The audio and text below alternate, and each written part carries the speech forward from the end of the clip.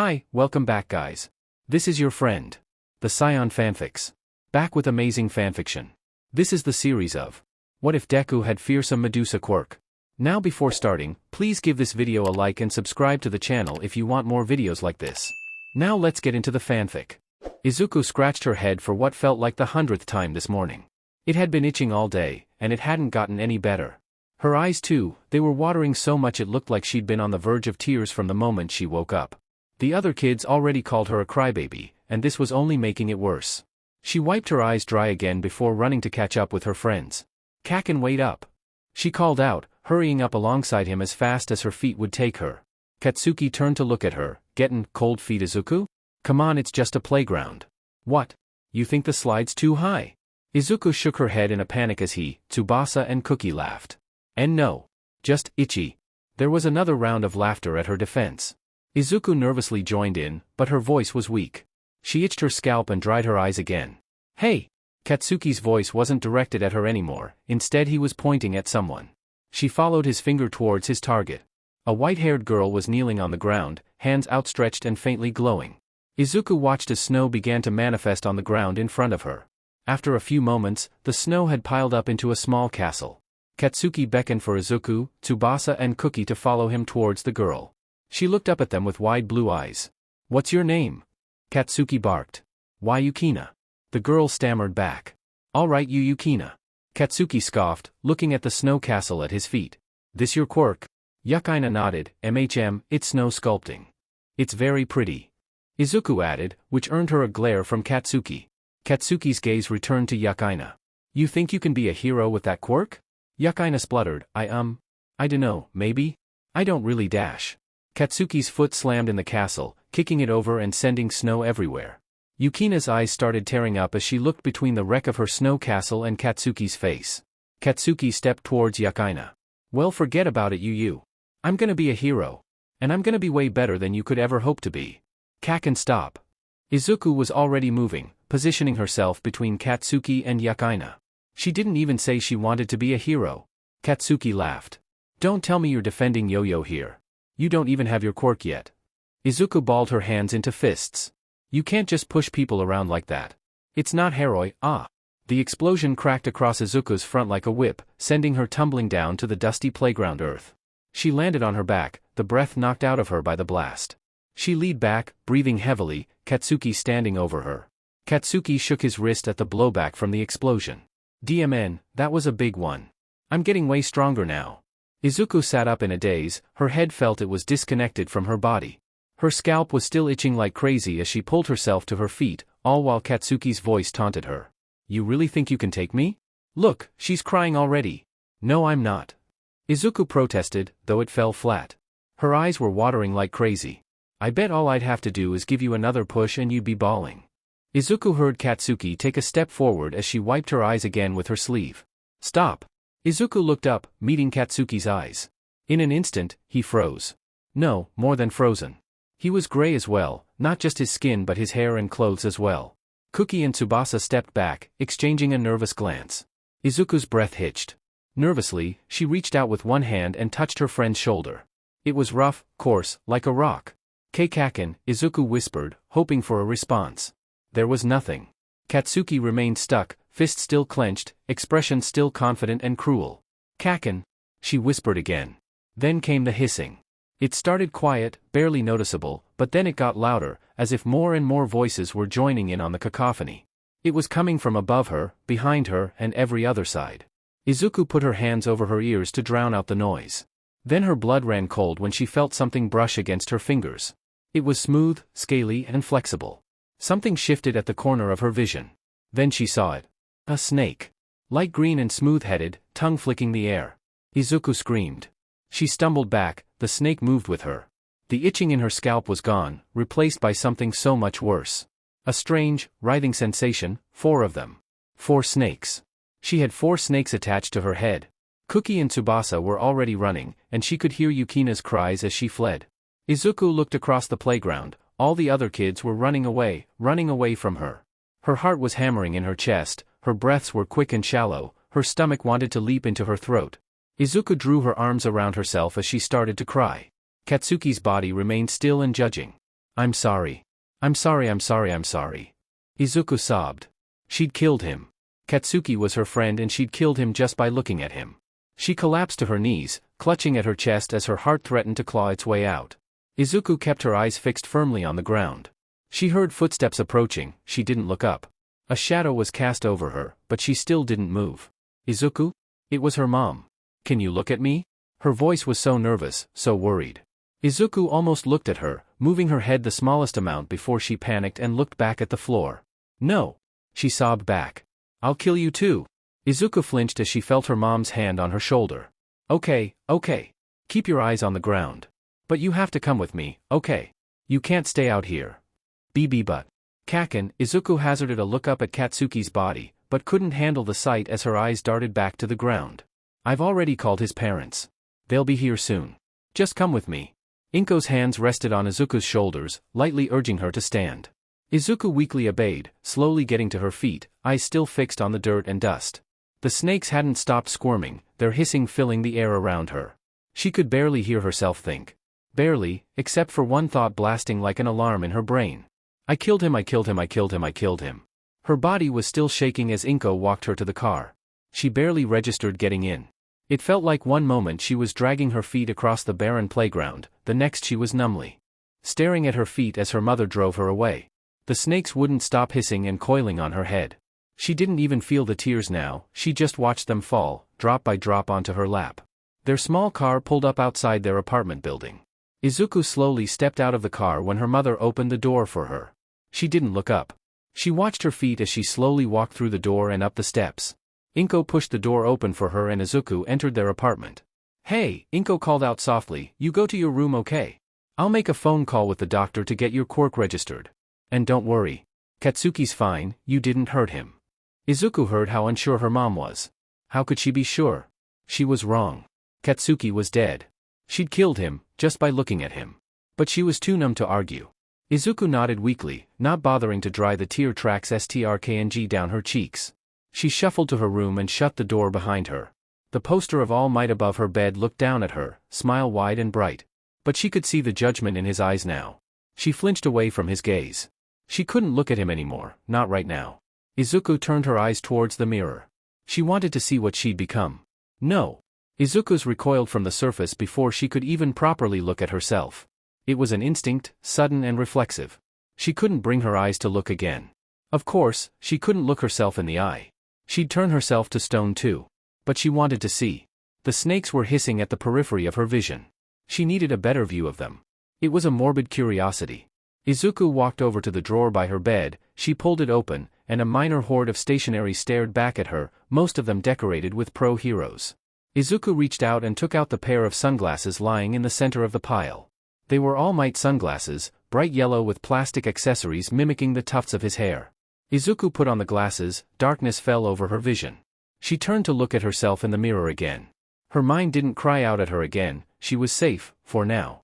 She could see each of the snakes, all four of them coiling and writhing in her hair. Their eyes small and alien, their scales shifting as they moved, their forked tongues tasting the air. And they wouldn't stop hissing. It was a horrible, penetrating sound that stuck itself inside her head. This was her quirk now, wasn't it? A killer's quirk. A monstrous quirk. A quirk she'd killed her best friend with. She could feel herself crying again. She didn't stop herself. So, you're saying you made eye contact with Katsuki Bakugo, and he turned to stone, correct? Dr. Tsubasa recounted clinically. Izuku nodded weakly. She hadn't taken her sunglasses off for 2 days, not even to sleep. She hadn't left the house, or even her room either. And she'd barely eaten the meals Inko left at her door. She'd burst into tears when she'd been told about the appointment. Izuku knew it was necessary, her quirk needed registering, naming. But having it recorded would make it real. Make it part of her. She didn't want this quirk to be a part of her. She was still clutching her All Might figurine in one hand. Her grip was so tight she could see her knuckles turning white, even through the lenses of the sunglasses. Her eyes darted around the room. She found herself focusing on the fish tank by the far wall. The doctor turned to Inko. What quirks did you and your husband have? Well, I can attract small objects towards myself, and my husband can breathe fire. Inko said simply. The doctor nodded. So your daughter's quirk is what could be considered a random mutation. Though you could make a case that your daughter's quirk works by removing heat, and therefore kinetic energy to freeze her targets.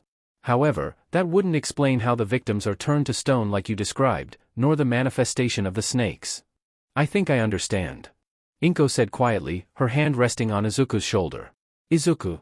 The doctor turned to Izuku again. She looked down, she still couldn't fully trust the sunglasses to work. I'd like to try something, just for a moment. Izuku stayed silent. She didn't want to try anything. Then Inko squeezed her shoulder gently. It's okay, Izuku. Do what Dr. Tsubasa says. Izuku finally caved. Oh, okay.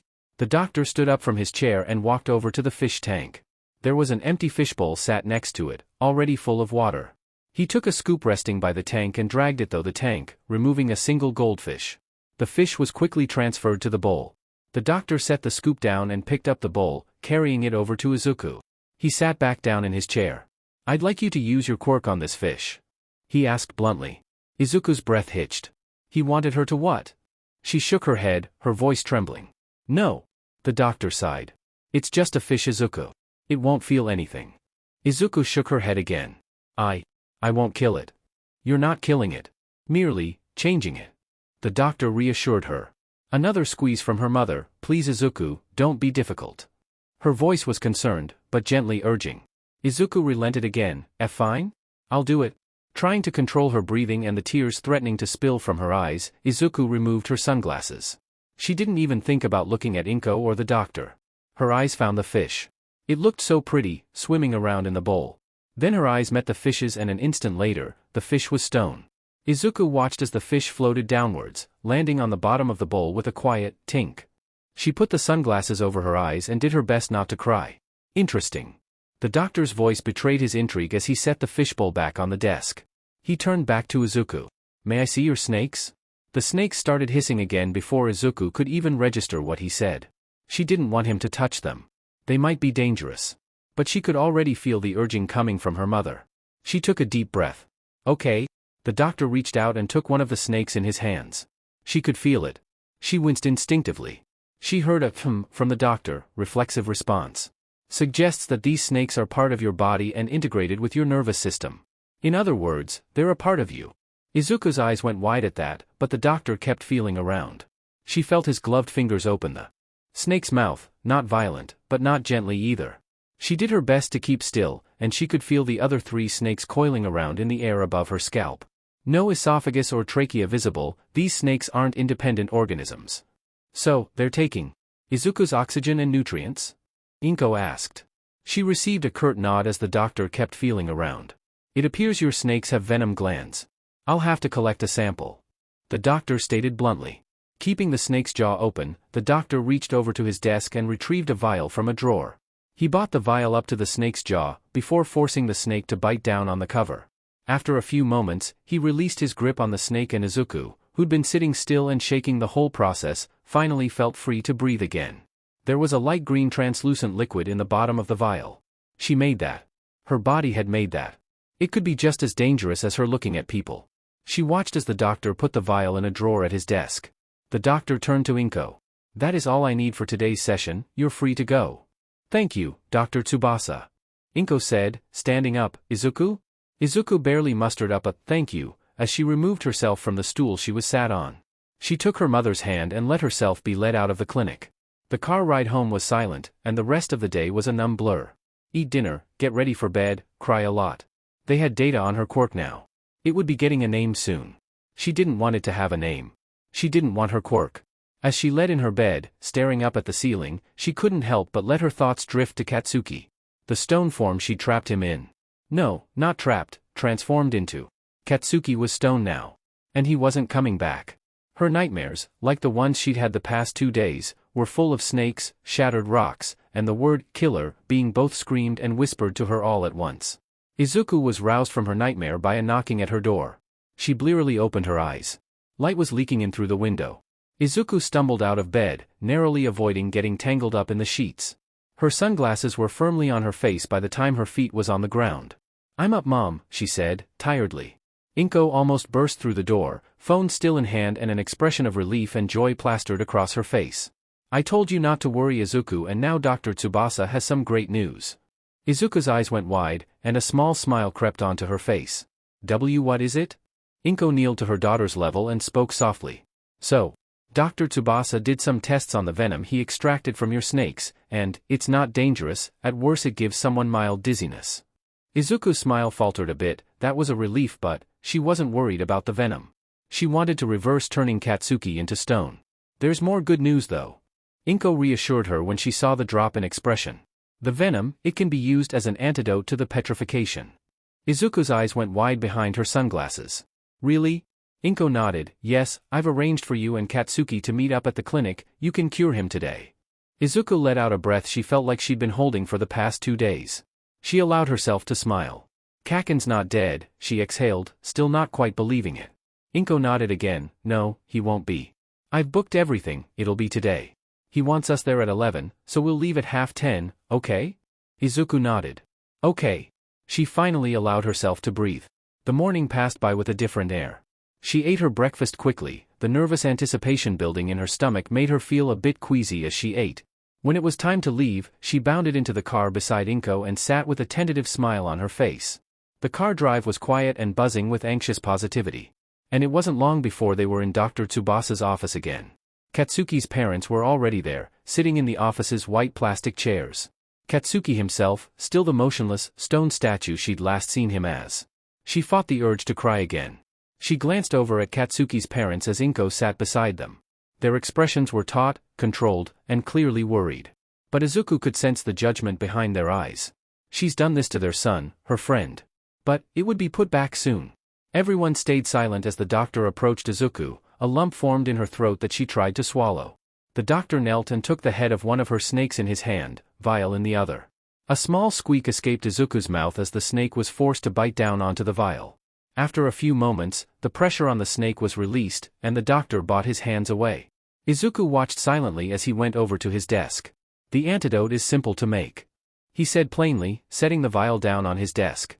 The doctor reached up to the cabinet above his desk and removed a pair of full syringes, one with a blue liquid, the other orange. He stuck the first syringe through the hole in the lid the snake had bitten through and injected the blue liquid. The venom fizzed for a moment as the doctor plugged the hole with a gloved hand and shook the vial. Once the fizzing settled, the vial's lid was removed, and the orange liquid was added. The liquid sat on top of the venom until the doctor took out a small metal spatula and stirred it. Izuku let out a small whoa at the finished product. It was a brighter, richer green than the raw venom. Does it work? She asked as the doctor screwed the lid back on. The doctor nodded. It successfully reversed the goldfish's petrification, so I see no reason why it shouldn't work on your friend. Well, what are you waiting for? Izuku jumped as Mitsuki called the doctor out, Masaru placing a nervous hand on his wife's shoulder. Yes, I'm not waiting for anything, Mrs. Bakugo. The doctor reassured her, his irritation evident. Without any further theatrics, Dr. Tsubasa raised the vial over Katsuki's head and poured its contents onto him.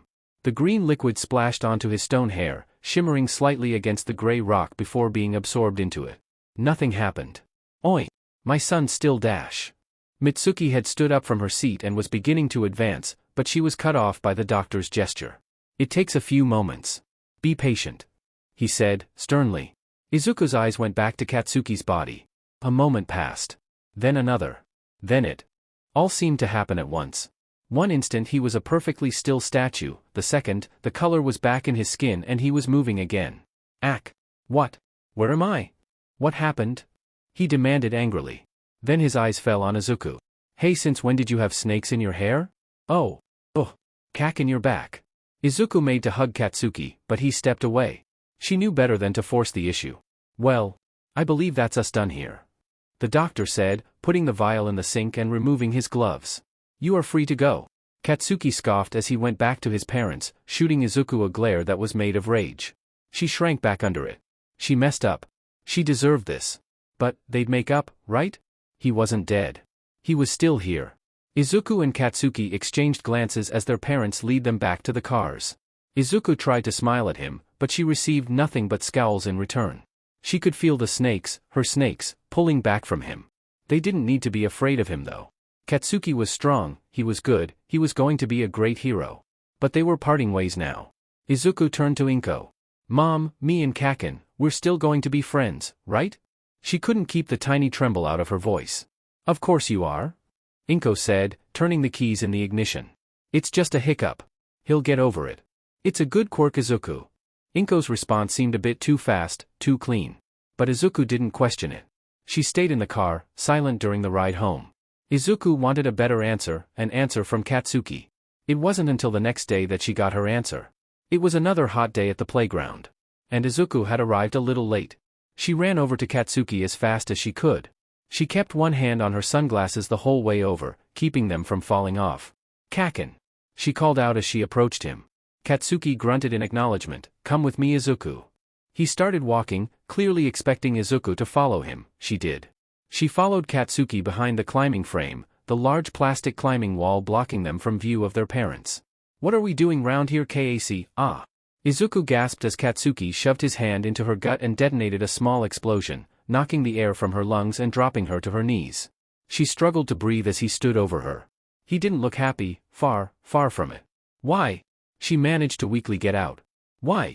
"Don't be an idiot, Izuku." Katsuki spat out, "You killed me." "No, I didn't, you're still he, hey."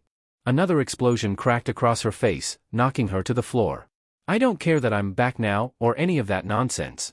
I was dead for nearly 3 days. Katsuki grabbed one of Izuku's snakes and pulled on it. "Hey!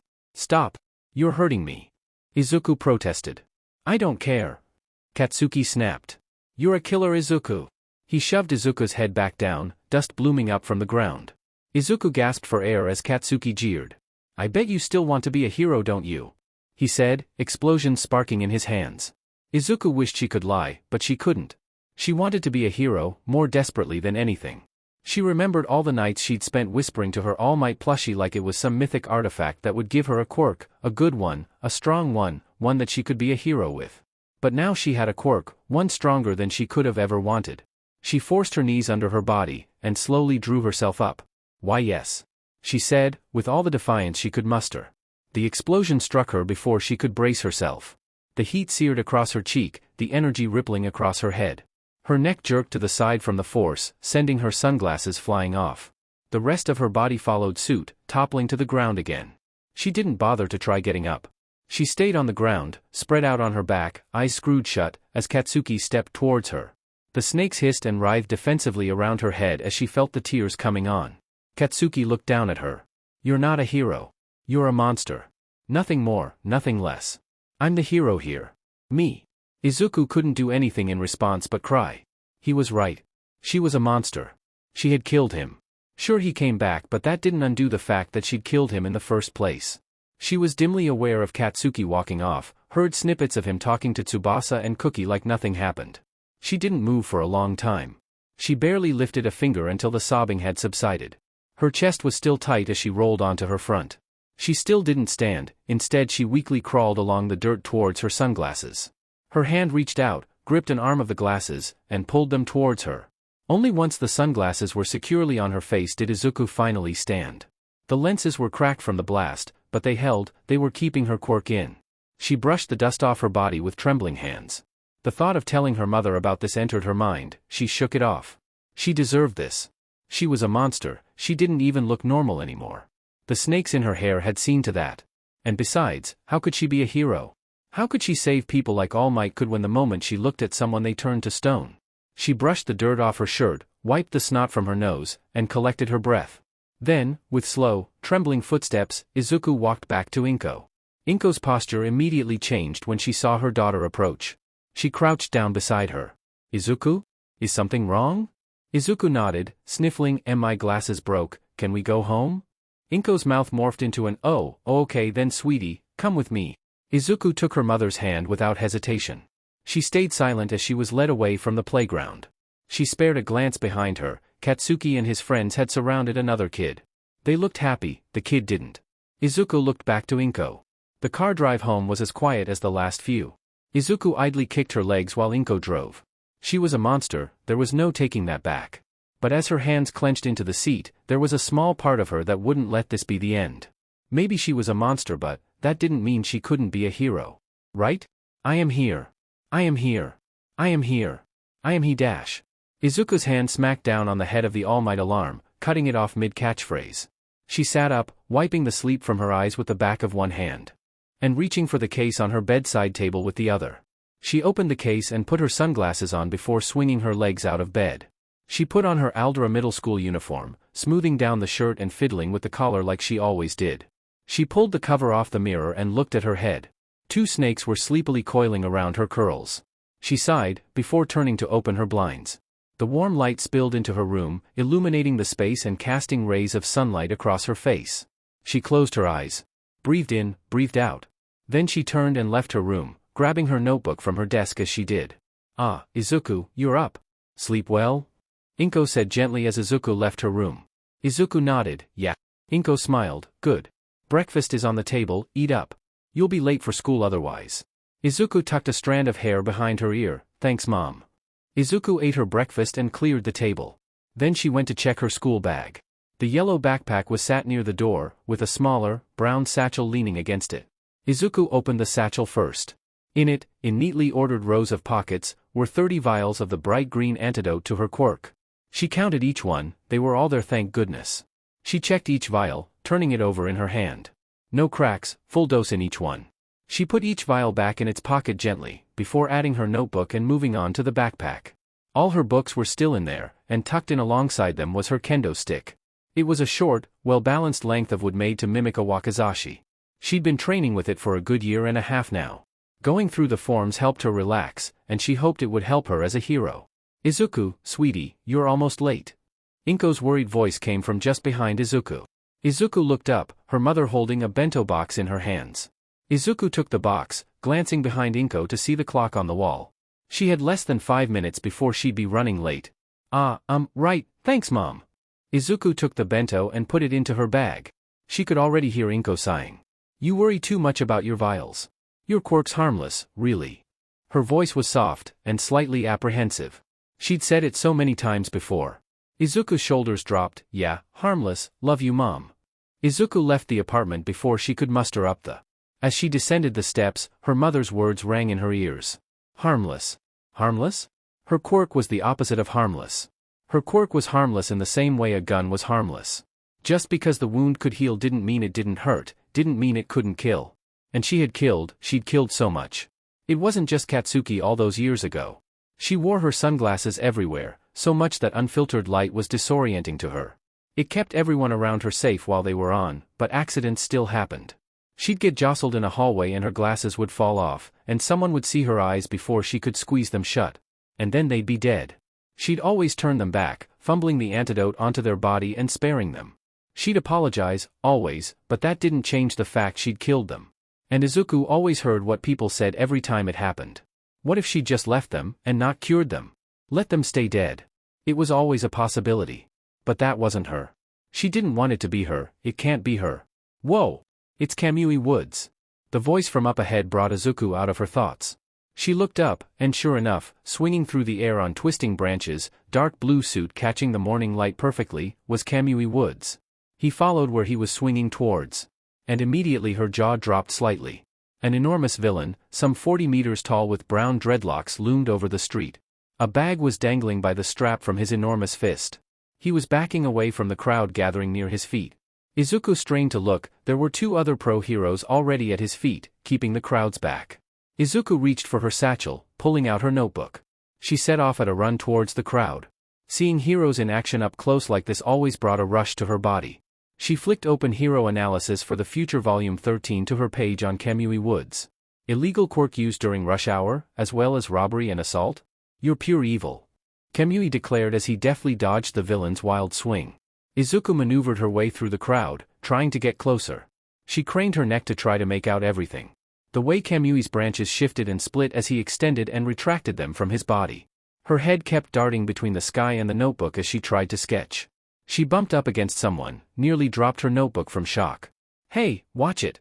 A man with star-like protrusions on his head reprimanded her. "Oh, sorry."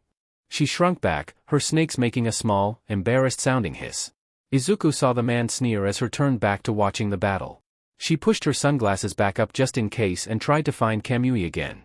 Izuku tried to push through the crowd, weaving her way between the civilians only to be held back. Death Arms and Backdraft were maintaining a perimeter. Izuku almost asked them for their autographs there and then, but remembered that they probably needed to focus.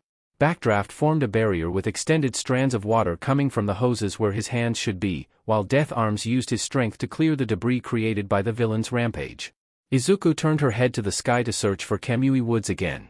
The hero had evaded the villain's clumsy swipes towards him, and had now landed atop a building, from which he stared down the villain. Izuku watched as Kamui Woods planted his feet and drew his arm back, holding the pose long enough for her to recognize it. He was going to do it. His ultimate move. Lacquered chain prison. Izuku called out in time with the hero. Kamui's right arm moved forward, branching out countless times into a net of wood. It was large enough to encase the villain's whole torso. Izuku couldn't help the slight fangirl squeal that escaped her lips. Canyon Cannon. A new voice, deep and booming, crashed through the air like a shockwave. The voice was followed by an enormous form, more than 20 meters tall, flying through the sky. It was a woman. Clad in a tight purple and cream-colored hero suit with orange highlights, blonde hair billowing out behind her. Her foot slammed directly into the villain's face with enough force to lift him off the ground. The villain went flying back over several blocks until he landed with a crash outside of Izuku's view. Dust bloomed up over the tops of the buildings. There was a moment of silence as the crowd's eyes returned to the heroine who just knocked out the villain in one hit. The giant heroine gave the crowd a flirtatious wink as she stood up, before speaking in a rumbling voice that couldn't be more at odds with her gorgeous appearance. Hello. Hello. My name is MT Lady and this is my debut. Pleasure to make your buttquaintance. MT Lady punctuated that sentence with a pose that presented her titanic posterior. Izuku blushed to her ears and buried her face in her notebook as she heard the sounds of countless cameras flashing at once. Izuku immediately started to evacuate the crowd. She was running late now. With her eyes still fixed intently on the margins of her notebook, she blundered away towards Aldera. It had been a long day by the time she reached the last PRD. Math, literature, and now a lecture from the careers counselor. She was only half listening. She was busy sneaking glances towards Katsuki, currently leaning back in his seat making small sparks in his palm. He hadn't done anything to her yet, not really. Just glared at her, shoulder-barged her in the hallway, and probably had something to with the kids who spilled her bento on her, causing her to spend that entire PRD cleaning herself up. Now, the teacher's sudden change in tone, just the smallest amount more energetic, brought Izuku back to the present. I would hand out these assessment forms for you to complete at home, but I'm not going to. I know you all want to be heroes. The teacher threw some of the assessment sheets into the air with a flourish as the entire class erupted into cheers, gleefully showing off their quirks. There was a riot of sounds as smoke billowed, water splashed, hair rose, and a head inflated. Even the kids without visible quirks were cheering. With a weak yay, Izuku raised her hand too. Oh, cut the crap. Katsuki barked. As if. Half of you extras don't even have useful quirks, and the rest of you are only gonna end up as sidekicks for D-listers. He paused for a moment, before turning to Mizora Asano, her air control quirk still slightly blowing her hair. Oh, Gusty, you're good with math, might keep you on as an accountant. Misora's face went red with anger. Hey. What the hell? My dad's a sidekick to a D-lister, butted in Kanzan Sasaki, the boy who could encase his fists and head in rock. What's so bad about him?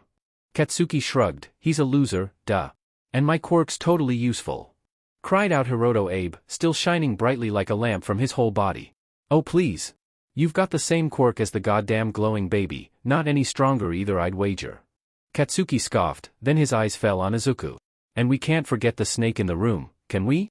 He said, his smile growing a lot less dismissive and a lot more cruel. Izuku gulped. Why yes. Kaken. Katsuki got up from his seat and walked over to Izuku's desk, looming over her. He put his palm on the desk.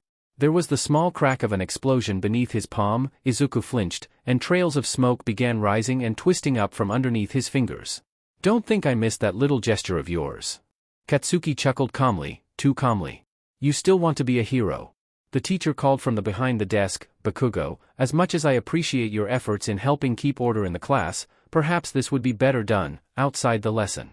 Katsuki laughed at that. Come on teach, you know as well as I do that the better the killer knows her place, the safer we all are. Izuku gulped and looked down at her desk. I don't want to be a what? Katsuki said, leaning just a bit closer. A killer, Izuku squeaked out. Ha! Katsuki's eyes leveled with Izuku's through her sunglasses. It doesn't matter if you want to be or not. You are one. I know, Izuku said weakly. I'm a killer. Good to know we're on the same page. Katsuki smirked, then his hand lashed forward and gripped one of Izuku's snakes. Izuku let out a yelp of pain as Katsuki's grip tightened. Kaken. You're hurting me. That's the point. Katsuki tugged on the snake, causing Izuku to let out a small whimper. You can't just be a killer and expect to get away with it. Katsuki tugged of the snake again, it was hissing and writhing in his grip but to no avail. The second snake simply cowered and hissed in Izuku's curls. Izuku tried to keep her cries of pain as quiet as possible, but she could feel the pulling at her scalp. It was like getting her hair pulled, but 10 times worse. Kaken, please, she begged softly. Oh, don't worry, Katsuki taunted, it'll be over soon. Katsuki's grin twisted into a cruel grimace as he gripped the snake even tighter. Izuku fought back tears, she knew what came next. There was a bang from Katsuki's palm, Izuku cried out in pain. The snake in her hair came loose as its middle was blown up by the explosion. Katsuki tossed the already limp snake to the side, stepping back to admire his handiwork. Izuku was hunched over her desk, whimpering from the pain and trying to choke back tears. I'm sorry, she choked, just barely keeping the sob at bay. Katsuki turned to the class, a triumphant smile on his. See. The monster knows her place. There was a silence from the class, broken only by Izuku's heavy breathing. Then Cookie started clapping. Smiling and sincere, like he always had been for the last decade. Let's go Bakugo. Future #1 hero. Katsuki stood, waiting as more of the class slowly joined in on the clapping. It was modest, only half genuine, but it rattled around Izuku's head like a bolt in a steel drum. Then came the words, and Izuku cowered even more at her desk. That'll show her. She's so weird. I swear I saw her using her quirk on the younger years, just to scare them. I heard she drinks blood. Then the bell rang, shaking Izuku's already trembling body like a leaf in the wind. The mockery died down, and Izuku hazarded a glance up from her desk. The teacher was already packing his things. That's it for today, children, thank you Bakugo for keeping order as always. He said chipperly. Katsuki nodded at the compliment, of course. What kind of hero would I be if I didn't? Hell, I'll even clean this room up once. You're gone. Ah, of course. The teacher said meekly, I'll get out of your hair then. The teacher left, as did the rest of the class. Izuku finally started uncurling herself to grab her bags and go.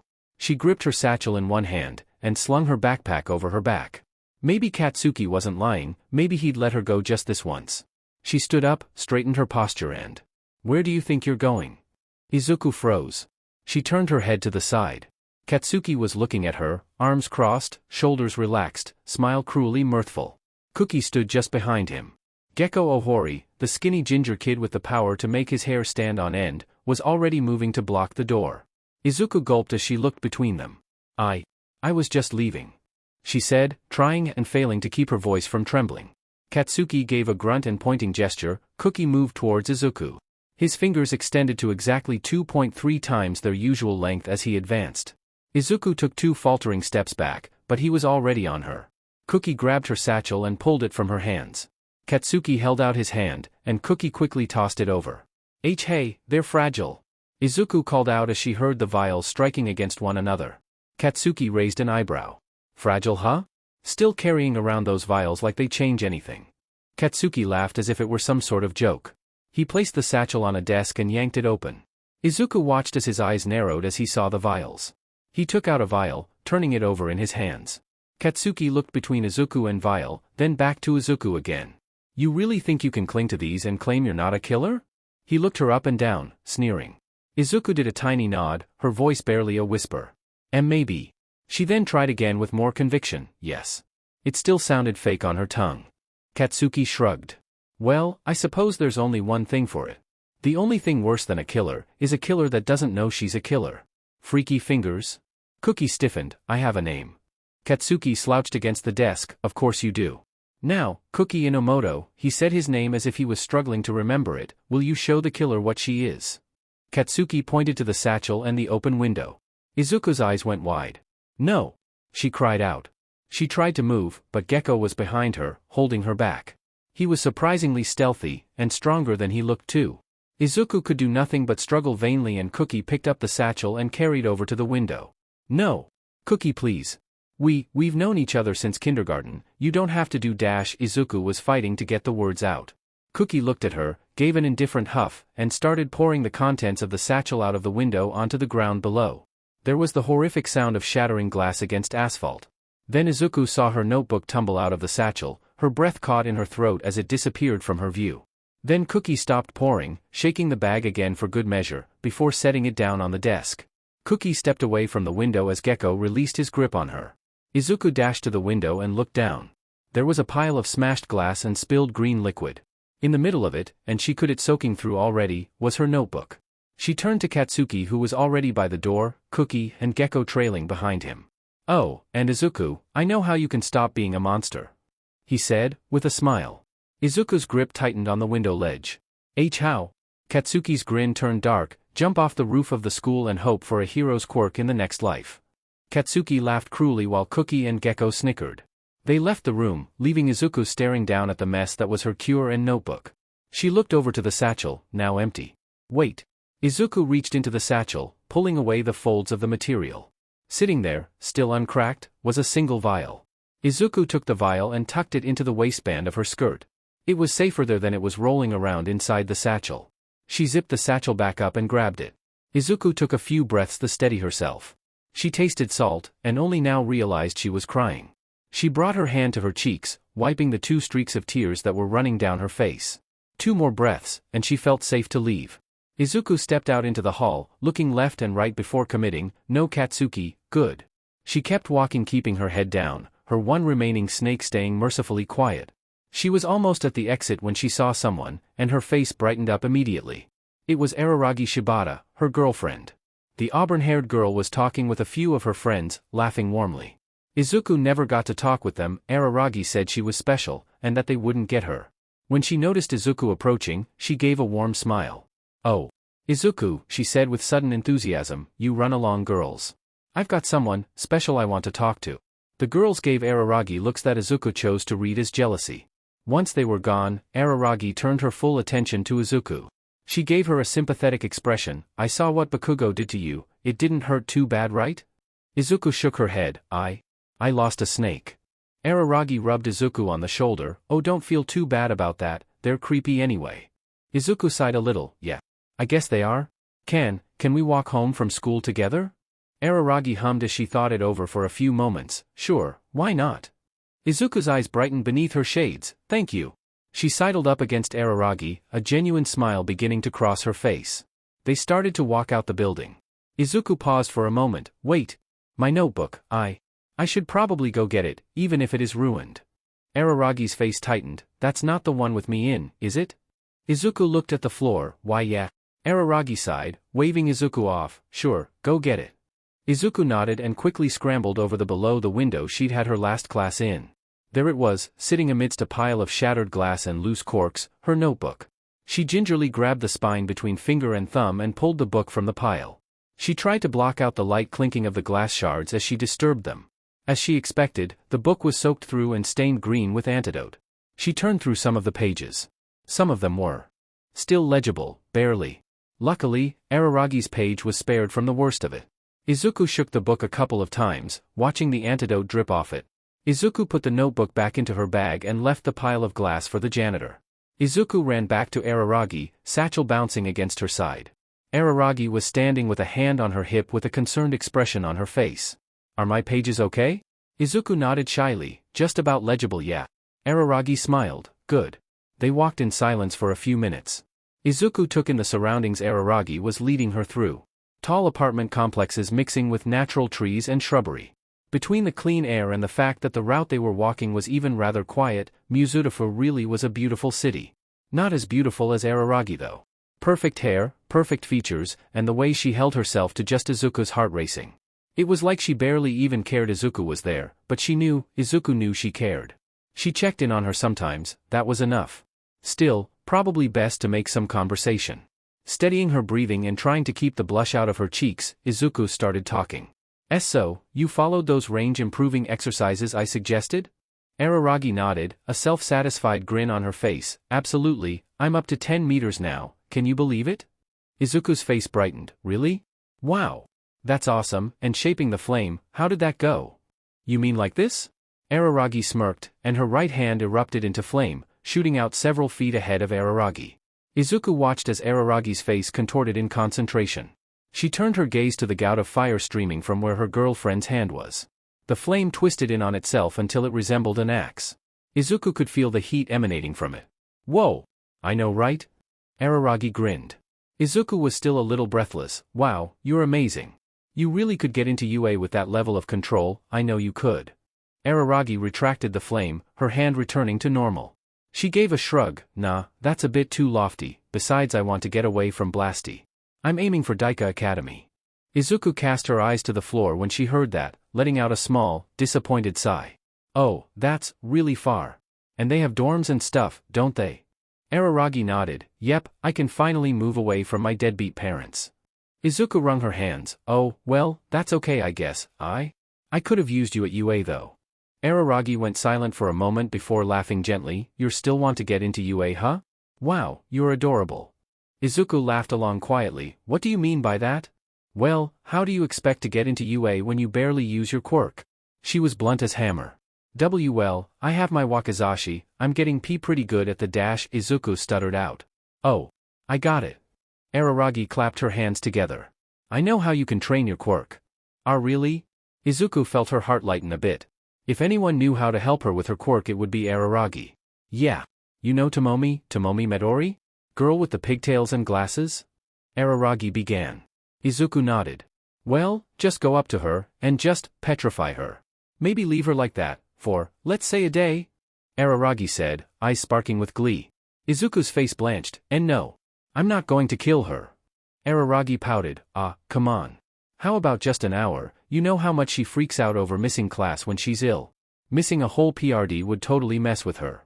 Izuku shook her head as her stomach twisted, I won't do it. Araragi shrugged, fine, your loss. Still, she needs to be taken down a peg. She's just swanning around with that third-rate telekinesis quirk of hers like it's something so fancy. Like, you're not the only person who can float things beach, you ain't special. Why yeah, Izuku said shakily. They walked in silence for several more minutes, until they reached to the underpass that marked where their paths diverged. Izuku paused for a moment, gripping the strap of her satchel so tightly her knuckles began to turn white. Araragi? She began, trying to sound as confident as possible. Araragi pet her head, what is it Izuku? I was thinking that maybe, you'd like to come over today, for once? Izuku asked hopefully. No. Araragi said almost immediately, putting her hands out as if to ward Izuku off. And no? Izuku's heart ached a little in her chest. Why yeah, Araragi scratched the back of her head, I wish I could but, I got like, a thing. To go to. Oh, Izuku fidgeted in place for a moment, can I come to the thing? No. It's a family thing, family only. You just be bored. Araragi took a step towards Izuku, placing a hand on her shoulder. That made sense. Izuku sighed, rubbing her arm. Araragi was always busy, always out doing things with family and friends. Izuku never got to see them, Araragi always said they wouldn't understand her, or that it wasn't for her. And after everything, Izuku believed her. Araragi would look out for her, Araragi would keep her safe. Oh my god what is that? Araragi shrieked. Izuku felt Araragi shove her aside as she ran away, she stumbled and barely maintained her footing. Izuku looked up, above her loomed something that made her want to vomit. It was a towering pile of green sludge, rising up above her. It stunk, so bad it made Izuku's eyes water. She staggered back, only now noticing the jeans that the mass of disgusting goo was oozing out of. It was a person. Behind the figure was an open manhole cover. A pair of yellow eyes with red pupils appeared from within the sludge, fixing themselves on Izuku. Then, a large gaping mouth of uneven blunt teeth manifested itself within the form as the person brought themselves up to their full height. The eyes and mouth pulled together as a mass of the sludge formed itself into the rough approximation of a head, followed by two large and coiling arms. Izuku heard Araragi's footsteps getting quieter as she ran. Izuku wanted to as well, but her feet were rooted to the floor as the figure looked her up and down. Not as big as I was hoping, but I suppose you'll have to do. His voice was rough and crude sounding, thanks for the free ride kid. Izuku gasped in shock as the man, no, the villain, lashed out at her with one arm, slamming across her chest. She was flung back, her sunglasses coming loose as she did. She heard them clatter against the floor, moments before she landed hard on her back, the wind knocked from her lungs. Izuku lay there, vision dancing as the bright light streamed into her eyes. She tried to pull herself up, to summon the energy to run, or even just to scream. But instead all she could do was stay still, breath heaving as the villain approached her. Don't worry, I'll make it quick. Just try not to struggle, got it. The villain was over her now, his sewage stench overpowering Izuku's nose. The villain looked down at her with a grin full of malice and hunger. Her heart was pounding in her chest.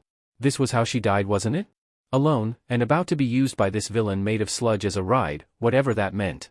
She tried to scramble away, but her hands and feet kept slipping. Now stay still. The villain was cut off as his eyes met Izuku's. An instant later, he was stone. Izuku's heart leapt into her throat. She'd done it again. She killed someone. The villain's form now looked like something you'd get from a master sculptor. He still looked like he was made of liquid, now frozen in a form of solid rock. Izuku slowly got to her feet, her hands shaking. No, she whispered under her breath. This wasn't supposed to happen. Sure, he was attacking her, he was going to kill her, use her as a ride. But that didn't change the fact that she'd killed him. Her hand went to her waistband, feeling the vial. No. She could do that now, he'd go straight back to attacking her. Wait. First things first, get her sunglasses. They were lying only a few feet from where she was standing. As she bent down to pick them up, she heard a whooshing noise as something, or someone, jumped out of the manhole cover. Stop right there, villain. Because I am here. Izuku felt her whole body go rigid at the sound of that booming voice. It couldn't be. It can't be. She slowly turned around, her hands tight on her backpack. There he was. Beaming smile, awesome hair, gargantuan muscles. Her jaw went slack. Her brain didn't want to work. Izuku's whole body felt like it was about to shake itself apart from sheer awe. She willed the words into her mouth. All Might? The symbol of peace turned to face Izuku. She let out a small eep as he looked at her. Even his gaze was so intense she couldn't help but feel both safe and intimidated at the same time. Ah, young lady, he said, giving her a hearty wave, you wouldn't happen to know anything about how this miscreant came to be like this? All Might pointed to the petrified sludge villain, bringing Izuku back to reality, and the shame flooded back in like it had never left. Why yeah, that was me, she said, eyes downcast. I'm sorry. Sorry? Dear girl, if this villain was attacking you then you have every right to use your quirk to defend yourself. I'm not going to arrest you. All Might strode past the villain, his voice still rattling through Izuku's skull. But his tone didn't seem angry. But Izuku couldn't get the words out. He's dead. Dead? All Might looked away for a moment. Young lady, I am sorry you had to do such a thing to defend yourself. All Might but a hand on Izuku's shoulder, she only barely flinched. She could feel him looking at her, his touch firm and reassuring. Izuku's shoulders relaxed slightly. I know this must be hard for you. He continued, but know this, you are young, you were being attacking, this is not your fault. A shaky smile broke out onto Izuku's face. When he said it, she almost believed him. But it was her fault. It was always her fault. She should have just ran when she had the chance, but instead, she stayed rooted to the spot with fear. And now the villain was dead because of her. I have the antidote. She mumbled, taking the vial of antidote from around her waist. She held it up for All Might to see, the green liquid glinting in the light. An antidote, you say? All Might took the vial from Izuku's hand. Well, it seems you come prepared. Thank you, All Might. Izuku's thanks was cut off as a familiar itching tingled at her scalp. Young lady, are you okay? All Might moved towards her, but Izuku waved him away. No, yes, it's fine. Izuku shuddered slightly as she felt the snakes pushing through her scalp. It was over in a few seconds, and while it didn't hurt, it was far from pleasant. But by the end of it, there were 2 new snakes nesting in her hair, bringing her total back up to 3. Is that normal for you, young lady? All Might asked. Yeah, Izuku said, no longer shivering from the discomfort. I lose them now and then, but they regrow. All Might nodded, before lifting up the petrified villain and putting him over his shoulder. Understood. I'll be going now, and this wrongdoer is coming with me, all the way to prison. Thanks to your help. All Might pocketed the antidote and turned to leave. He crouched down, prepared to leap away. Izuku stepped forward without realizing it. Wait! The word burst from her mouth before she could stop herself. I have a question for you. The number 1 hero turned back to Izuku. Of course. Ask away, though keep it brief. Justice never rests. Izuku fidgeted with the hem of her skirt. Is it possible, for someone with a quirk like mine, to become a hero? All Might went silent for a few moments, setting the villain down. He didn't turn to face her though. All Might looked at her over his shoulder as he pondered her words. Then, with sudden weightiness, he spoke. Your road will be difficult, more difficult than most, and you may never receive the glory or respect you desire, or deserve. But there is a time and place for every type of hero, and one day, I am sure you'll be able to find yours. Izuku felt a tear in her eye when he finished speaking. He believed in her. All Might really believed in her, even after knowing what she did. Maybe she wasn't quite so bad after all. All Might hoisted the villain into his grip again. I really must be going now. Nice meeting you, Midoriya. Izuku filled in, Izuku Midoriya. Nice meeting you, young Midoriya, and safe travels. All Might nodded to her. He bent his legs, and kicked off, disappearing into the sky. A massive cloud of dust erupted from where All Might just stood, billowing through the air and dirtying Izuku's sunglasses. She didn't care though, she didn't even move to wipe them off. All Might had seen her, killing gays, regenerating snakes, and still believed she could be a hero. A time and place for every type of hero, she repeated under her breath. Readjusting her satchel and backpack, Izuku set off walking again, her steps feeling lighter than they had been in a very long time. The part about not getting the respect she deserved stung a little, but it made sense. She wasn't strong like he was, or flashy like Endeavor, or fast like Ingenium. She couldn't even look someone in the eye without risking their lives. But she was trying. The weight of her wakizashi and her backpack reminded her that she was every single day. The sun was getting low by the time Izuku reached her neighborhood. Just a few more streets to go and she'd be home. Her stomach growled as her thoughts strayed towards dinner. After the bento incident, she was starving. Then she heard something. The sound of someone getting shoved up against a wall in a nearby alleyway. She heard a voice. Angry and threatening, but she couldn't make out specifics. Against her better judgment, she approached, trying to keep her footsteps as quiet as possible. Izuku poked her head around the wall to see what was happening. There were 3 people, 2 men and a woman. One of the men was a villain. He had cornered the other 2 against the wall and was pointing at them threateningly with fingers that ended in thick metallic-looking barrels. The other 2 were a couple, judging by the way the woman was clinging to the other man. The villain pointed at each of the civilians, then towards the bag he held in his offhand. "All your valuables, in the bag, now," the villain demanded, his reddish-brown hair looking almost coppery in the fading sunlight. Izuku pulled back. A villain, this close to where she lived. It was almost unbelievable, and he was robbing someone right in front of her eyes. Her heart was pounding in her chest. She couldn't just walk away, could she? A time and place for every hero. Maybe this was it. Izuku slung her backpack off and put it on the ground. She unzipped it and opened up the main pocket. Could she? No, there was no time for hesitation. She reached in and grabbed the hilt of her wooden wakizashi. She drew the sword out, more of a baton than a blade. It had cost her 4,000 yen to get it, and so far, all it had been used on was the heir and her training dummy as she practiced the forms she'd seen online. She just needed to spook him. Get the villain distracted long enough for the couple to run. Izuku stood up again, resting her free hand against the wall. She took one last moment to prepare herself, steadying her breathing, readjusting her sunglasses. One more deep breath, and she stepped out, leveling her blade towards the villain. "Hey! Get away from them!" She yelled with all the authority she could muster. The villain turned towards her, his expression shocked. What the dash? There was flash of light from the tips of one of his fingers, followed by a bang. Then Izuku's side exploded in pain. It was a gun quirk. The wakizashi fell from Izuku's hands as they flew towards her stomach, clattering against the floor. She felt something hot and sticky. Oh God, she was bleeding. She got shot and now she's bleeding. She's bleeding because she got shot. Izuku dropped to her knees, her breaths coming quick and shallow. The couple ran past her, jostling Izuku as they did. She toppled to her side, falling onto her wound. She didn't want to look. She could already feel her side going numb. She brought one hand out from under her. It was slick and red and shiny, and it made Izuku's head swim with nausea. "Oh, shit!" the villain cursed, backing away from Izuku. "Damn it. Someone must have heard that." The villain took off running, leaving Izuku alone in the alleyway. She tried to push herself up, but she couldn't.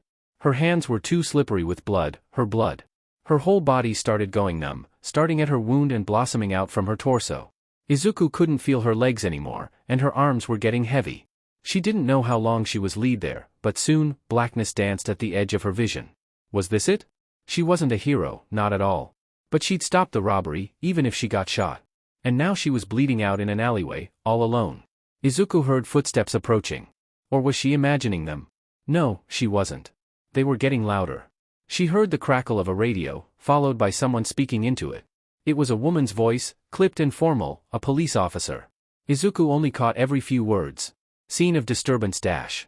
Female, mid-teens dash. Immediate medical attention dash. People were coming, she was safe. A shaky, painful breath escaped Izuku as she wheezed from what was left of her pain. The darkness began to overtake her, and Izuku finally succumbed. Everything faded away, then cut to nothing like the final dimming of a light. Beep, beep, beep.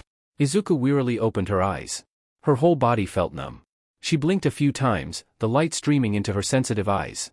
Once the light stopped blurring her vision, She took a moment to figure out where she was. She was in a hospital room, laid down in a bed with a blue sheet pulled up under her arms, her sunglasses were tucked into her hand, and she moved her shaking arms as fast as she could to put them on. The walls were white and clinical, with a sink near the door. The blinds were open, allowing the sunlight to spill through onto the floor. There was a TV fixed on the opposite wall, playing a news broadcast.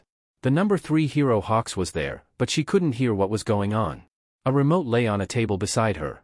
Izuku tried to reach out to turn the volume up, but then a sudden pain lashed into her side, causing her to flop back on the bed, groaning in pain. Oh right, she got shot. So she was stuck here watching Hawks give an interview in a voice so quiet she couldn't make out a single word. Izuku liked Hawks. Obviously All Might was her one true idol. She wanted to save people with a smile just like his. His strength and speed were unmatched, and she couldn't help but wish for having even the smallest fraction of it. No one knew what his quirk was, but if Izuku had a single %, or even 0.5% of it, she'd be happier with that than Medusa. At least then she could look someone in the eye without killing them. But Hawks? Hawks wasn't her idol, but he was her inspiration. The way he wielded his feathers like blades, darting between villains with so much agility he was more like a blur in a jacket. He was the reason she picked up her wakizashi. She didn't know how long she'd spent practicing her forms in the small, abandoned park by her apartment. Katsuki had never found out about that park, which was always a relief. He always seemed to find her everywhere else. She went, and she'd usually end up getting an explosion to the face or the gut. It was the worst when he blew up her snakes though. It hurt so much, but he always left one, saying that he couldn't let her forget being a monster. But she couldn't help but wonder if it was because he didn't want to completely remove her ability to produce antidote. There was a creak at the door, and a doctor walked in, followed closely by her mother. The doctor was a tall man, with graying temples and an immaculate uniform, carrying a clipboard in his hand. Inko stood behind him, wringing her hands with a look of worry and mild horror on her face. Izuku immediately felt guilty. She knew how much her mom worried, and then she went and got shot. The doctor stood beside her at the bed. You were out for 12 hours. 12 hours? Izuku gasped. The doctor nodded. You lost quite a lot of blood. Don't worry though, we extracted the bullet and stitched up the wound. You'll be fine. Just don't do anything too strenuous for a while. Oh, okay, Izuku sighed, before looking up at the doctor. What about the villain, and the couple? The doctor put his hand up in a placating gesture. Don't worry. The couple gave their report to the police. You won't be questioned. Izuku loosened her grip on the sheets. That's good to hear. Her line of sight drifted to Inko, who was barely holding back tears. Izuku's heart dropped. She never wanted to worry her mom, but then she'd gone and done something dangerous. Izuku could already feel herself beginning to cry. Inko stepped forward, her voice trembling. Izuku sweetie, why? Izuku choked on her breath a little. There was someone in trouble. And I could stand there. And I did it, mom. I stopped it. Izuku gave a shaky smile, her eyes watering. Inko gripped her hand in hers, looking Izuku dead in the eye. I don't want you doing anything like that, ever again. Izuku couldn't bring herself to look Inko in the eye. She wanted to say she wouldn't, but how could she? She still wanted to be a hero. She was still going to apply to UA, and she couldn't promise that she'd stay out of harm's way there, let alone as a pro hero. Izuku, please. Promise me you won't do that again. Izuku looked up at Inko. Her mother's expression was pleading, begging almost, for a confirmation. Izuku squeezed her hand back. I promise. I'll keep out of trouble, mom. Inko squeezed her hand again. Good. Izuku sighed and looked to the doctor. When can I go? The doctor looked at her warmly. You're in the clear. Your mother just needs to sign the discharge papers and you'll be on your way. Inko nodded, taking the clipboard from the doctor. She signed the papers and handed the clipboard back to the doctor. The doctor turned to Izuku. You're free to go. Izuku flashed a weak smile and began to get out of the bed, holding her mother's hand for stability. She looked down and found that she was wearing a white shirt instead of her school uniform. It must have been soaked through with blood. She lifted the shirt up slightly to see the scar. There was a small, thin suture on the right-hand side of her stomach. She winced slightly as she touched it. Izuku gave Inko a thumbs up when she noticed her wince. I'm fine. Just sensitive. The doctor gave her a sympathetic look. That's normal. You'll need to take a course of painkillers. You can pick them up from the pharmacy downstairs. Inko's hand gripped Izuku's tighter. Painkillers? How long for? The doctor didn't seem fazed by Inko's worry. Just a month. The wound didn't hit anything vital. You'll be back to normal in no time, just keep it clean and dry. Okay then, thank you for your time, Dr. Fune. Inko gave the doctor a nod before making to leave, still pulling Izuku along. Come on Izuku, your bags are back home. Less than an hour later and Izuku and Inko were back home. Izuku had already retreated to her room. She'd lost all her vials of antidote, she needed more. She went to her desk, and opened a drawer. A small trove of empty glass vials clinked as she did. Izuku took a vial from the drawer and brought it up to her head. She gently gripped one of her snakes in her hand and brought it to the top of the vial. The snake instinctively bit into the gauze that covered the top of the vial. She held it there as the snake's venom drizzled into the vial. A few seconds later and she let go of the snake. She had her venom, now she needed the other two chemicals. Izuku opened another drawer on her desk, the two liquids she needed lined up in orderly rows of vials. They weren't expensive, she could buy them from their local pharmacy. No one said she needed to have them, but she knew she did. It was her safety net, it meant she never killed anyone permanently. She added the blue, and then the orange, watching as her venom fizzed and blended as she stirred it with the spatula she kept by the vials. Once the mixture had turned the vibrant green of her antidote, she closed the lid on the vial and set it aside. Izuku had 3 snakes right now, so she was able to extract 2 more doses of antidote. Once they were all prepared, she put them back in her satchel, tucked neatly into the pouches sewn into the inside. She'd make more tomorrow, and the day after that, until she had a full satchel, and people could be safe around her again. Then she heard a knock at the door, and Inko's voice called out, trembling slightly. Izuku, can you come out? There's something you need to hear. Izuku's heart plummeted into her stomach when she heard those words. It wasn't good news, that much was obvious. It was the tone she always used when she was about to say something she knew Izuku didn't want to hear, but had to. Like the time she told her that Dad wouldn't be coming home anymore, because of the promotion. Izuku opened the door and stepped out into the hallway. Inko already looked nervous, shifting her weight from foot to foot. Come, to the table. Inko ushered Izuku forward, she followed. Inko sat Izuku down, then sat down across from her. She was clenching and unclenching her hands again and again. Mom? Izuku asked tentatively. Inko sighed, making eye contact with her daughter. I was on the phone to your principal and, she broke off, looking to the side. Mom, if you have something to tell me, please? I want to know. Izuku could hear the slightly worried hiss of her snakes in her hair. Inko looked back up to Izuku, the principal called. He said that she paused for a moment, to collect her breath, he said that. Your vigilante actions were unacceptable, and that you've been expelled. The world tilted on its axis. Expelled? She was expelled? Izuku's mind reeled, her own sharp intake of breath mirrored by the sudden hiss of her snakes. She gripped the table with both hands to steady herself. Expelled, Izuku let the word drop off her tongue. She'd been expelled from Aldera, gone, removed, kicked out. Then the second part hit her, wait, vigilante? I was just trying to help, am I in trouble? Inko shook her head, wiping her eyes to keep the tears back. No sweetie, no one's pressing charges. But Aldera they thought your actions reflected poorly on the school. Oh, Izuku leaned back in her seat, shoulders slumping. She looked back up to Inko, now what? Inko sighed, I don't know sweetie. I'll see what I can do, there'll be another school that will take you, I'm sure of it. No, Izuku interjected, I was thinking maybe I could try online schooling. It would be safer, for everyone. Inko paused for a moment as she processed it. Oh, okay then, I'll see what I can do. Thanks Mom. Izuku let the silence settle in the room for a moment. I'm going to go practice for a bit, to clear my head.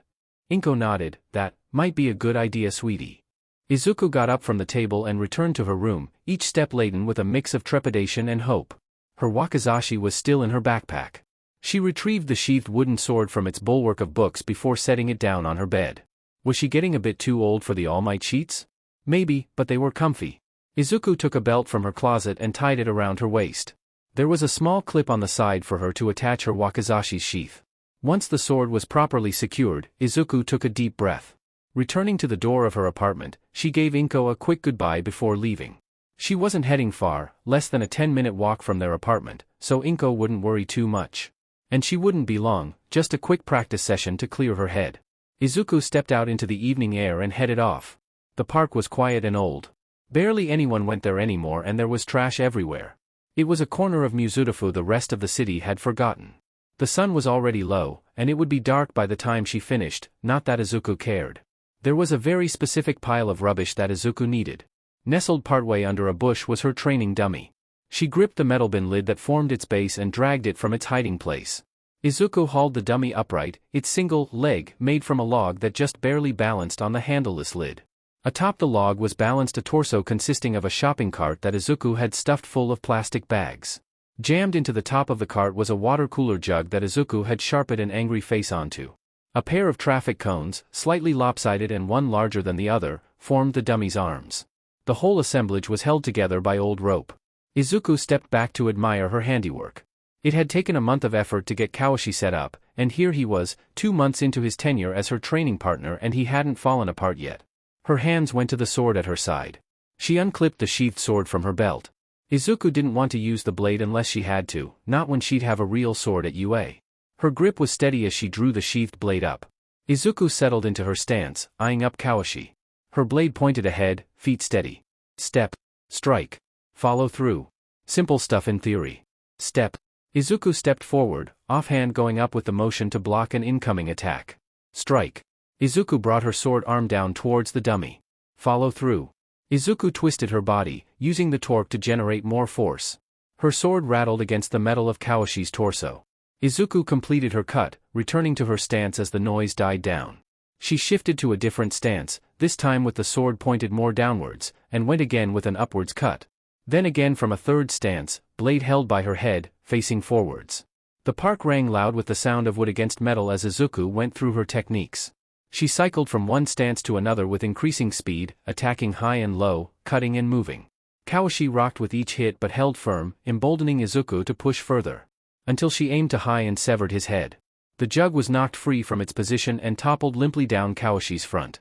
It rolled to a stop at Izuku's feet, evil eyes staring up at her accusingly. "Oh my god, I'm so sorry." Izuku shrieked, jumping back. She blushed when she realized her overreaction. It would probably be best to end here then. Reattaching her sword, Izuku bent down and picked up Kawashi's head. "Still sorry." She walked up to the now headless dummy, holding the jug in her hands. She raised it above her head and jammed the neck into the top of the shopping cart. It took 1, 2, 3 pushes, but finally, with a satisfying thwunk, the jug went back into place. Kawashi was reformed, and Izuku could step back. It was getting late now, and the sky was almost completely dark. She'd need to get going back home soon. She hurriedly put Kawashi back on his side and slid him under the bush again. With her dummy properly hidden, and her sword back at her side, Izuku turned to leave. But then again, it was a clear day, and the park was quite high up. Izuku turned back again. She squinted into the horizon. Could she see it? Yes. Yes, she could. The faintest glint of UA in the distance, its glass-clad walls shining in the last remnants of the fading light. 10 months from the entrance exam, it was so close.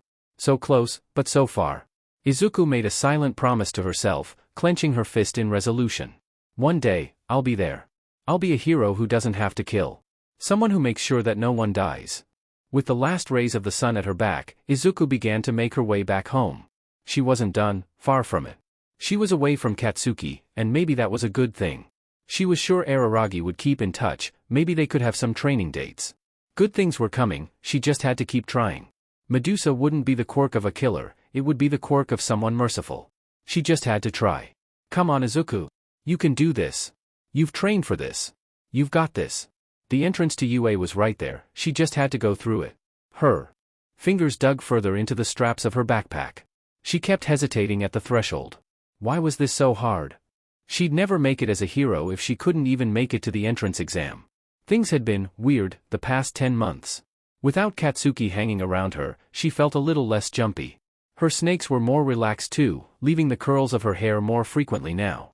She wished they didn't, they were so much more noticeable like that, which earned her more sideways glances out in public. Araragi stopped talking to her as well. She'd sent her some messages after she got expelled, trying to arrange dates, or just to talk over the phone.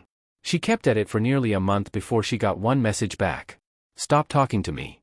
Izuku didn't want to think about how much she cried that night, and she loved her, but Araragi just didn't feel the same. At all.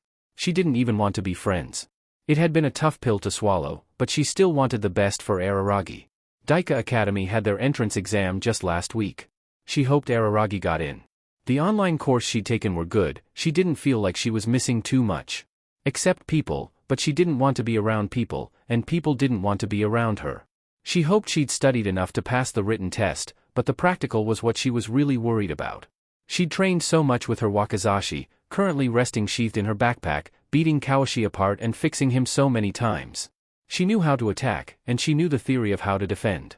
But that wasn't the same as actual sparring. She had no idea if all her practice of her forms and strikes were going to be any use against an opponent coming at her for real. She just had to hold her nerve.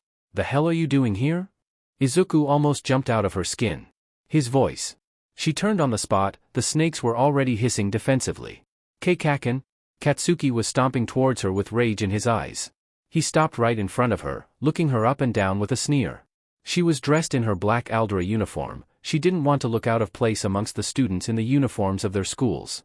She'd grown a little in the 10 months since they last saw each other, but Katsuki still loomed over her. Katsuki's hands curled into those claws that he set them in when he used his quirk, but no explosions yet. He jabbed a finger into her shoulder. "I asked you a question, freak." He snarled.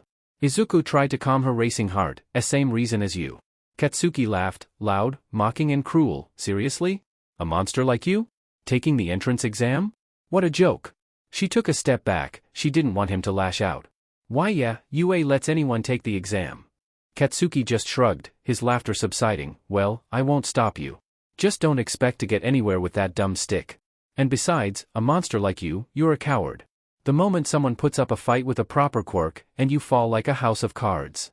He walked past her, raising a hand and detonating a small explosion right by Izuku's ear. It didn't hit her, didn't hurt at all, but it did make her flinch. She felt her whole body go tense, and it wasn't until his footsteps were lost in the noise of the other students walking past her that her muscles finally relaxed. Maybe she was a coward.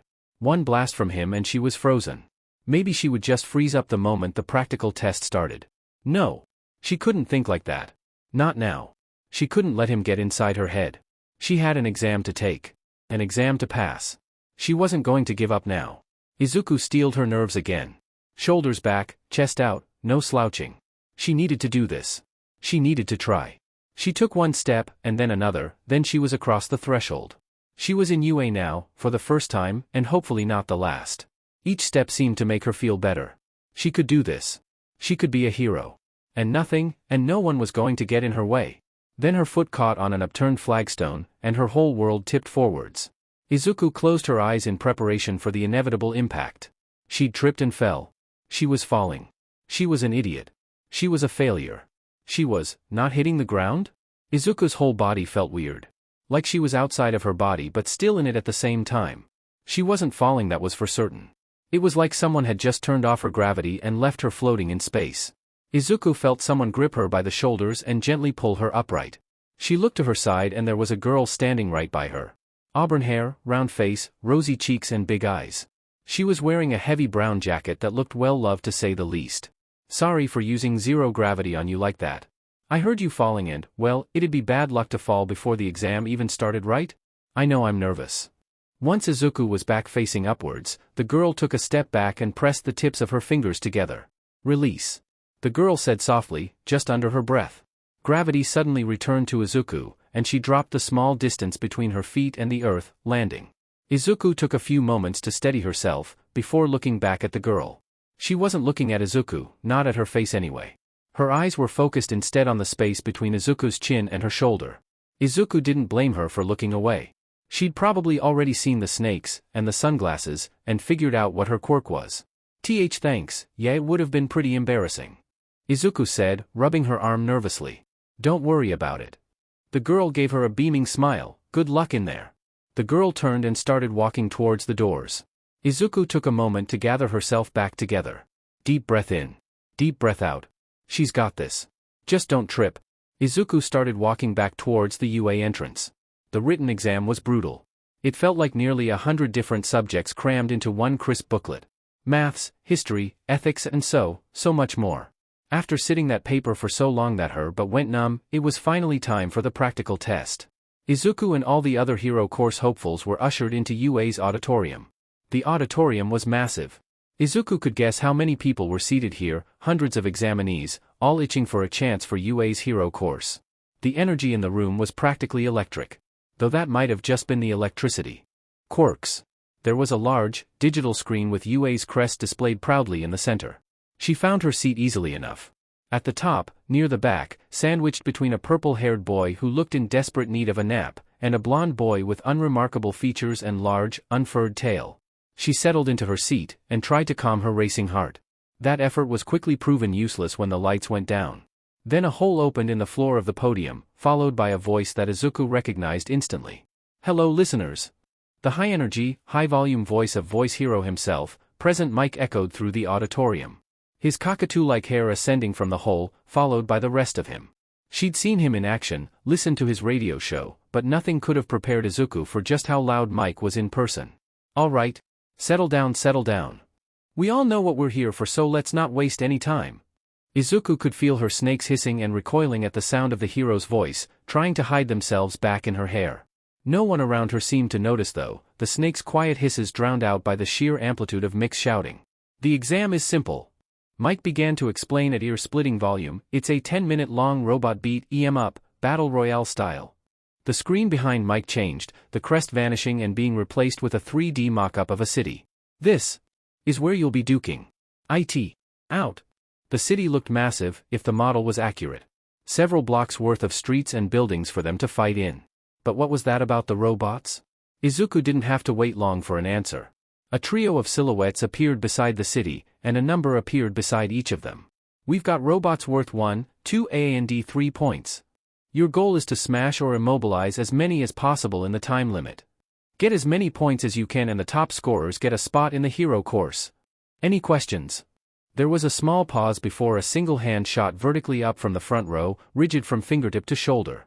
Mike turned to the upraised hand. "Fire away, listener." The person who raised their hand stood up. A tall boy with neat black hair, broad shoulders, and a perfectly upright posture. "Sir, I am Tenya Ida of the Semi-Private Academy. I couldn't help but notice a discrepancy in the information provided. You say there are 3 types of robots, but these information pamphlets you handed out have the silhouette of a 4th type of robot. A mistake of this type from such a prestigious institution dash." His voice was sharp and formal as he lectured the teacher. "Don't worry, listener." Mike cut him off. "And no mistake there. What you found was our secret little boss bot. He's tough as nails but not worth any points, more like an arena hazard than anything you want to go fighting. Any more questions?" The boy, Tenya, sat back down. There were no more hands raised. "All righty then. Get moving. Exam sites are on your pamphlets, go go go." Izuku stood up, as did the rest of the students. Hundreds of hero hopefuls moving as a loud, rowdy unit, jostling and taunting one another as they filed out of the hall. A uniform change and a shuttle bus flight later and Izuku and several other examinees were outside one of UA's myriad training grounds. The walls were massive and made of solid concrete, all apart from building-sized metal double doors that formed the entrance. They were closed now, but soon they'd be open, and all hell would break loose. Izuku had swapped out her old uniform for a teal tracksuit, sword sheathed and harnessed at her hip. It fit well, but she had definitely used way too much detergent. Her snakes were out again, cautiously moving and tasting the air.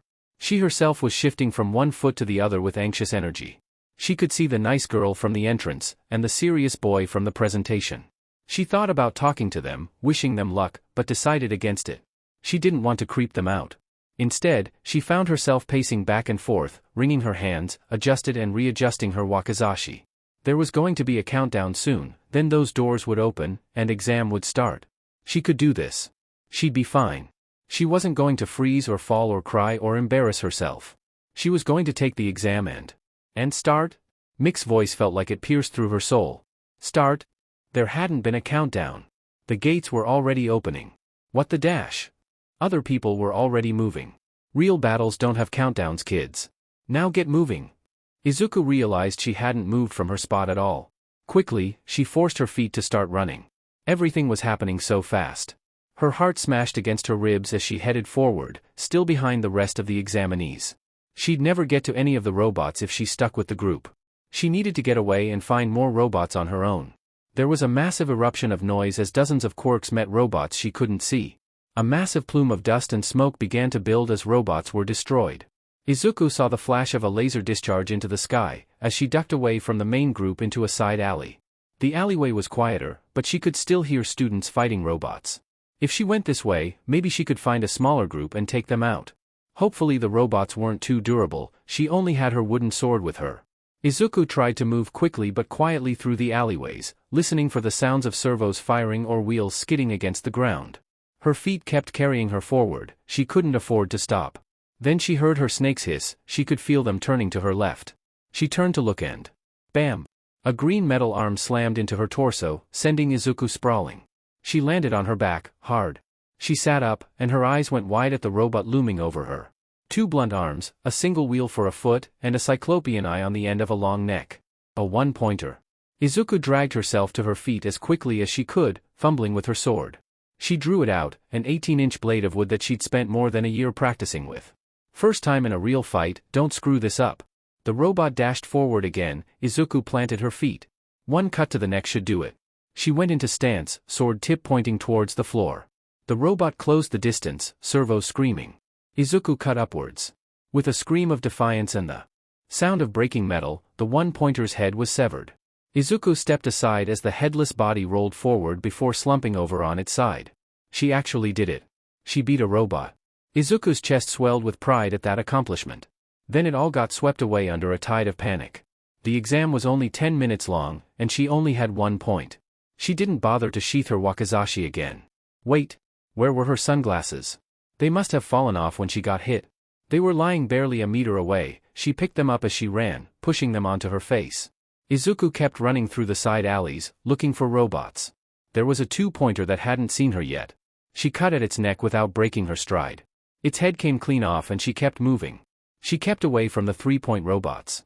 They looked like ogres on tank treads, no visible neck or other exposed weak points. She doubted her sword could do anything to them. Instead, she kept to the alleyways, picking of 1- and 2-pointers. Before long, she had racked up 11 points, 5 1-pointers and 3 2-pointers. But she was tired, so tired. Her sword was beginning to slip through her fingers as her hands got slick with sweat, and she was struggling to stay upright. Izuku staggered over to a wall and leaned against it, catching her breath. Just a few moments, she gasped out to no one in particular. This is what she gets for just focusing on her technique and not her stamina. She tried to SCK the air in, but it wouldn't stay. Her chest was getting tight, and her breaths were too shallow. The sounds were so far away, like she was hearing them underwater. Could she even do this? She was a girl with a stick trying to get into the best hero school in the country. Her snakes hissed and coiled in her hair as her breath kept stuttering. No. She couldn't be hiding like this. There was still time, she needed more points. Izuku pushed herself off the wall, gripping her sword even tighter. Just 1 foot, in front on the other, she said to herself as she forced herself to move again. Izuku started to walk again. She kept her sword up, guarding as much as her torso as she could. She just needed to keep going. But there were no robots in the alleyways, not anymore. They must have all converged on where the largest concentrations of students were. Which meant she'd need to head out onto the main roads. And that meant risking getting her points stolen by the other examinees interrupting her fights. It was a risk she was going to have to take. Izuku ran out into the street, ready for what was about to come after her. But then Mick's voice cut through the air again. 1 minute to go. And guess who came out to play? There was an intense rumbling crashing down behind Izuku. She turned, and bursting from within one of the enormous buildings came a titan of metal. Same shade of green as the other robots, but several stories tall. 8 red eyes, set in a head the size of a truck, scoured the street. It rolled across the fragments of the structure it burst from on treads that crushed everything beneath them. Well, that was it for hoping for extra points, she needed to leave. Now. Izuku turned to run, her feet pounding against the pavement. A form dashed past her, the tall boy from the briefing, though the sound made it feel more like being overtaken by a car. Her eyes darted downwards. Were those engine exhausts on his calves? No. No time to think, she had to keep moving. Hey! A little help over here. A voice called out from behind her, loud and bold, but not without an undercurrent of fear. Izuku looked back. There was someone trapped back there. A boy with black hair and broad shoulders, his foot pinned beneath some rubble. Against every instinct in her body telling her to keep going, Izuku stopped. The robot was bearing down on the boy, getting closer with every second. It looked like it might crush him. UA wouldn't risk killing an examinee, would they? No. She had to go. Izuku started sprinting. But not away from the robot. Towards it. Pushing her sunglasses back up her nose as she ran, Izuku closed the distance between herself and the boy. Before long, she was near him. His whole body looked rough and slightly jagged, like he'd been carved from stone somehow. I'm stuck. He said, gesturing to his pinned ankle. Don't worry. Izuku stuttered out, trying and failing to keep the nerves out of her voice. Izuku sheathed her sword as she bent down. She slid her fingers into the gap in the rock, planting her feet and heaving. It didn't budge. She tried again, still nothing. The rock slipped across Izuku's hands and scuffed her palms as she nearly lost her balance. There was a horrific noise above them. Izuku looked up, the 0-pointer was nearly upon them. A small noise of fear escaped her mouth, somewhere between a whimper and a scream. She couldn't free him just with her strength, but she couldn't just leave him. What if she had some leverage? Izuku's hands went to her scabbard again, drawing the wakizashi out. She dug it into the first gap she could find and pushed down on it.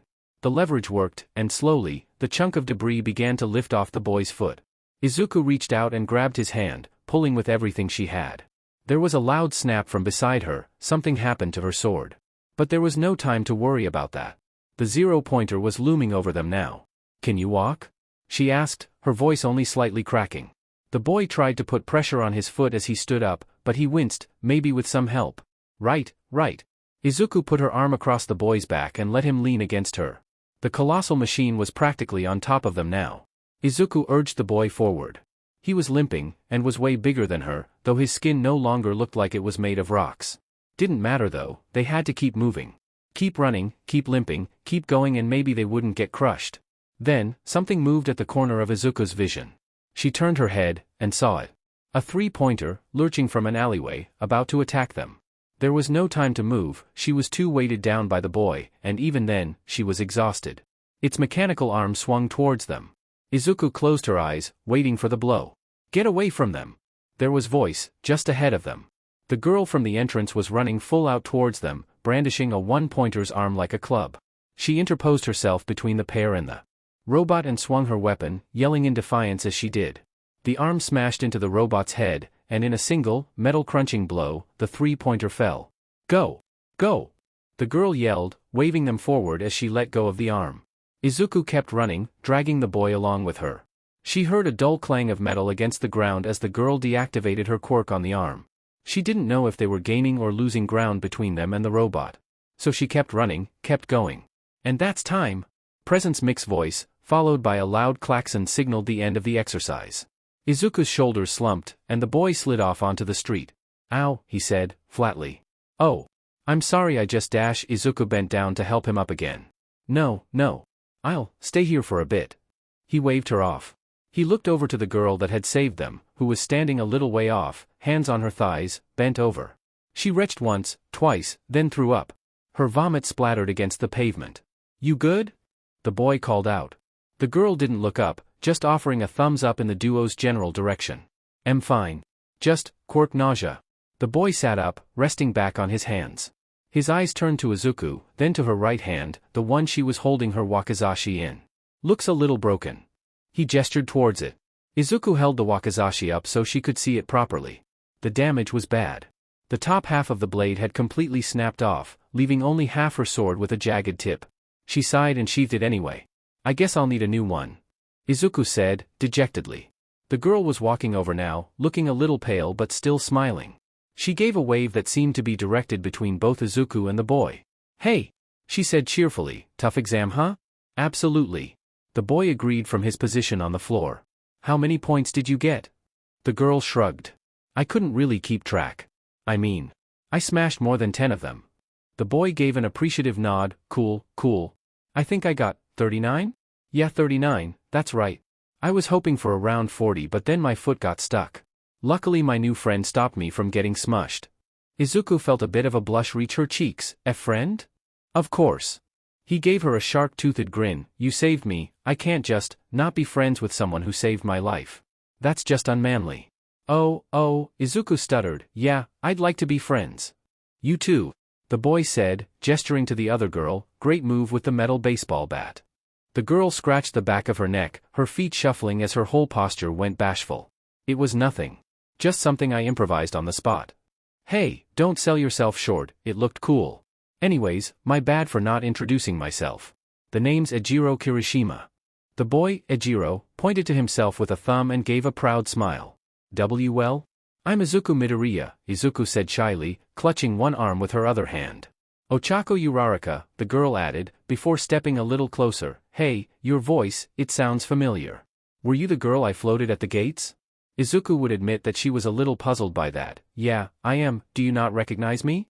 I thought with the snake's eye dash. The girl's face went just a fraction paler when she heard that.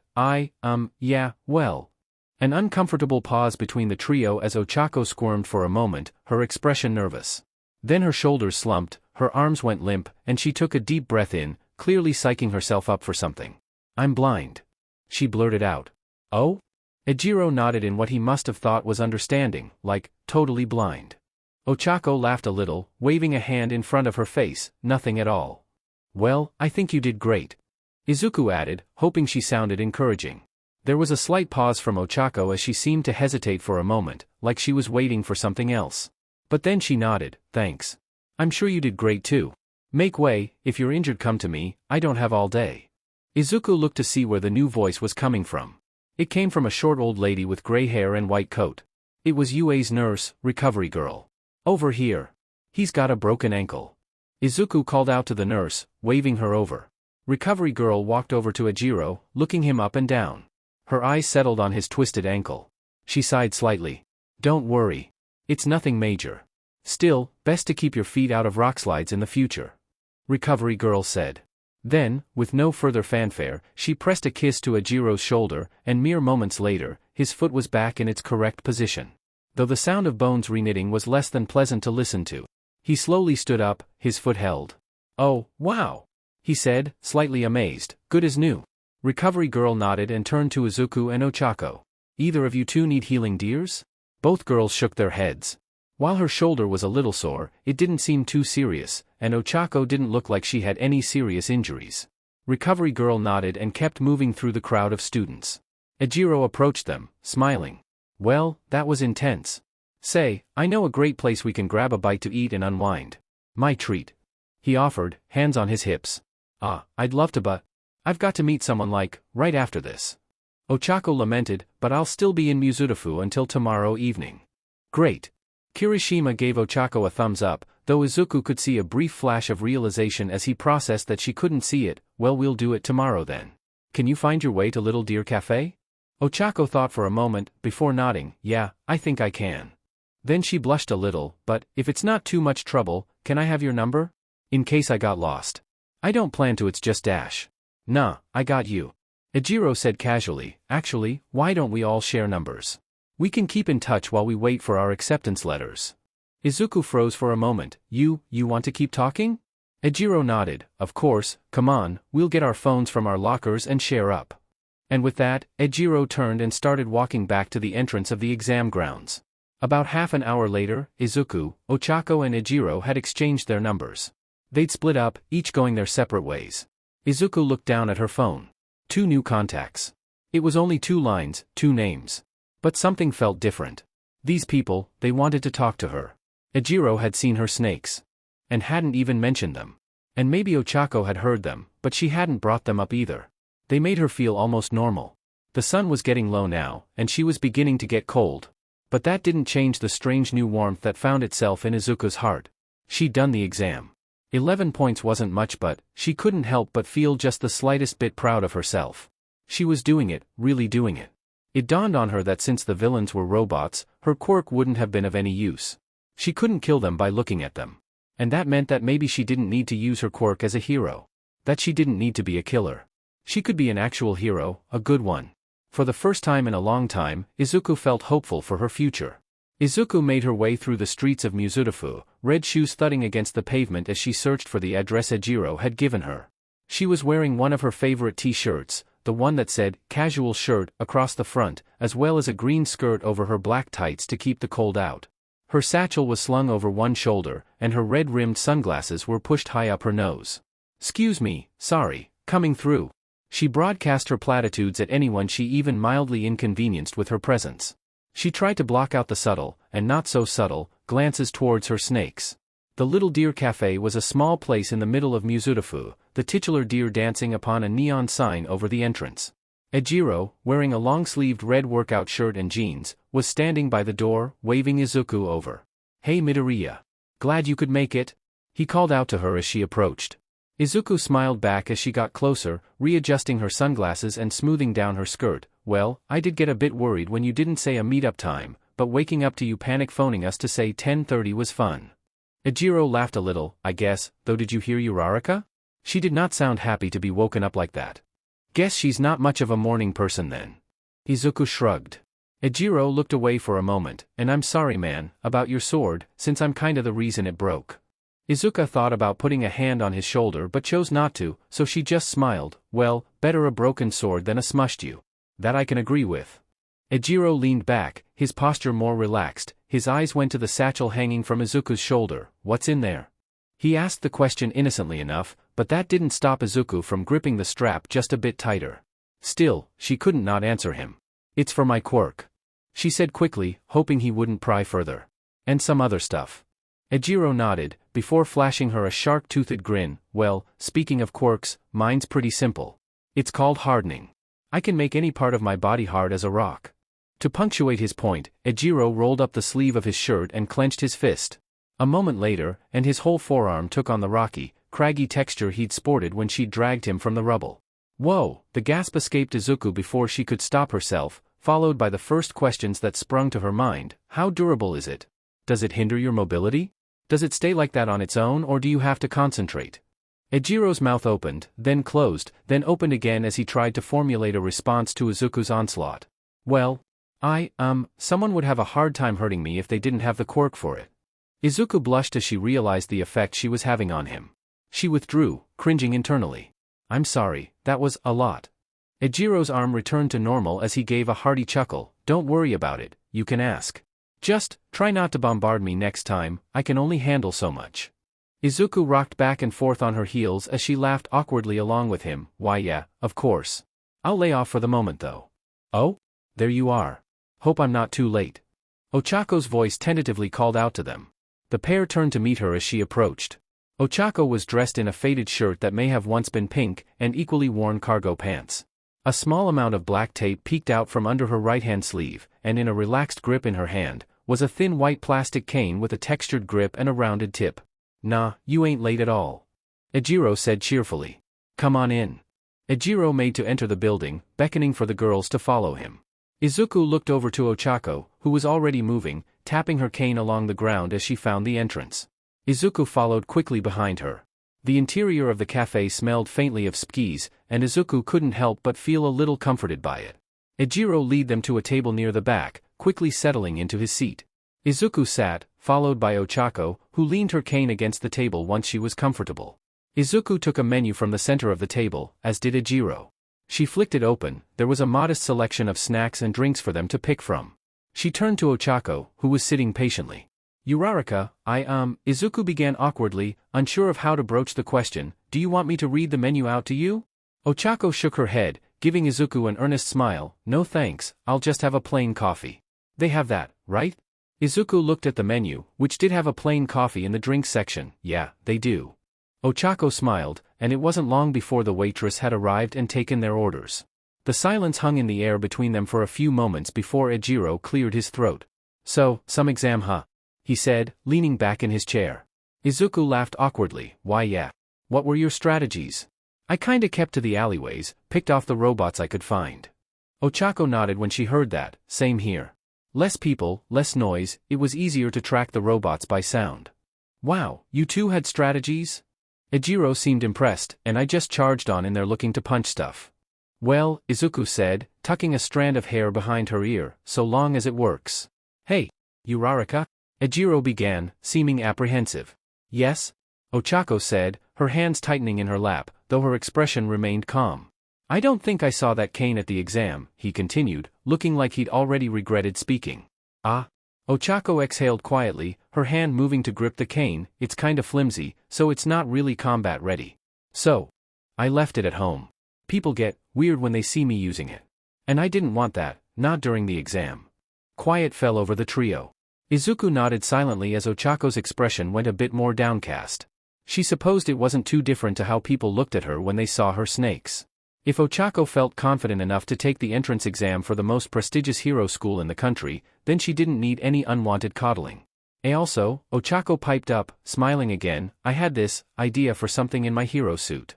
Izuku's eyes lit up behind her sunglasses at that, and Ejiro leaned forward a little. Really? What is it? She asked enthusiastically. Well, Ochako began, face slightly flushed, basically, I want these nodes, right, on my body. She gestured to her chest, each shoulder, and her back, and they'll pulse or vibrate or whatever to let me know which way north is, so I don't get turned around. Wow, that's really creative. Izuku complimented her. She could feel her snakes wiggling in curiosity, emerging from their nest that was her hair. Yeah, I mean I never know which way north is like, ever, so you're already one ahead of me. Ejiro joked.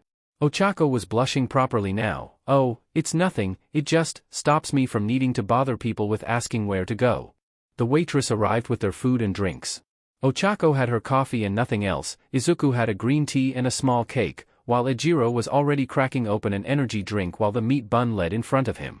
Ochako took a short sip of her coffee, but when she took it from her lips, her expression changed, it was more strained, like she was listening.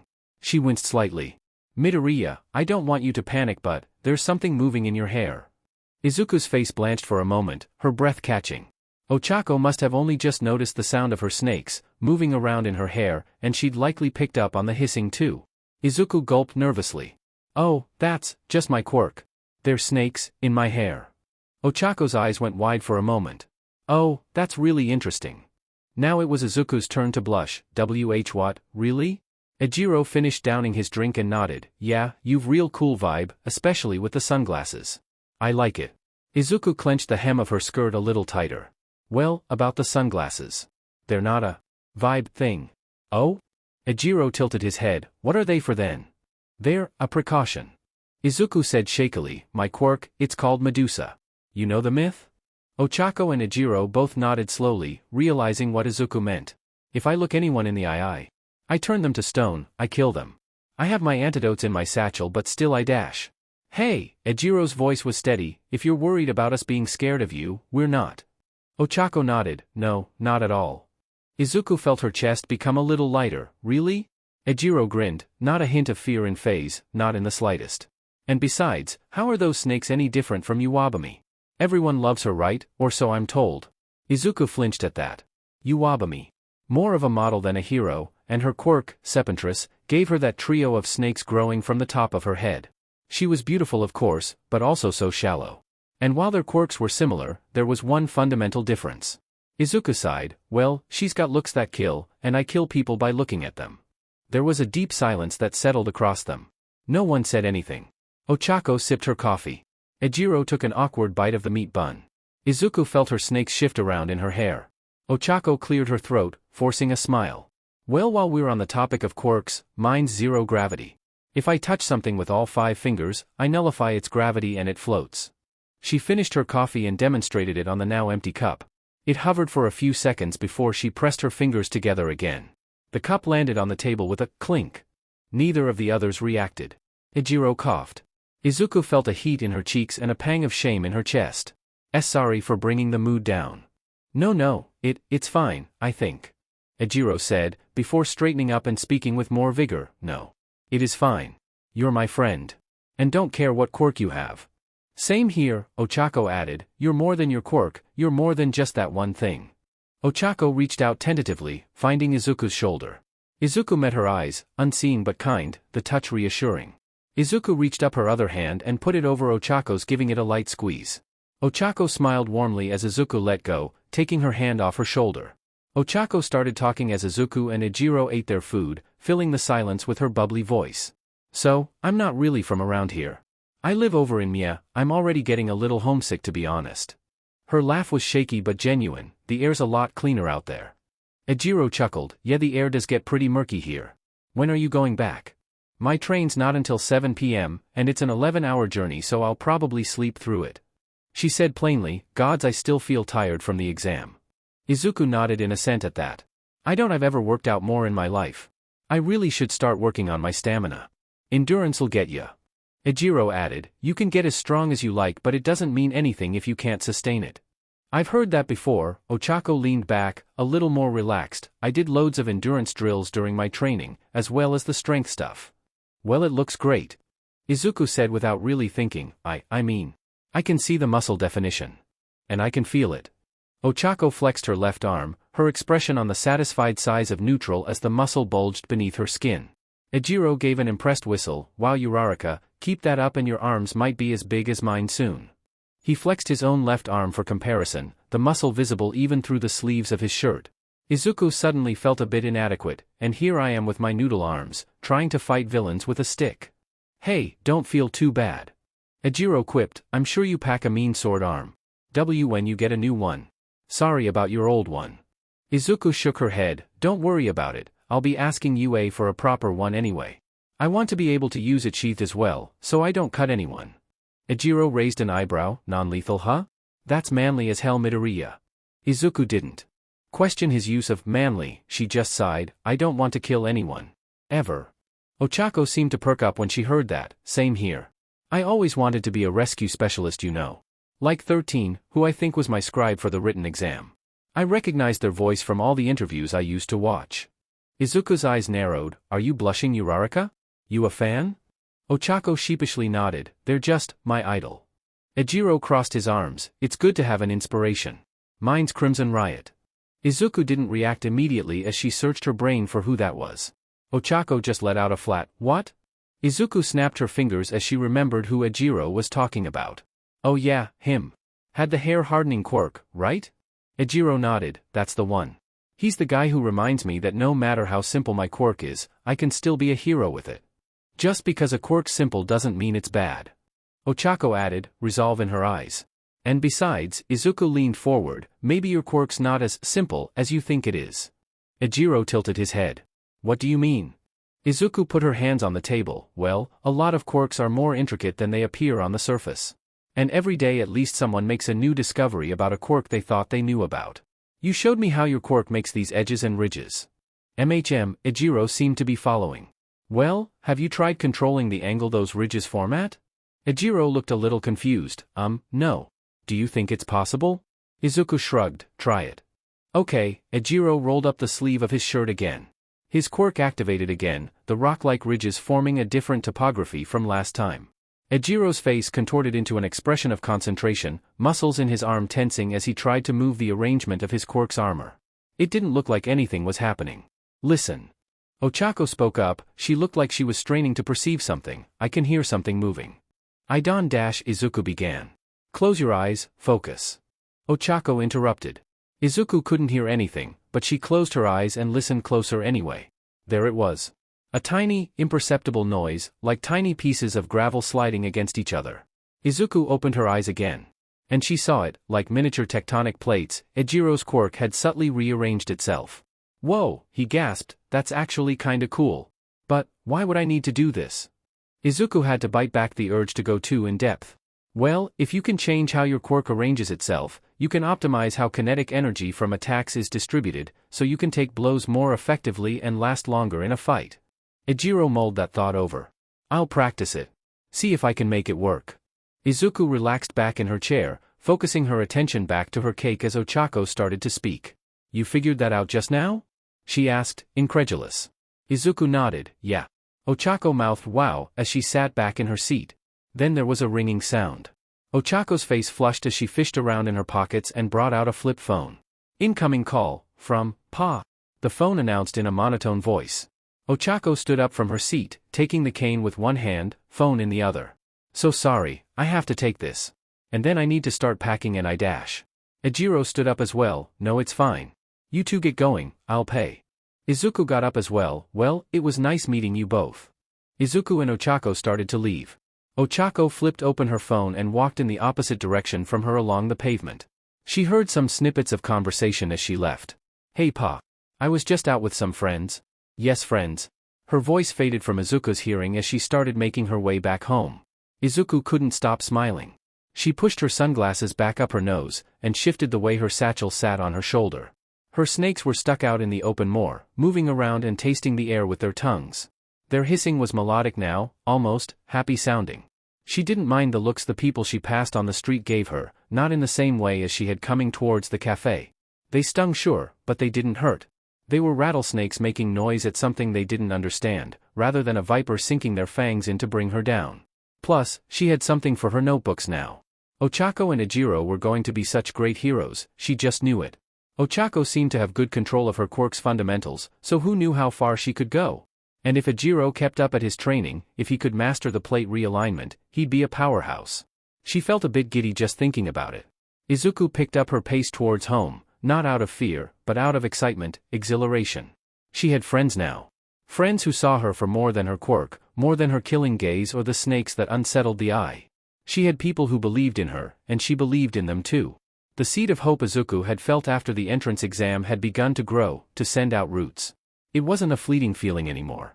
It was something setting itself in stone, something real. She could feel that there were good things coming, she just had to wait. It was a few more days before the results arrived. And Izuku had spent every hour in suspense. But now they were here, deposited through the door along with the rest of the morning mail. Izuku, still in her blue and red pajamas, sifted through the ads and the newspapers and magazines, and found the letter, holding it in both hands like a sacred thing. It didn't even look like much, just a plain white envelope with UA's golden crest as the wax seal. On the back was her name, written as plain as day. Izuku Midoriya. Izuku couldn't suppress the squeal of excitement that escaped her as she held it. The letter was real. In it were her results for the entrance exam. The results that would determine whether or not she could be a hero. Even her snakes were looking at the letter, as if they too knew how important this was. Izuku? Inko's voice called gently from behind her, "What's going on?" Izuku whipped round, smile broad on her face. "It's here." She waved the letter in her mother's face, "My results. They're here." Inko smiled, a small, shaky, somewhat worried-looking smile. "Oh, that's brilliant." Izuku looked to her mother with a cautious smile. "Can I open it in my room?" Inko nodded, "Of course, sweetie." "Thanks, Mom." Izuku bounded past her mother towards her room. Izuku zipped through the door with the letter gripped tight in one hand. She went straight to her desk, clearing away the open notebook that led across it. The notebook had a sketch of Ochako on it, and under it were her notes on potential quirk applications for zero gravity. Izuku sat down in her chair, still buzzing with anticipation. "Come on, Izuku, just breathe a little," she reminded herself. Deep breath in. Deep breath out. Okay, time to open it. Izuku broke the golden seal. She reached inside the envelope for a letter, but she didn't find anything. Instead, her fingers touched something small, cool, and disc-shaped. Izuku grabbed that and took it from the envelope. It was a hollow projector. Izuku had heard of them, but they were exceedingly rare, only used by bigwig companies that wanted to make their board meetings look as high-end as possible. She'd never seen one this close, and she'd never heard of one this small. Izuku searched the disc for a button, luckily it was red against the cool silver metal. She set the disc down on her desk and pressed the button. The top of the projector blinked to life, and mere moments later it activated. A rectangular hologram, like a TV screen made of light, sprung into existence before her. It showed All Might in a slightly gaudy yellow pinstriped suit, standing in front of an overly colorful set. His smile was as bright as ever. "Izuku Midoriya." His voice seemed to boom even through the projector's tiny speaker. "I am here to give you your results from the entrance exam." What was All Might doing here? Unless he was going to be returning to UA in some way. The thought alone made Izuku's heart do happy little flips in her chest. Izuku knew that All Might had recently spent more than half the year patrolling in Mie, though she didn't know why. Ochako did say the air was cleaner, maybe that had something to do with it. Wait, if Ochako lived in Mie, then maybe she'd seen All Might. Well, not seen, heard, felt, experienced? No, those felt weirdly dirty. She'd have to ask Ochako how to talk about that kind of stuff later, probably in person. All Might continued, with a pose that radiated confidence and vigor in spite of the format. "First of all, your written results. Near perfect marks. Congratulations." Izuku felt a flutter of pride in her chest. She'd studied hard, and although the test was challenging, she'd felt she'd done all right. But hearing it out loud was good confirmation that she was doing something right. "But we're not here to discuss math, are we?" All Might gave a hearty laugh. "Onto your practical results." Izuku's whole body went sick with anticipation. This was the moment of truth. These were the numbers that really mattered. "You scored 11 villain points total."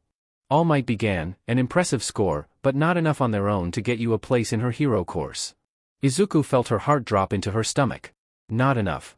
The words rung around her head like a bell. This was where it ended. Well, she had a good run, but of course there wasn't much a girl with a stick could do anyway. She could already feel the tears coming. However. All Might's voice brought Izuku back to attention. There was a however? He wasn't over? She wasn't being thanked for her time and moved on? There is more to heroism than the villains you can defeat. And the same is true for UA's entrance exam. There was another metric you were being judged by. A measure not of might in battle, but in quality of character. Rescue points. Rescue points? Those weren't mentioned anywhere. Not by Mike, not by the pamphlets. That must mean they were a secret.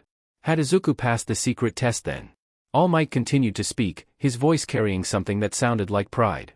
By risking yourself to save Ejiro Kirishima from his fate at the hands of the zero-pointer, the judging panel was moved to give you 45 rescue points, bringing your total up to 56. The 10th highest score overall. Congratulations Izuku Midoriya. Welcome to UA. The squeal of joy bubbled up from Izuku's chest and erupted out into her room. The projector had shifted its display, but she didn't even notice. She was crying now, but not out of sadness, but joy. She had done it, she'd passed, she'd gotten into UA. She was going to be a hero. She stood up from her chair. Then sat back down again. She didn't even know what to do with herself. Izuku let out a laugh of release as she processed what just happened. She drummed her fingers on the desk and laughed again. She leaned back in her chair, looking up at the ceiling, at the All Might poster-covered walls. Izuku sighed as the tension left her body. Her excitement was still rolling in her bones, but it wasn't spilling out of her body anymore. She felt on of her snake's brush against her ear, it felt comforting, like a nuzzle from a pet. It was only now that Izuku noticed that the display on the holoprojector had changed. It was displaying a scoreboard. The top 10 scores of the entrance exam. She was at the bottom, so she looked up. She didn't recognize most of the names, though she spotted Tenya Ida in 6th. She figured that made sense, he seemed crazy fast when she spotted him during the exam. He must have been really efficient with it to get the 52 villain points he'd been awarded. She continued up the list. Third from the top, but identified as second place was Ejiro. 39 villain points and 36 rescue points. 75 total then. That was awesome, she'd had to congratulate him. Then Izuku looked up again, and her heart seemed to stop for a moment. First, Katsuki Bakugo. Villain points, rescue points, total, 77. First, Ochako Uraraka. Villain points, rescue points, total, 77. Izuku's jaw went slack for a moment. She didn't know whether to be happy for Ochako, or terrified that Katsuki had gotten that many points. She knew how much Katsuki loved winning.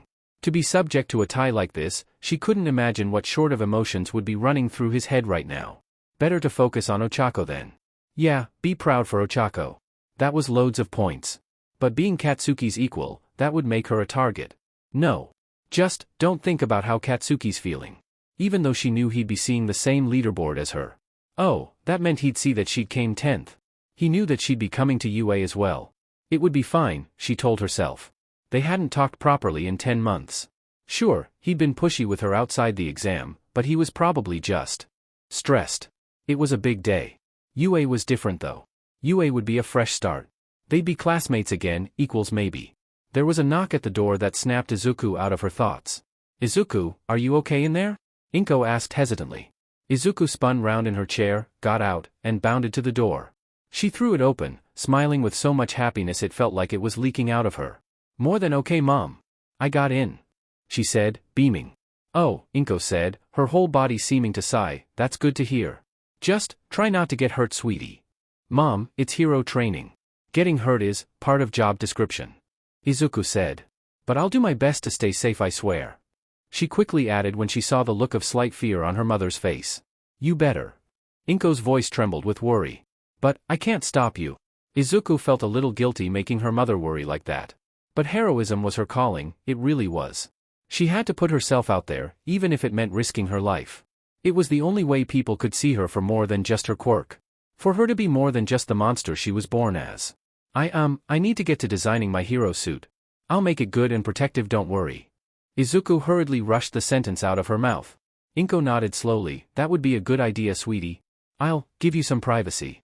The door between them closed slowly. Izuku stepped back, sighing as some of the tension left her body. Her mom would always worry about her, and she didn't blame her. After everything she'd been through, Izuku knew why Inko was so protective of her. But the world had hurt her because she'd been born a villain, a monster. Now it was finally time to show the world that she was on the right side. Izuku sat back down at her desk, turning the holoprojector off and bringing her notebook towards her. She opened it to a new page, and began to sketch a rough outline of herself. She didn't know what she wanted yet, but she knew it had to be pure, non-threatening, the hero suit of a protector, not a killer. She didn't know how many designs she'd have to go through, but she'd find the right one eventually. UA faculty office A was nearly full to capacity. The only empty seat was the one near the head, the one that should have been occupied by their newest staff member, Toshinori Yagi, better known as All Might. But he was a no-show, and in the 15 minutes since the meeting was supposed to have started, there was no sign of him. Shota Aizawa sighed from his position opposite the empty seat. I suppose if our number one hero is off gallivanting, we should get to the business of assigning students to classes. At the head of the table, UA's mammalian principal nodded in agreement. Yes, we've delayed this meeting long enough. Let's get to the important business. Alright, let's get this show on the road. Present Mike chimed in, with something resembling an inside voice. Aizawa grunted in acknowledgement. Good. The two top scorers. I want them both. Oh come now Eraser, there's no need to get greedy. Midnight interjected, Ken gets to pick his students too. Hogging both top scorers seems unfair to me. Aizawa looked to Vlad King, who looked impassively at his tablet, which was displaying the scores of Katsuki Bakugo and Ochako Uraraka. Vlad King looked up and spoke, if Eraserhead thinks he wants them, he can take them. Let me guess, you want to foster competition? Aizawa gave a nod of confirmation. Exactly, knowing their equals gives both of them opportunities to improve. Provided it doesn't get too out of hand. Aizawa turned to UA's resident rescue teacher, Ainen Kuros, known to most as the space hero, 13. You met Uraraka. How was she? 13 thought for a moment. Well, she seemed bright, kind. She got a little giddy when she recognized my voice, so I suppose she's a fan.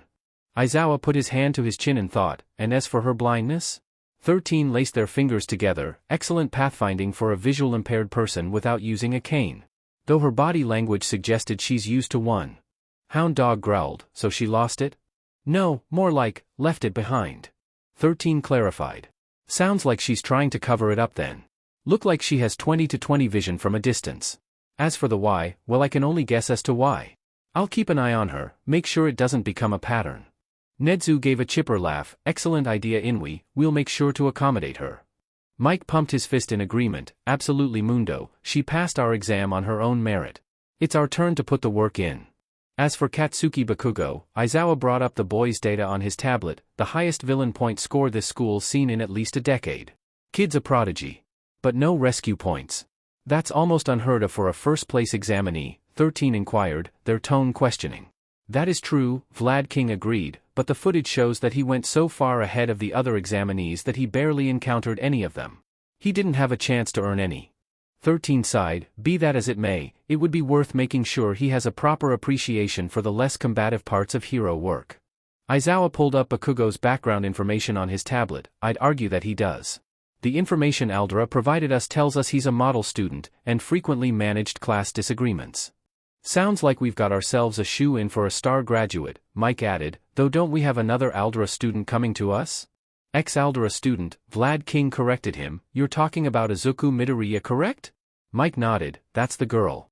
The one with the snake hair and the wooden sword. Says here she got expelled 10 months ago for vigilantism, Midnight said, looking at the girl's files, she's been home educated since then.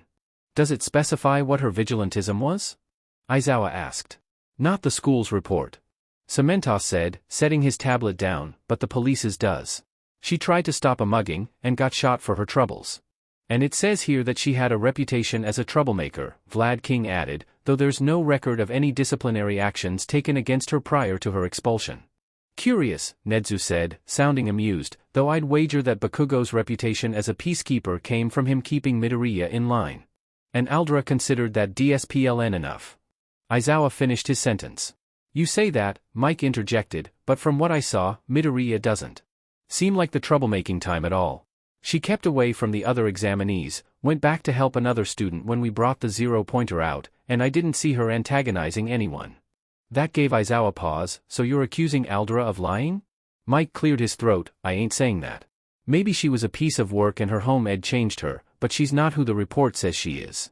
And I don't think we should let an old report determine how we treat her. Her quirk is also listed as Medusa, Hound Dog added, which as the name suggests means she can turn people to stone with eye contact. The file says it's reversible though. Your point being? Midnight asked, running her fingers along the edge of the table. I'm saying that quirk discrimination is a real thing, and that this girl might be all too familiar with it. Hound Dog's voice grew impassioned with a barely suppressed snarl. And that Bakugo boy might be part of it. Then I want her as well. Aizawa said before anyone could begin to respond.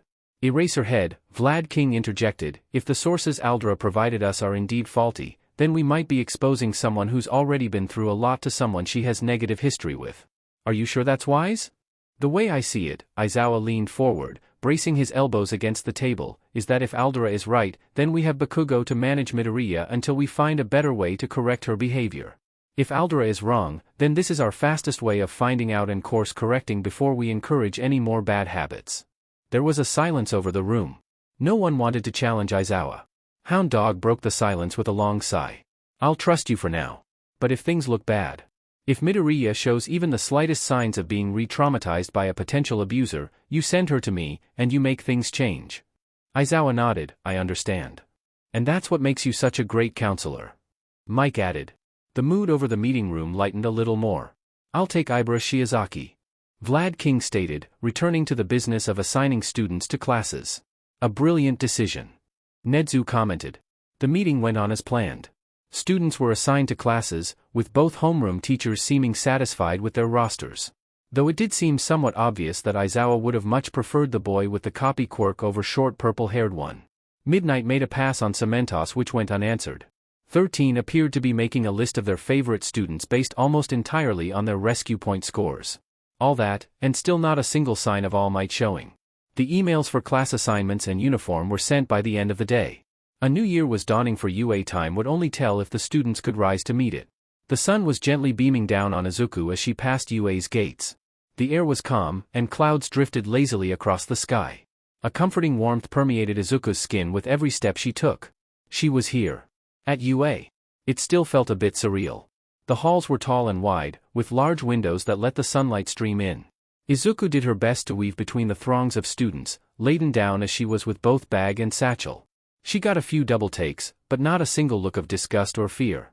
She supposed it made sense. A few snakes was hardly the most outlandish mutation. Just today she'd seen a blur of pink dash past her in the hallways.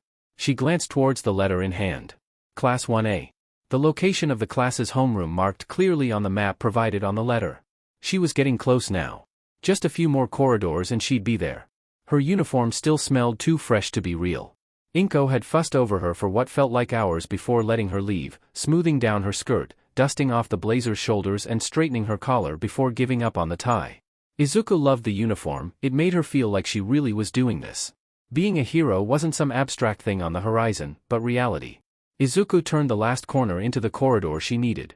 She saw the frame of the door. It nearly reached the ceiling, more than 3 times her own height. Clearly UA got some big students. There was a boy standing in front of the doorway, tall, broad at the shoulder and with spiky red hair. She approached him nervously. Hey, first day nerves? The boy turned to her and flashed a sharp smile. Midoriya, great to see you. Wait, what? How did he know who she was? Then Izuku noticed the cut under his eye, the pointed teeth, the exactly same face. It was Ejiro. Just with a drastically different hairstyle. Whoa, she gasped weakly, you look different. Ejiro put his hands on his hips and laughed. You didn't recognize me, didn't ya? Izuku nodded meekly. You like it? Ejiro said, gesturing to his new hairdo. Looks a whole lot manlier, right? Izuku hurriedly agreed. Why yeah, you look a lot more confident. I'm not the only one who's done something with their hair though. Ejiro pointed to Izuku's hair. Izuku blushed, and no, I haven't. She didn't remember changing her hairstyle. It was still the same untamable fluffy mess of green it had always been. You sure? Ejiro tilted his head. I could have sworn you only had 4 snakes last time I saw you. I did, Izuku said, now suspicious. She ran her hand through her hair, counting the bases of her snakes. 1, 2, 3, 4, 5? She withdrew her hand from her scalp in shock. That wasn't right. She went in again. No, still 5. Izuku fished her phone out of the inside pocket of her blazer and turned on the camera. Making sure her sunglasses were secured properly, she flipped the camera to face her. There they were. 5 snakes sprouting from her head.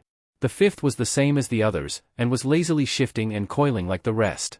I've never had more than 4, Izuku muttered under her breath. How'd you not notice that? They're attached to your head? Ejiro asked, his tone dumbfounded. I suppose I never thought I could have more than 4, so I never bothered to check, Izuku murmured. Why now though? Ejiro shrugged. Beats me. The question rested in the air between them for a moment. It was broken by the sound of an almost rhythmic tapping, combined with footsteps. When Izuku saw Ejiro's eyes widen in recognition, she turned, and saw Ochako making her way towards them. "Uraraka, great to see you." Ejiro hailed her. Ochako's mouth morphed into a smile when she heard his voice. "I thought I heard you guys." Ochako finished her journey to the doorway, her cane tapping against the ground and the wall until she reached the frame. She took a moment to orientate herself and faced Izuku and Ejiro. "Sun's warm, huh?" she said casually. "Tulips are blooming as well, you should smell them." Izuku had noticed the flowers on the courtyard, but hadn't really taken much stock in them. She decided she should check them out properly once the day had finished. "Well," Izuku offered, "should we head in?" "Absolutely." Ejiro gave a fist pump and was already heading through the door. Izuku followed him, with Ochako close behind. Izuku saw the classroom for the first time. It looked ordinary. A 4x5 set of 20 tables arranged facing the board. Some of them already had students sitting at them, including a seat near the front belonging to the pink-skinned and yellow-horned girl that had sped by Izuku before. She gave a wave to Ejiro, who waved back with an expression of recognition. They clearly knew each other then. "Putting your feet up on the desk like that disrespects both this academy and yourself. I simply must ask you to remove them." The sharp, official-sounding voice jolted Izuku's attention to the far side of the room.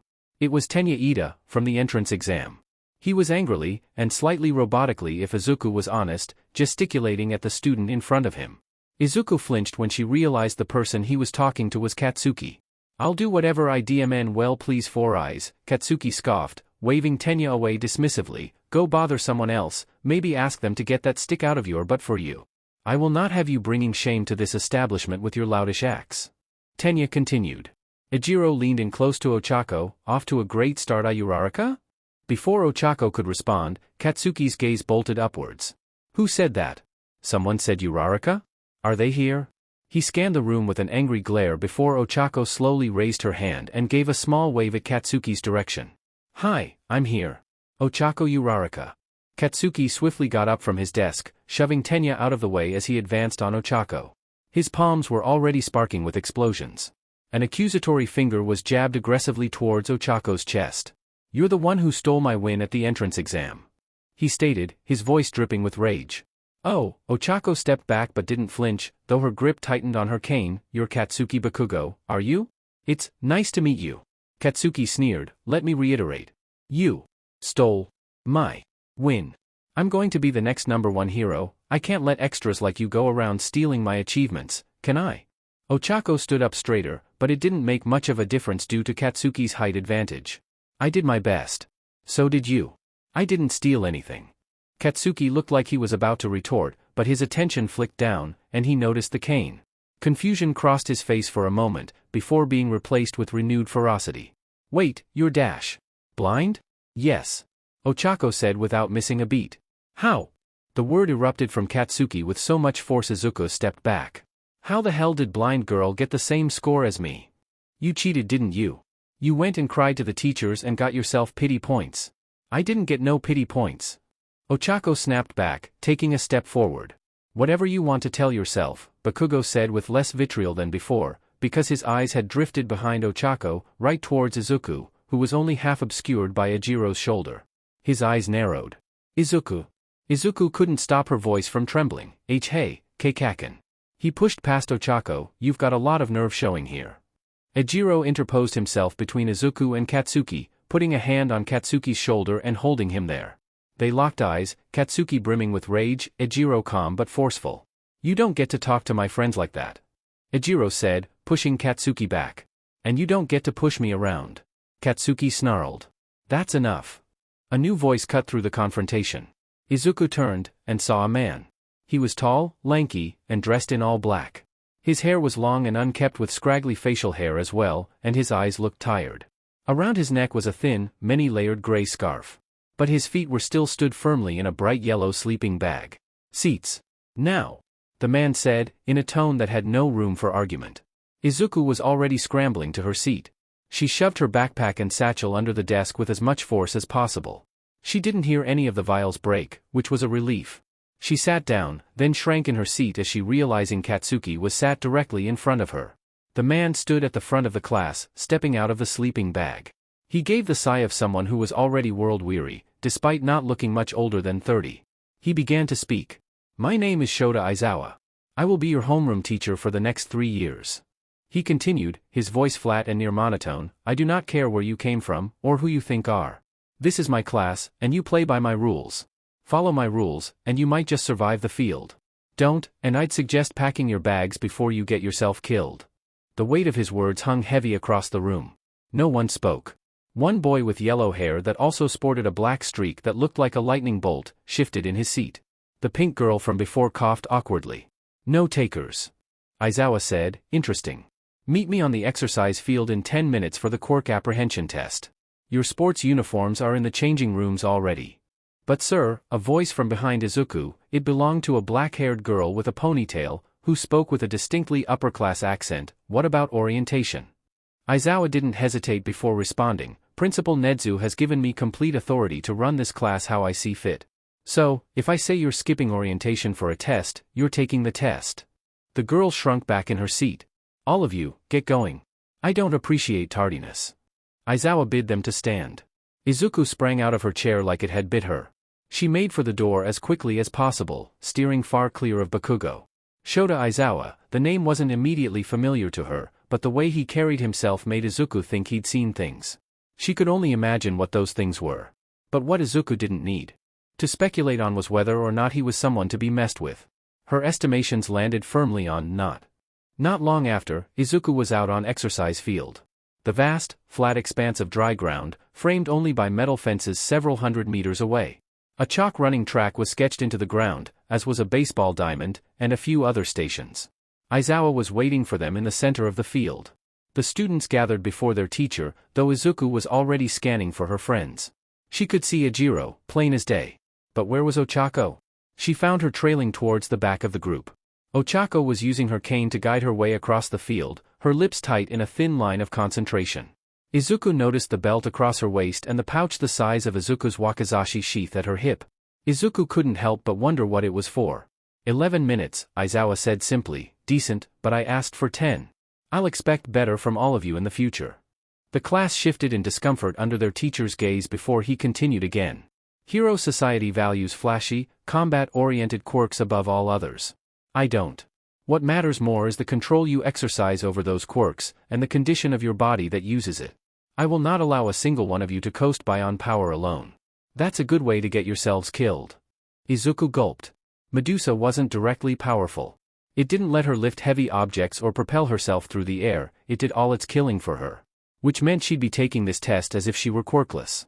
Aizawa resumed his speech, this test is my chosen method of gauging how much control you have, both over your quirks and yourselves. I don't tolerate students with no potential either, so believe me when I say this. The person who finishes last in this test will be expelled. Izuku's blood ran cold. Was she going to be expelled on the first day? All because her quirk couldn't help her out. Damn it. Medusa really was a curse. That's not fair. Ochako blurted out next to Izuku. Aizawa sighed, but Izuku couldn't tell if the slight hint of an expression besides boredom on his face was sympathy or annoyance. What's not fair, he replied, is stringing someone along believing they can make it when they can't take it in the field. The heroism industry is responsible for the single highest number of workplace fatalities, injuries, and career changes than in the entire country. And it's my job to keep you safe. Aizawa drew a baseball out of his pocket, a wry smile on his face, but it's good that you spoke. Ochako Uraraka, you were one of our first placers in the entrance exam. You will start the test. Take this baseball, stand in the pitcher's box, and throw it as far as you can. Ochako took a breath, and hesitantly walked forward. The tapping of her cane against the ground was the only sound in the field. She reached Aizawa and held out her hand. He placed the ball in it without fanfare. Take 20 steps to your left, look for the bucket. Then turn and face the direction you're looking now. Aizawa gave her the directions to the pitcher's box without a hint of pity or empathy in his voice, he simply delivered the instructions. Ochako followed Aizawa's instructions, walking to the left until her cane met the bucket with a satisfying thunk. Ochako crouched and set the baseball down on the floor before she stood up again. She unzipped the hip pouch with a slightly clumsy motion. She then took her white cane, and collapsed it, folding it up until it fitted inside the pouch smoothly, which she swiftly zipped back up again. Izuku watched as Ochako picked up the ball by her feet without fumbling for its position. She gripped the ball tightly in one hand, and Izuku saw her mouth "here I go" to herself before bringing her arm back to throw. It wasn't an exceptional pitch, but it wasn't a weak one either. The ball flew from her hand and kept going. Up, and up and up. Izuku quickly realized that it likely wasn't coming down either. She must have used her quirk on it. Izuku didn't know how long they all stood there, waiting for the ball to finally drop as it disappeared into the sky. Then there was a beep from a handheld recording device in Aizawa's hand. Infinity, he said, simply, holding the device up for the class to see. Sure enough, displayed against the blue screen of the gadget, was the infinity symbol. Impressive. Aizawa commented, "You may return to the class Uraraka." Izuku looked over to Katsuki, who was staring almost slack-jawed at Ochako as she made her way back to the class, retracing her prior steps. The mix of growls, tchs and silently enraged, "What?"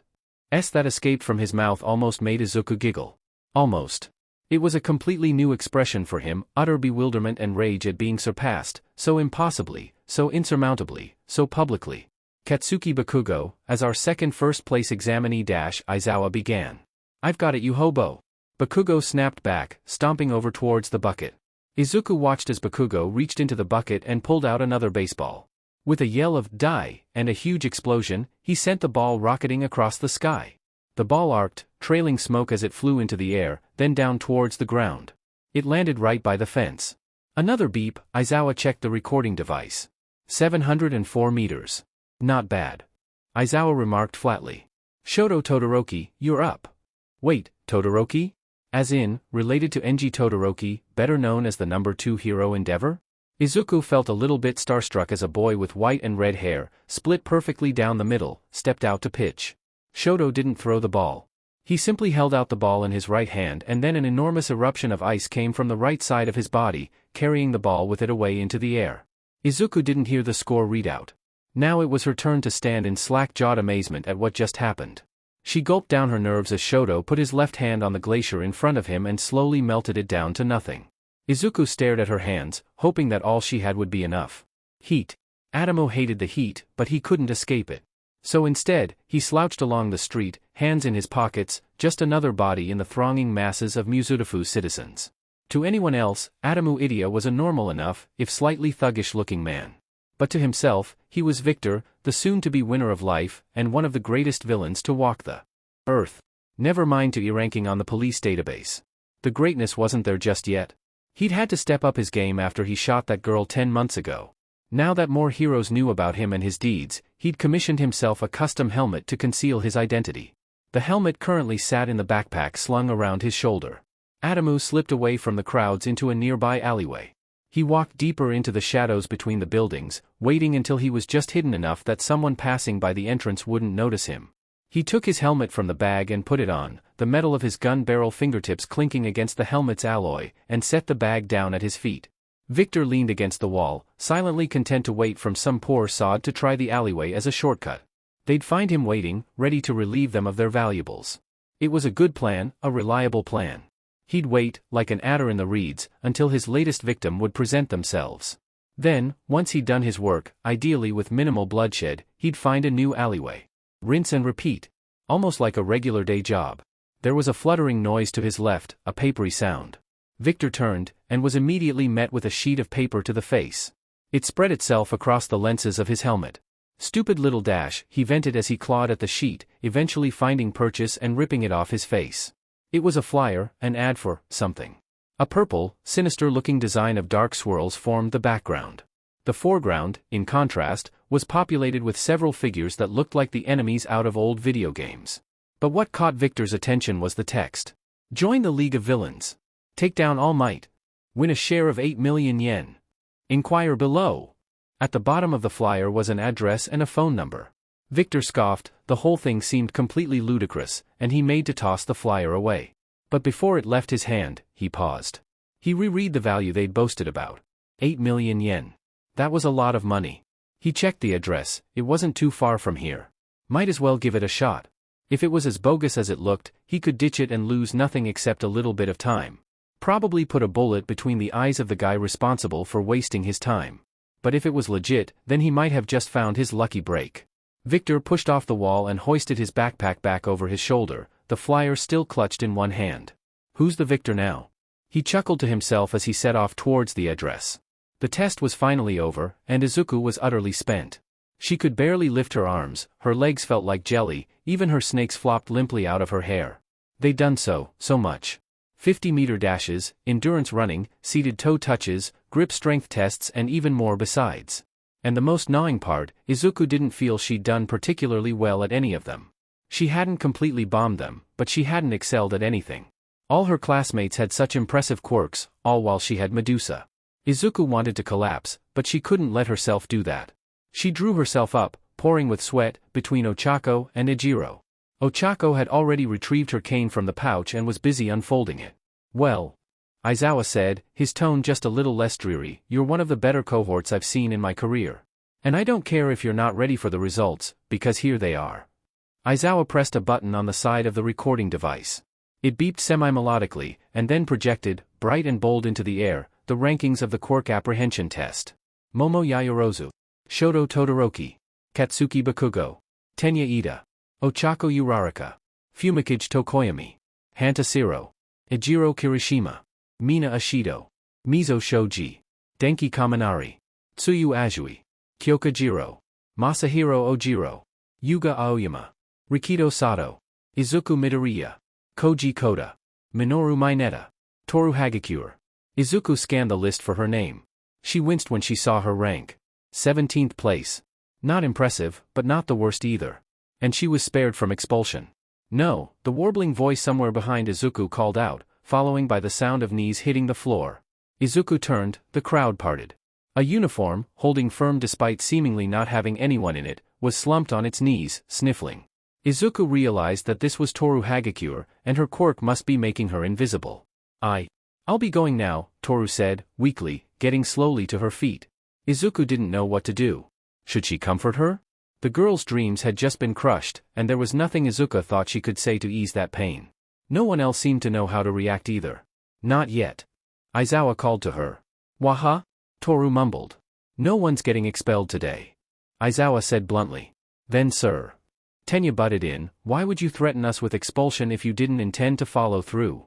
It was a logical deception, Aizawa stated plainly, as if it were the simplest thing in the world. "But next time, I won't be lying." Izuku finally let herself crumple a little. It was over, the tension uncoiling in her gut. She wiped the sheen of sweat from her forehead. It was only then that she realized her mistake. The bridge of her nose was already slick with perspiration, and the movement of her hand across her face dislodged her sunglasses.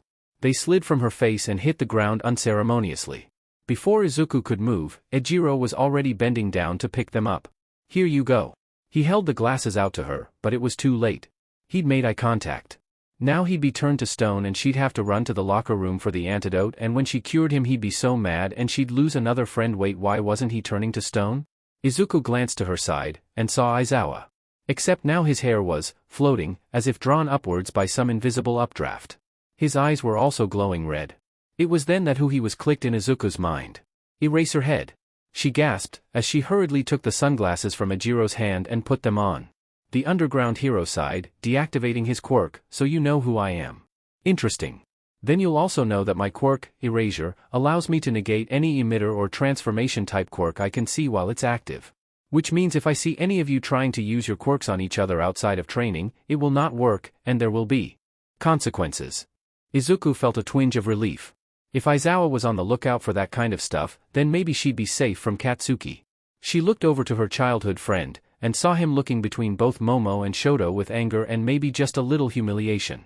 Katsuki had never not come first before. Izuku could see the confusion dancing behind his eyes, mixing with fury to create a mental blue screen as he stood there, hands twitching by his sides.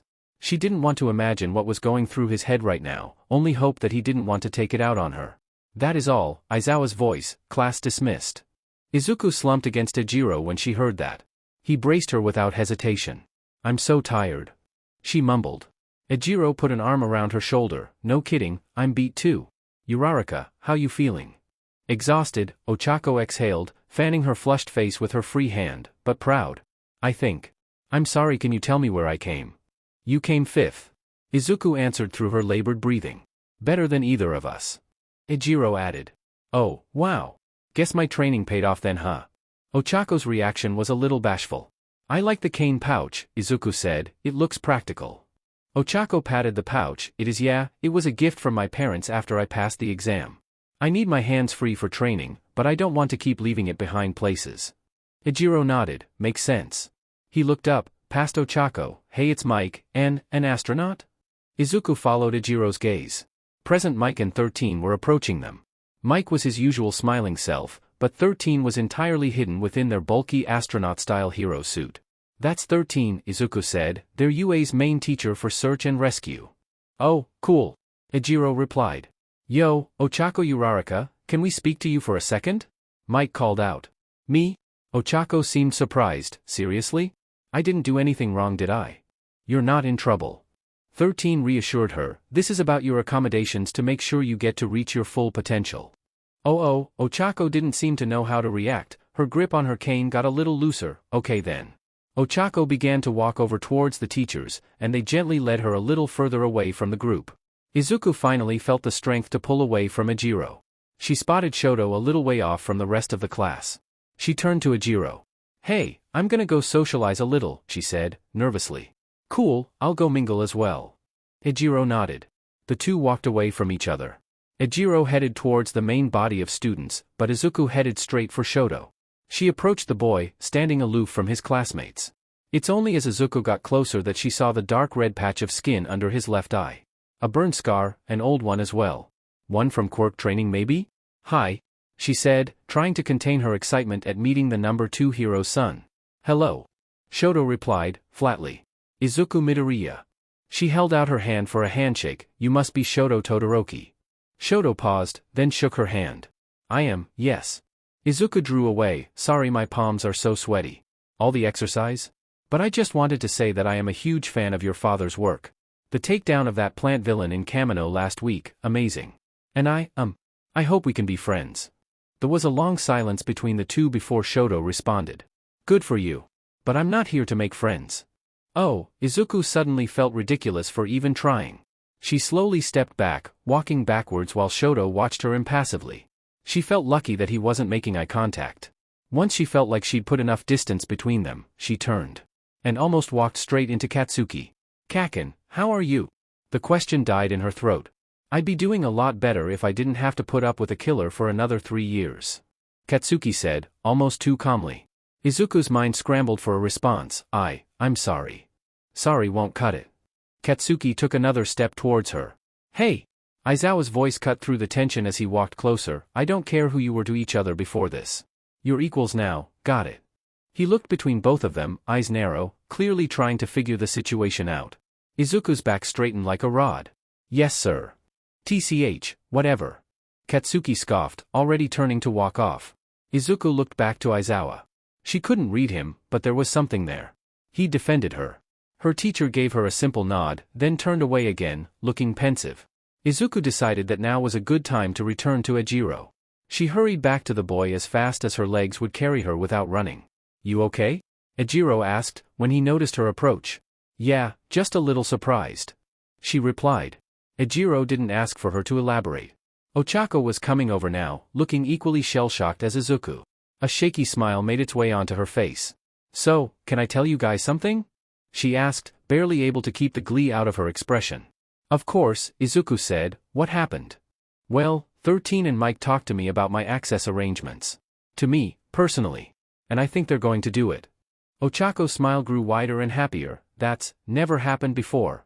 That's great, Izuku congratulated her. What are you getting? Well, Ochako scratched the back of her head. I don't do too well with Braille, my finger pads make it all weird, so I mostly go by audio. It'll take a while to figure stuff out, but I've got permission to record stuff in lessons already. Sounds like you're doing well then, Ejiro commented. Good for you, man. Ochako smiled. It's all a bit surreal. Ochako let her words hang in the air between them for a moment before she looked up again. Want to eat lunch together? She asked. Sure. Ejiro said without hesitation. I'd love to. Izuku agreed. I said class was dismissed. Aizawa announced, get moving. Ochako giggled, I guess that's our cue. The class started to filter back towards the changing rooms. Izuku stuck close to Ochako and Ejiro, and when they had to split into boys' and girls' changing rooms, just Ochako. She found herself drawn to the brown-haired girl, something about the way she carried herself, the sound of her laugh, and the warm resting expression of her face as she used her cane to guide herself. It made her stomach flip a little, and she could feel at least 2 of her snakes always pointing towards her. Izuku wanted to stay close to Ochako? That much was for certain. But for now, she just needed to make sure that she could make it through her first day at UA. And the days after that.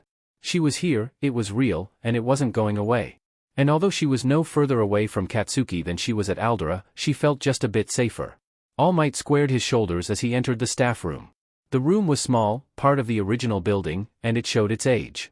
Aizawa was already there in a ratty-looking armchair. He gestured to the couch across from him. Sit. All Might sat, the couch creaking slightly under the weight of his hero form. He glanced around the room. It had clearly been done up recently, but nothing could cover how old the room was. There was the distinct smell of disinfectant in the air. First lesson. Aizawa said, nervous? All Might laughed. I've faced down the worst villains in living memory. I'm not afraid of some kids. Aizawa set his coffee down on the table. You know that's not what I mean. This is your first time teaching. My first time teaching in a classroom certainly. All Might replied. That makes it sound like you've taught before. Aizawa laced his fingers together. I did some community outreach during my time in Mia. He clarified, sitting up a bit straighter. If you decide that counts. Aizawa sighed. Have you read the lesson plan? All Might nodded, the level 1 bomb trial. I've made myself familiar. Though it hasn't changed much since my own time at UA. No it hasn't, Aizawa said flatly. Do you feel ready? Born ready. All Might said without hesitation. Good. Aizawa nodded, but there's something else you should be made aware of. And what's that? All Might inquired. The staff noted a discrepancy between the reports on 2 of students who took the core entrance exam. Katsuki Bakugo and Izuku Midoriya. Aizawa began. He continued, expression neutral, reports from their prior school, Aldera Middle, cast Midoriya as a troublemaker, an antagonist, while Bakugo did his best to keep her in line. And you believe these reports are false? All Might asked. Some of the staff suspect that the roles may be reversed. Aizawa clarified. But what do you think, Eraserhead? All Might pushed harder. I think they're making a bigger deal of things than they are in reality. Bakugo clearly feels his emotions strongly, but he's nothing this institution hasn't seen before. As for Midoriya? She doesn't act the antagonistic type, but appearances can be deceiving. Aizawa gave his answer, in a tone that made it clear he wasn't interested in changing his mind. All Might clenched his jaw a bit tighter. I met young Midoriya once, 10 months ago. She wasn't the type to take her quirk lightly. She apologized to a villain she petrified, despite the threat to her life. Interesting. Aizawa leaned back in his seat, but keep an eye out for any conflict between the two, regardless of who initiates. All Might nodded. I'll make sure of that. That is all, you may leave. Aizawa gestured towards the door. Thank you for the briefing, Aizawa. All Might said as he stood up. All Might left the room in silence. The click of the door echoed in the empty hallway. He should get going. He needed to change in preparation for the lesson. His Silver Age suit had a lot of positive memories attached to it. And right now, he needed some positivity. The truth was, the symbol of peace was nervous. The anxiety seemed to pool just below his injury, the space where his left lung should be now filled with doubt. Teaching such a large class was intimidating to him. He'd barely managed it with his successor, and that project was still ongoing. Still, there was no need to get hung up on what-ifs. The lesson needed to be taught, and he was the hero who would do it. All Might's nerves would have to wait. He'd teach these kids with everything he had, and more. Plus ultra. Izuku entered the classroom already buzzing. Her first real heroics lesson. Taught by All Might of all people. It was unbelievable, but it was real, and it was happening, to her. Even Katsuki seemed excited. Well, he looked less angry than usual, which she decided was a win. Izuku took her seat by the far wall, knee bouncing slightly. She glanced across the classroom, and saw Ochako sitting down. She'd already brought out her recording device, a black, rectangular thing with textured buttons. Ochako's finger was resting on the record button, ready to start taking notes as soon as the lesson started. Izuku saw the smile of anticipation beginning to surface on Ochako's face. She saw Ejiro, sat waiting eagerly for lesson to begin. Even from behind she could see the excitement dancing behind his eyes. Izuku noticed that there was no workbook on her desk. Strange. The day between their first day and now had been a normal school day. Each new subject came with a new book on the desk and a new set of information to absorb. But apparently, that stopped at heroics. Were they really doing practical work already?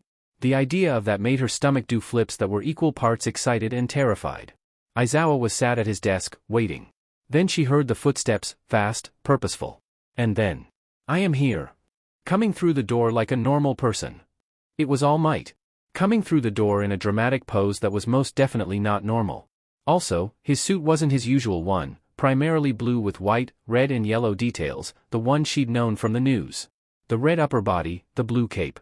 It was his Silver Age suit, one of Izuku's personal favorites. He just looked so vibrant, powerful, and most of all, hopeful. The small squeal of joy began to bubble up in Izuku's throat. Then Katsuki turned around to glare at her, and it died before it could escape her lips. Weirdo. She heard him mutter as he turned back to the front of the class. Proud students of Class 1A. All Might's voice reverberated throughout the classroom. Today marks your first true step into becoming heroes. Izuku's knee was bouncing even more now. It was starting, first training session, with the symbol of peace himself. She pinched her thigh under the desk. Nope, not dreaming, still here. It is my firm belief as an educator that it is vital to learn by doing, rather than thinking. Which is why we're starting this course with a practical exercise.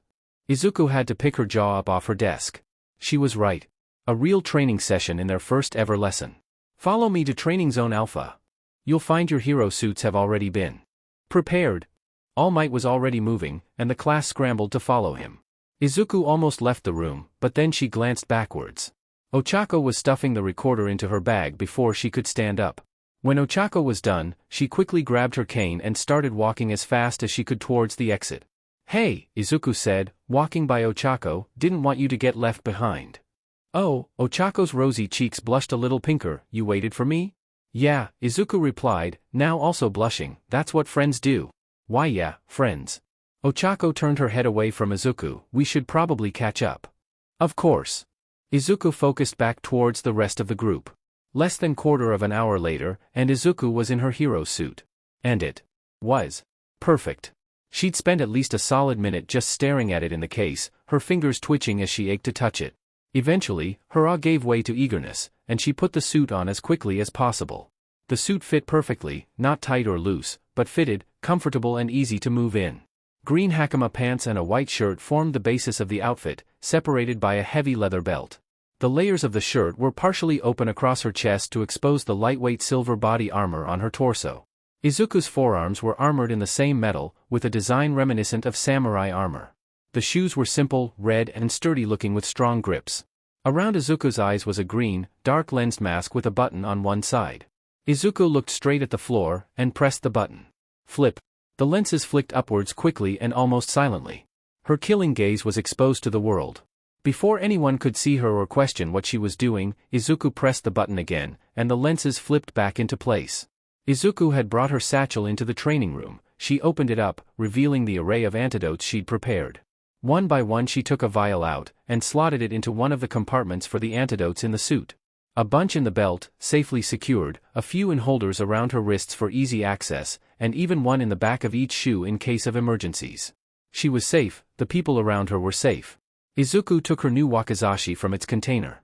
The handle was wrapped in a soft, easy-to-grip leather, and the guard was a black metal with waving golden patterns engraved on it. The sheath was primarily a black leather, though the side on the blade's edge was reinforced with metal. Izuku gave the sword a few practice swings in the air. It was just how she asked for it. Balanced to let her use it as a non-lethal blunt weapon while it was sheathed. Hey, careful where you swing that thing.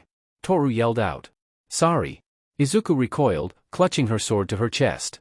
Izuku noticed that the air was yelling. Toru was completely gone. Hagakure, where's your hero suit? She asked hesitantly. Toru giggled, well, I've got a gene-encoded suit that's as invisible as I am. Apparent it's super quick to make, I just gave them a strand of my hair 2 days ago. They did let me use the gloves and boots though. Toru wiggled her fingers to show off the gloves. They were a light gray, with reinforced pink knuckles. The boots were much the same. Wow. Gene-encoded suits are super rare, Izuku mused. UA must have a lot of money if they're willing to give one to a first year. Lucky me. Izuku didn't have to see her face to know that Toru was smiling. Hagakure, Momo gently called, approaching the pair, deep red cape shrouding her entire hero suit apart from the boots. I seem to have missed mention of the possibility of the type of costume you describe. May I borrow you for a moment to inquire about the specifics? Sure. Toru nodded, I'm not an expert but I'll try. I'll see you guys out there. Izuku waved as she headed out of the changing room, clamping her sheathed sword onto the magnetic lock on her belt. Ochako was already out there. She was jogging back and forth across the street, without a cane in sight. She was also smiling, a bright, beaming, genuine smile that looked like she'd just been told that she'd be getting unlimited ice cream until the day she died. Uraraka, she called out, why you look happy? Ochako paused her jogging and turned to Izuku, oh, Midoriya. I didn't notice you. Ochako walked over, smile still resting lightly on her face. Izuku took stock of Ochako's hero suit. It was a mix of light pink and deep black, with some more hot pink accents. It was also padded, giving Ochako larger biceps and thighs, as well as filling in her cleavage. This, combined with the enlarged, rounded bracers, made the suit look like it was making every effort to make her look as big as possible, which was slightly undermined by how short Ochako was as she came close. But even then Ochako did look taller than before, which Izuku realized was due to some subtle platforms in her bulky, knee-high boots. Wow, Izuku said, you look great, real heroic. How did you get the color by the way? I do. Ochako blushed, well, the color? I told them I wanted colors that looked the way cherry blossoms felt. It's not a bad color, is it? No, it's wonderful, very you Ochako. Izuku reassured her.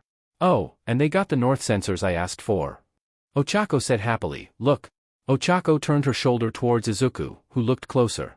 Right there, subtle but clear enough to see if she paid attention, was a small, teardrop-shaped sensor, with a tiny red light on it to indicate that it was on. Also, Ochako beamed, I got something else in my boots. They've got proximity detectors that go out to like, 10 meters. It's like my cane but with no hands. I was just testing it out and it works great. Whoa, that's amazing. Izuku smiled back. How's it feel? Like my feet are constantly buzzing, but I'll get used to it. Ochako answered. Before Izuku could respond, All Might's voice boomed throughout the fake city. Students! Gather round for the briefing. Izuku and Ochako joined the rest of the students. Damn it, she was stood behind Rikido, and she couldn't move anywhere else to get a better look at All Might. She heard Katsuki muscling his way through the crowd somewhere to her left. She flinched when she saw the enormous grenade-like gauntlets he had on his arms. She didn't want to know what those did. What promising-looking young heroes you all are. All Might looked over them with pride plastered clearly across his face. No turning back now. It's time to get down to business. All Might beamed to each of the students. Now then. Your first assignment is simple. It's a 2 versus 2 team mission. It's the hero team's mission to retrieve the bomb, and the villain team's job to guard it. The time limit is 5 minutes. Any questions? Yeah, Bakugo said, raising his hand, with a tone that wasn't utterly dismissive, what about, beating our opponents? Excellent question, young Bakugo. All Might reached into his belt pocket and brought out a thin roll of tape. If you can get this capture tape over one of your opponents, then they will be considered defeated. And what of the purpose of the villain team? Tenya interjected, his metallic hero suit gleaming in the light, aren't we here to learn how to become heroes? Correct, young Ida. All Might confirmed, however, if you're on the villain team, there's still much to be learned. Defense is the core of heroism after all. Izuku heard a loud cough from Katsuki, but All Might didn't respond. Now, without further delay, it's time to determine the teams. Izuku heard All Might putting his hand into what she assumed was a bowl full of names, based on the rustling. 2 by 2, All Might drew pairs of names from the bowl and announced the teams. Team A, Izuku Midoriya and Ochako Uraraka. Team B, Shoto Todoroki and Fumikage Tokoyami. Team C, Tsuyu Asui and Kyoka Jiro. Team D, Mina Ashido and Mineta Minoru. Team E, Katsuki Bakugo and Toru Hagakure. Team F, Hantasiro and Mizo Shoji. Team G, Masahiro Ojiro and Rikido Sato. Team H, Momo Yayorozu and Denki Kaminari. Team I, Ejiro Kirishima and Koji Koda. And finally Team J, Tenya Ida and Yuga Aoyama. Izuku looked to her side, Ochako had already turned towards her. Let's go, same team. Ochako gave a little fist pump. Yeah, same team. We can do this. Izuku did her best to mirror her energy. And now, the matchups. All Might continued. Izuku heard the sound of lots being drawn again, followed by All Might bombastically announcing who'd be fighting who, and in which role. Starting US off with Round 1. Hero Team A versus Villain Team J. Next up, Round 2. Hero Team E versus Villain Team G. Round 3 gives US Hero Team B versus Villain Team C. For Round 4. Hero Team F versus Villain Team I. And ending with Round 5. Hero Team D versus Villain Team H. Izuku looked over to their opposition. Tenya had already approached Yuga, and they seemed to be discussing strategy. Well, Tenya looked like he was trying to say something serious, while Yuga was posing and swooshing his cape hero costumes cape. They looked like a team though, their matching silver armors matching well.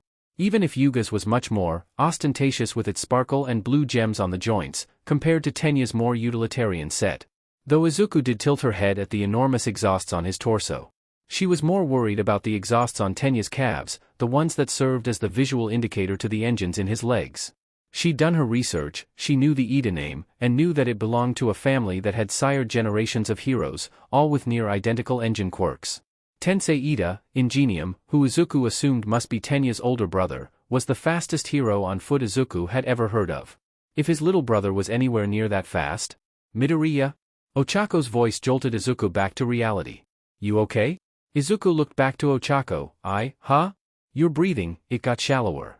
Ochako said, her expression concerned, I don't mean to pry. But, you're nervous, aren't you? Izuku nodded, she couldn't argue with that, yeah, nervous. Ochako put a hand on Izuku's shoulder, one finger raised so as not to float her. Izuku flinched at the contact, and Ochako hesitated, pulling away. Sorry if you didn't want, Ochako apologized. It's fine, I don't know why I reacted like that, Izuku rolled her shoulders. Well, I believe you can do it. We've got this. Ochako pumped her fists again, smiling. Right, we can do this. Izuku nodded, putting a hand on her wakizashi. The leather grip grounded her. Izuku and Ochako each took a roll of capture tape and a comms device from the plinth in the middle of the street, now that everyone else was clearing out, leaving for the observation room. Izuku locked eyes with Tenya, she immediately looked down. Good luck? Tenya nodded, thank you. I'll be expecting a clean match from you Midoriya. Izuku gulped, was that about her quirk? I'm not going to cheat. She squeaked out. Villian team. All Might declared, you may now enter the building. Tenya nodded when he heard the instruction, and put his helmet on. He turned to Yuga and gestured for him to follow. Izuku watched as their opponents went through the door, and Yuga actually looked like he was listening to what Tenya had to say about strategy. She gulped down her nerves and turned to Ochako, who was putting her comm into her ear. Any thoughts on strategy? She asked, sorting out her own comm. Wait, you're asking me? Ochako pointed to herself, seeming a little dumbfounded. Of course, we're partners. Izuku said, I want to hear your ideas. Oh, okay then. Ochako paused for a moment as she thought, well, I suppose we should stick together. That way if we find one of them alone, we'd have the numbers advantage. Izuku nodded, that makes sense. Especially when we deal with Aoyama. His naval laser is strong, but I don't think he can aim it fast enough if we attack him at once. And Ida? Ochako asked. Well, he's really fast so. I've got nothing. Try not get kicked I guess. Izuku shrugged. Ochako nodded, don't get kicked, got it. Heroes. You may enter the building. All Might's voice boomed over the intercom. No time like the present, let's do this. Ochako stepped forward. Izuku quickly moved to follow her. She opened the door, and the duo stepped through. The entrance room was dark, the windows barely letting any light in. A single stairway loomed in the center of the room. I guess we go up there then. Izuku reasoned. They ascended the staircase, and emerged in the corridor of the first floor. It was a narrow hallway, barely wide enough for the two of them shoulder to shoulder. Ochako's boots thudded along the floor of the hallway. Izuku kept her hand on her wakizashi ready to unsheath it at a moment's notice. They came across a junction. A staircase to their left leading up to the next floor, while the corridor continued straight ahead of them for a few meters before veering off to the right. Wait. Ochako paused, someone's coming. Izuku listened, and she heard it. Footsteps, metallic ones, but no sound of roaring engines. Which could only mean, bonjour. Yuga announced himself, swooshing his cape dramatically as he emerged from the corridor. Izuku removed her sheathed sword from her belt and went into her stance. Ochako planted her feet, clenching her fists. Monsieur Ida's strategy is simple as it is très magnifique. Yuga said, theatrically pointing to each of the girls in turn. And it requires moi to hold you here as long as possible. Ochako stepped forward, well, it's not going to work. You're going down. Uraraka wait dash. Izuku called out, but Ochako was already running. Ochako took 5 steps, getting about halfway to Yuga before he fired. He barely moved, simply steadied his pose, concentrated for a moment, and then a beam of light flew from the belt around his stomach. Ochako flinched, but didn't have time to dodge. The laser hit her square in the chest, sending her flying back. Ochako landed on her back with a grunt, next to Izuku. Izuku bent down, reaching out a helping hand, but if Ochako noticed the movement, she didn't respond to it. She stood up, her shoulder brushing against Izuku's palm as she did. Izuku felt a strange hum under Ochako's suit, drawing her hand back. Go ahead Midoriya. Ochako said, standing up straighter, I've got this. Izuku did a double take, what happened to sticking together? Just. I have to do this. Ochako waved her off, now go. Ochako pointed to the stairwell, and Izuku started moving. They ran side by side for a moment, before Izuku turned towards the stairwell.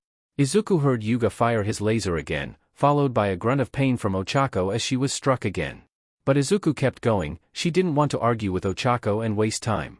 Ochako knew what she was doing. Izuku ascended the stairs to the next floor. She looked around for where to go next, picking a random corridor and running down it. It didn't take her long before she came across an opening into a larger room. Izuku hesitantly stepped in, gripped tight on her wakizashi. The room was spacious, with smooth floors and concrete pillars holding the ceiling up. Windows on the far wall let the light stream in. There was a pile of concrete blocks of various shapes and sizes in the near right corner of the room, fake debris. Had Tenya stacked it there? Sat in the center of the room, black, red and looming, was the bomb. Izuku took a few more steps forward. Surely Tenya wouldn't just leave the bomb unguarded? He seemed so serious. He had to be smarter than that. Izuku heard a revving engine to her left. She turned too slowly. A blur of silver and she was clipped on the shoulder, staggering for balance. She braced herself against one of the pillars, watching as Tenya circled into the center of the room and screeched to a halt in front of the bomb. You will go no further, hero. Tenya proclaimed in a hammy voice. For I, the villain, shall strike you down this day. Izuku steadied herself, getting back into her stance. She kept her guard up as she stepped towards Tenya. No. We're winning this fight. Izuku said with as much determination as she could muster. Then you will fall braver than most. Tenya retorted. His engines revved again, and Tenya charged. Izuku stepped forward to meet him. She swung her sword down, aiming for his torso, trying to knock him off balance. Before her strike could even come close to connecting, Tenya kicked upwards, striking Izuku in the bottom of her hands. Her sword flew upwards from her grip, flipping into the air. Izuku watched it fly in slow motion, wrists only beginning to sting. Then the second kick came, slamming squarely into Izuku's gut and sending her flying back. Izuku hit the ground and skidded to a halt just before the doorway. Ow, she groaned, forcing her arms under her and pushing herself to her feet. Izuku clutched at her abdomen, her vision swimming behind the lenses. Her knees buckled but she remained standing. She looked back up to Tenya, who was stood waiting for her next move. A valiant effort, hero, but a wasted one nonetheless. He taunted. Izuku forced out her best smile. I'm not done yet. She looked to her sword, sitting on the floor. Maybe she could reach it, if she was fast. Izuku dived for her sword, breaking into a low run. If Tenya didn't notice what she was doing, then she might be able to grab it and counterattack. She reached a hand out, her fingers almost grazed the handle. Then Tenya's armored boot struck the blade, kicking it away from her. The sheathed weapon clattered across the room, striking a pillar on the far side of the area before stopping. Izuku drew back, raising her arms to try to block the retaliation. The counteroffensive never came. Tenya broke off from Izuku, stepping back, closer to the bomb. Was he afraid of her? He'd already hit her 3 times without getting hit in return, and he disarmed her with her weapon far out of reach. What else could she have to threaten him with? The agitated hissing in from her hair reminded her what he was afraid of. Of course, he was scared he'd kill her. All she'd have to do is press the button on the side of her mask and she'd be infinitely more dangerous to him. Once her eyes were out, watching her would become a risk if she so much as caught his eye. Then everything would be over for him instantly. But she wasn't going to kill him. Not over a training exercise, not ever. Izuku ran forward again, not looking at Tenya, but at the bomb behind him. She feinted to the left, then went right to try to get around him. He didn't even have to use his quirk. A simple push to the shoulder sent Izuku staggering back. Again, he didn't follow up. Izuku caught her breath, watching Tenya watching her. Running to get her weapon would be pointless, but she couldn't do much without it. Izuku balled her fist and threw a punch. Tenya calmly blocked it with his forearm, and drove an engine-boosted knee into her gut. Izuku staggered back, swaying unsteadily but staying on her feet. Give up now, hero. Tenya gloated, you don't stand a chance at getting past me. Maybe she did, but she couldn't give up now. Not like this. Izuku put a finger to her comm and activated it. Uraraka, how are things going with Aoyama?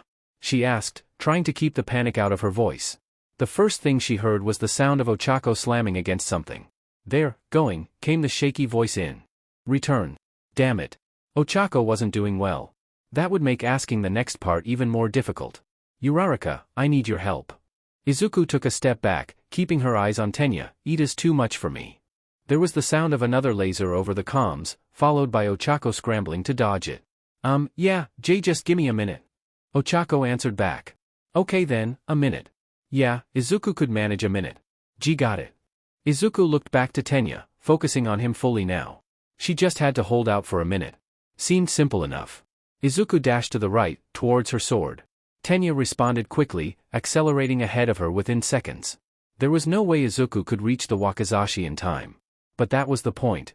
Turning on her heel, she bolted towards the bomb. Tenya's momentum kept him going.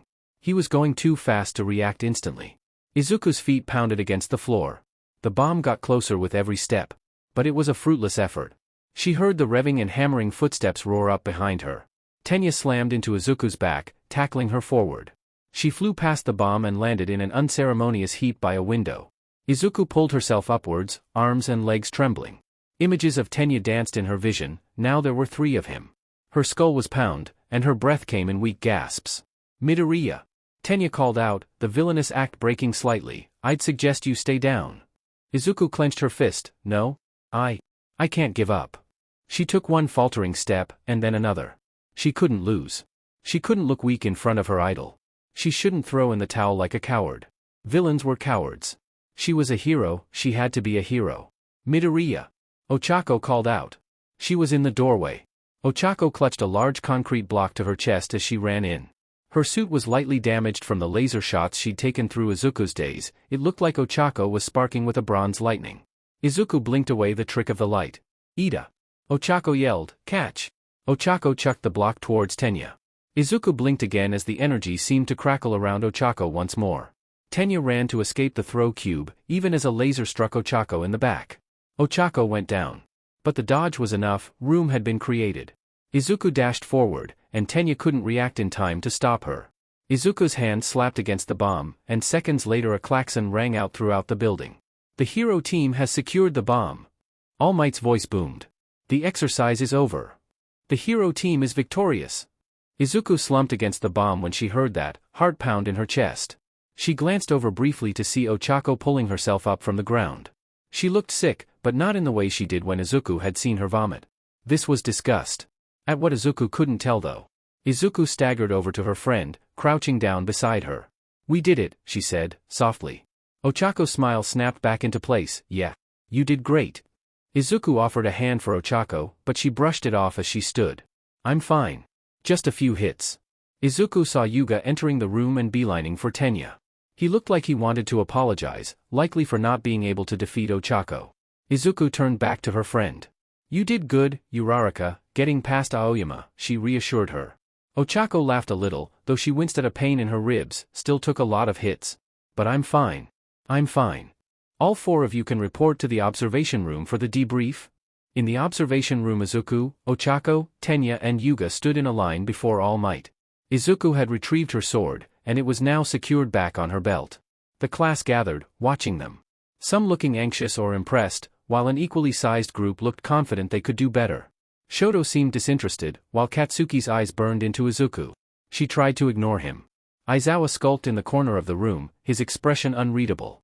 Excellent work out there, all of you. All Might congratulated them. An impressive start to a new year of heroism. You should all be proud of yourselves. He continued. But that does not mean there isn't room for improvement. Erase her head, if you would like to give the students their evaluations. Aizawa stepped from the shadowed corner of the room. He looked at each of the students in turn. Aoyama, you aimed well until Uraraka changed strategy and headed towards the bomb. That caused you to panic, which cost you your aim.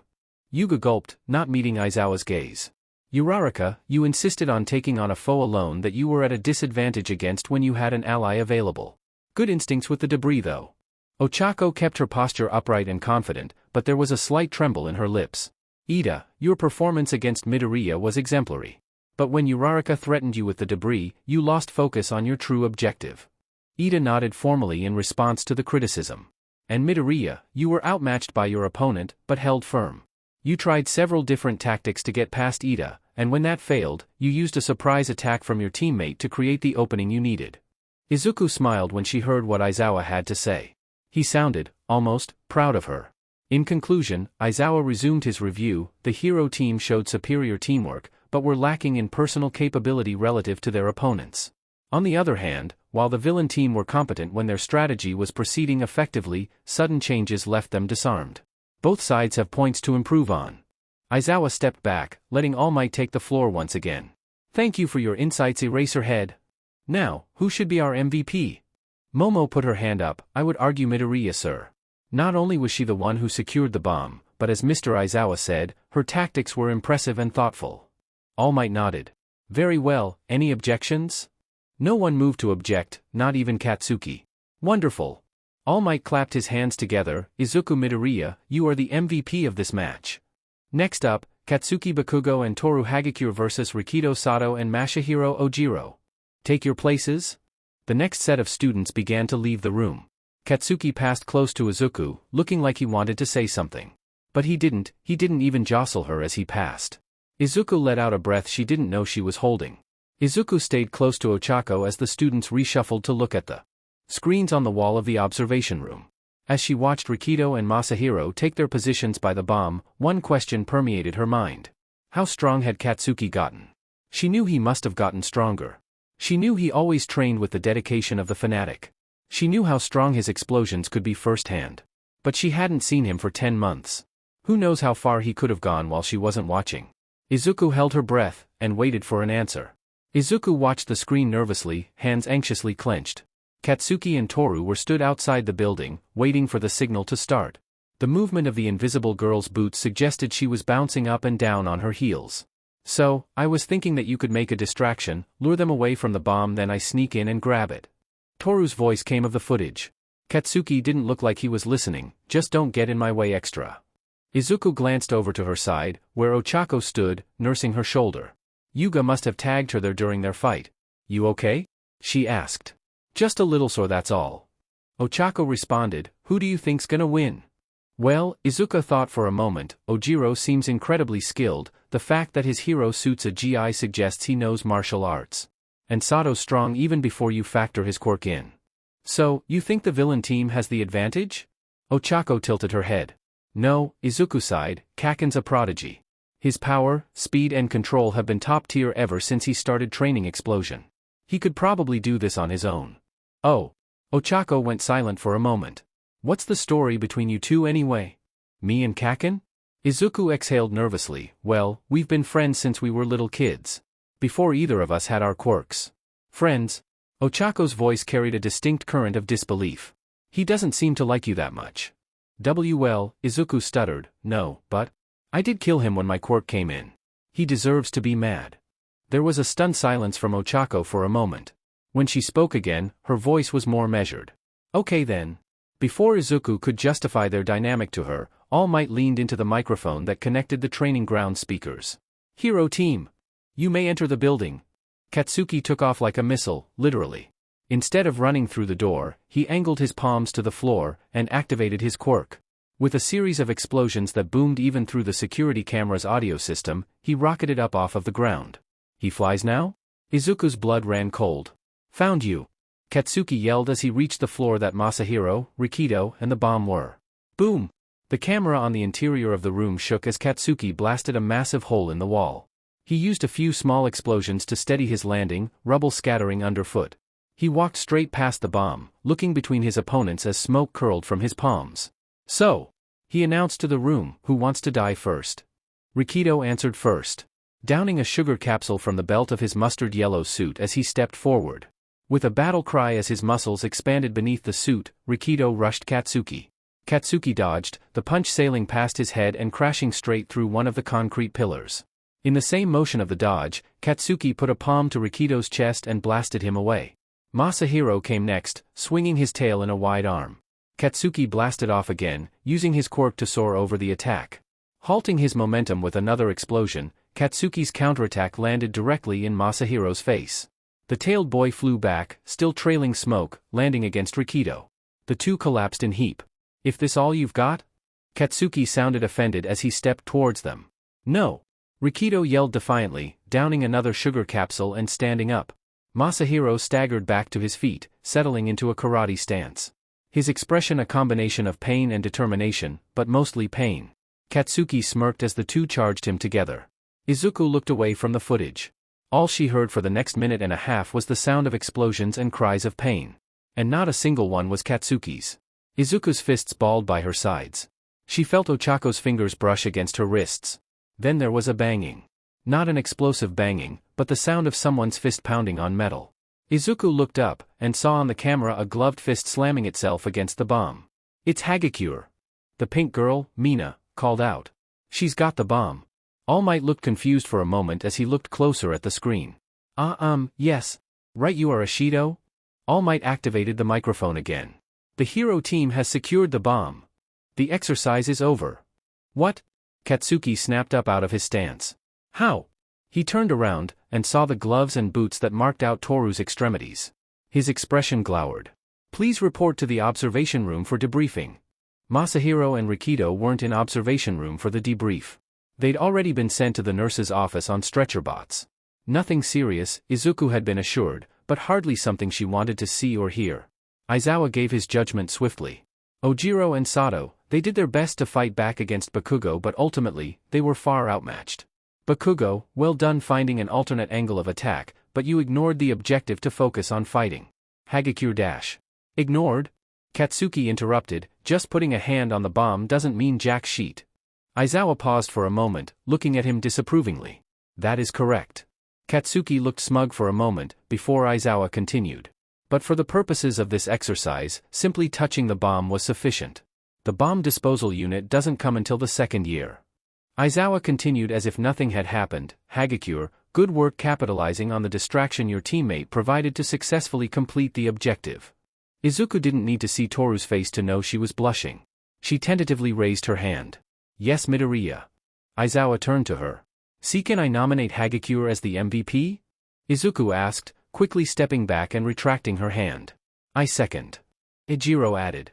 "And I third." Ochako joined in. "Excellent." All Might announced. "Any counteroffers?" A single hand, Denki Kaminari's. "I thought Bakugo's fighting was kinda cool." His voice lacked conviction, but Katsuki smiled proudly at the praise. "Regardless." But no one seconded Denki, so his nomination fell flat. All Might clapped his hands together and moved on. "Young Hagakure is the MVP. Next, students, ready up. Todoroki and Tokoyami against Asui and Jiro. A chilling banquet of darkness to be certain." Fumikage mused, his black feathered avian head and equally dark shroud of a hero costume made him look menacing as he made to leave the observation room. If by chilling banquet of darkness Fumikage meant quick and easy, then his prediction was absolutely correct. He and Shoto had found where the girls were keeping the bomb within a minute, and things were over even quicker. Shoto, whose hero suit encased his left side entirely in ice, resorted to attempting to freeze the entire room solid in a single attack. Tsuyu ended up frozen to the ceiling as she leapt to avoid the attack. Kyoka lasted mere seconds longer, the sound waves projected from her boots keeping the ice at bay for a few moments before Fumikage sent Dark Shadow in to knock her out. A few moments later, and the bomb was secured.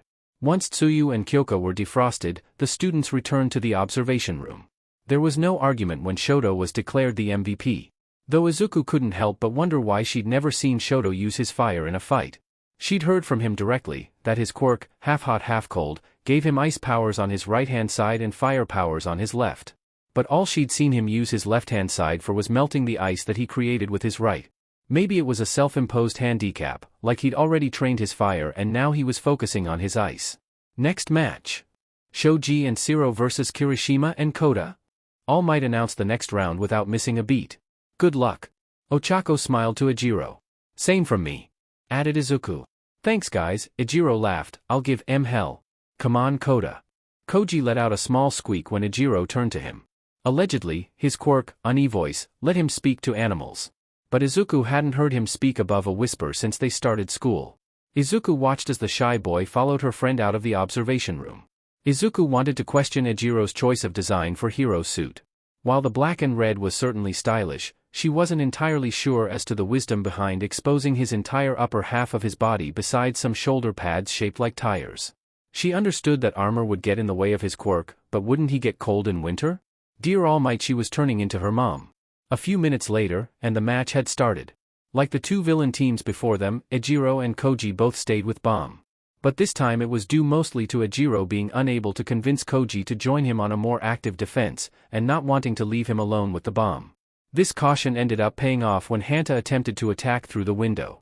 Koji was quickly taped to a wall by the lanky boy's quirk. Unfortunately for Hanta, that left him vulnerable to a hardening enhanced punch from Ejiro, knocking him out cold in one blow. Mizo arrived shortly after, not giving Ejiro time to free Koji. Ejiro then fell under a pressuring assault from Mizo, whose Dupliarm's quirk gave no gaps for a counter. But just because Ejiro couldn't fight back didn't mean Mizo was winning. With his quirk active, each punch was doing minimal damage if at all. And it was hard to tell through the footage, but it looked like Ejiro was. He's doing it. Izuku called out, he's controlling hardening's angles to redirect Shoji's punches. Now that Izuku knew it was happening, it was easy to spot. The way each of Mizo's punches almost slipped off of Ejiro's defense. I trust you had something to do with that stratagem, Midoriya. Tenya said, looking intently at Izuku. Well, Izuku sputtered out. Yes. She does. Ochako intervened. Midoriya gave him the idea after the entrance exam. I see. Impressive. Tenya turned back to watching the footage. Thanks. Izuku stuttered, to you too, Uraraka. Don't worry about it. Ochako smiled. Izuku turned back to the monitors, blushing. Mizo had realized that his attack wasn't working, so he was trying to get past Ejiro now. But Ejiro had him blocked no matter what he tried. The time counted down, and it became increasingly clear that Mizo wouldn't be able to break through Ejiro in time. The klaxon sounded again. 5 minutes have elapsed. The bomb has not been secured. The villain team are victorious. Back in the observation room, Ejiro sat down on the bench, exhaling loudly and heavily. He hung his head in his hands, elbows resting against his thighs. Longest 5 minutes of my life, he muttered under his breath. Before Izuku or Ochako could move to him, Mina bounded past them. In a few moments she was already right in front of Ejiro. She was practically a blur of color as she bounced, pink skin and hero suit clashing even through the darkness of Izuku's lenses. That was awesome. You lasted so long against him. And basically all by yourself too. You even sent Siro to the nurse's office. Ejiro laughed weakly. Hey, if Kota hadn't told me a bird told him about Siro coming through the window, we'd both be taped. Izuku and Ochako were approaching by now. Izuku was nervously biting her lip, wanting to ask how Ejiro found her advice. Ochako spoke first, putting her hands on her hips. Wow, Kirishima. Not to repeat what Ashido said, but you did really well. Mina sprung to her feet. Oh, you must be my horn buddy's new friends. Horn buddy? Ochako asked. Well, I've got my horns, and Kiri's new hairstyle's got horns as well. It works. Mina grinned like it was the simplest thing in the world. Ochako didn't question the logic. We went to the same middle school as well. Mina added, Kiri was so much less assertive before. He's totally leveled up now. Ejiro blushed to the ears, and Izuku could see the cringe in his face. The look screamed, please don't remind me. How did you find my idea? Izuku blurted out. Ejiro leapt on the chance to change the subject. Really well actually. I never would have lasted as long as I did without it. Hey! A nasal-sounding voice interrupted them. It hasn't even been 3 days. How come Kirishima already has a harem? Izuku turned to the source of the voice. It was the shortest student in the class. Minoru Mineta, looking just a little ridiculous in his iron diaper of a hero suit. Ejiro just sighed, if it makes you feel any better, I'm gay. And it's your matchup next, so you should probably worry about that. Minoru gulped. Thanks to the nomination of young Ida, Kirishima is our MVP. And to end this lesson, last but by no means least, Mineta and Ashido versus Yayorozu and Kaminari. All Might's voice boomed, startling Izuku. I can't believe I have to work with him. Mina ummed, he's gross. And I'm fighting the girl who won the quirk apprehension test. I'm screwed. Nah, you've got this. Ejiro stood up. Mina laughed nervously. Wish me luck. Izuku wasn't sure if luck could have helped Mina. Instead of going to the bomb, Momo and Denki stopped in the first room. From within her body-obscuring shroud, Momo produced a large metal plate and a length of copper wire. She laid the plate down immediately after the door, and handed one end of the wire to Denki, the other end resting on the plate. The moment the klaxon sounded, Mina and Minoru charged in, stepping on the plate. Denki activated his quirk, and the pair were instantly incapacitated by the subsequent electric shock. Izuku felt for the both of them. More for Mina though. Minoru was, to put things mildly, a pervert. He'd already made several comments on every single girl's body. And apparently he was mostly in the hero game to pick up chicks. Izuku didn't mind watching him get zapped. To absolutely no one's surprise, the MVP is Momo Yaoyorozu. And like that, the class's first heroics lesson was over. Congratulations on finishing your first lesson. And with minimal serious injuries. Most of you have a good baseline for where you need to be. But don't take that to mean you're good. Aizawa said dourly. Some of you need to learn restraint. He looked between Ejiro and Katsuki. Others need to stop holding back. Izuku shrunk back as Aizawa's gaze turned towards her and Shoto. But overall, none of you are hopeless. We'll make heroes of you yet. That is all, class dismissed. Izuku slowly started to leave. Ochako and Ejiro quickly started to follow her. Well, we all won our matches. I'd say that's a win in my book. Ejiro said, putting an arm around each of them. I suppose it is. Izuku agreed. Yeah, totally a win. Ochako said a little too quickly. Ejiro released his grip. Something wrong, Ochako? And no. Ochako replied, nothing's wrong. Just the buzzing in my feet throwing me off. You're kinda close, both of you. Sorry, Izuku stepped back from Ochako, as did Ejiro. We didn't mean to crowd you. Thanks guys, Ochako smiled. I can't believe we've got another PRD left. Oh yeah? Math. Ejiro grumbled, with, what's his name? Ectoplasm. Izuku offered. Yeah, him. Hate math. Ejiro lamented. Same here. Ochako joined in. I actually quite like maths, to be honest. Izuku said. The pair of death glares Izuku received quickly silenced her. She didn't know how Ochako managed to make eye contact, but the intensity made Izuku uneasy nonetheless. Ejiro was the first to break the act, laughing. Just kidding. You go enjoy your equations, Midoriya, I won't judge. Ochako shook her head, chuckling. Yeah, we don't mind that you're a bit of a nerd. Izuku finally let the tension leave her chest and laughed along. Oh, thank goodness. The trio laughed all the way to the changing rooms. Friends like these, it felt new to Izuku. Laughing and joking with them. And being a nerd was a lot more flattering than being a killer. By the end of math class, the sun was getting low in the sky. Izuku and Ejiro were nearing the gate. Ejiro was walking with his hands in his pockets, smiling down at Izuku. So, like I was saying, you don't want to skip leg day, or core day, or any day, otherwise what's the point of working out? He explained. Izuku nodded along, trying to take it all in. She needed to work on her physical conditioning, and given that Ejiro was jacked as all hell, he seemed like a good place to start. She had since been bombarded with information about sets, reps, spotting, and other jargon she had never heard of. Hey, Kirishima, where's Uraraka? Izuku asked, looking around and realizing that she was gone. Huh? Ejiro stopped. I thought she was with us. You think she went somewhere else? Maybe, Izuku said, but did she seem a little off to you earlier? Ejiro shrugged. A little, I mean, maybe she was just bummed she didn't do as well as she wanted in class today? Izuku's stomach curled. I'm gonna go check on her. You want to come? I wish I could, but my moms would kill me if I got home late, Ejiro sighed. I'll see you tomorrow, okay? Oh, okay then. Izuku gripped her bag tighter. They parted ways, Ejiro leaving for home, Izuku heading back into the school. Izuku sent a text to Inko, telling her she'd be home late. She knew her mom would be worried sick by it, probably thinking she'd been injured. Izuku quickly followed up to say she was checking in on a friend. The message came back soon, telling her not to be too late. Izuku sighed and put her phone back in her backpack. Now she had to find Ochako. She checked the main building first, looking inside every room. There was no sign of her. She checked the campus, she wasn't outside. Izuku was beginning to get worried now. Uraraka.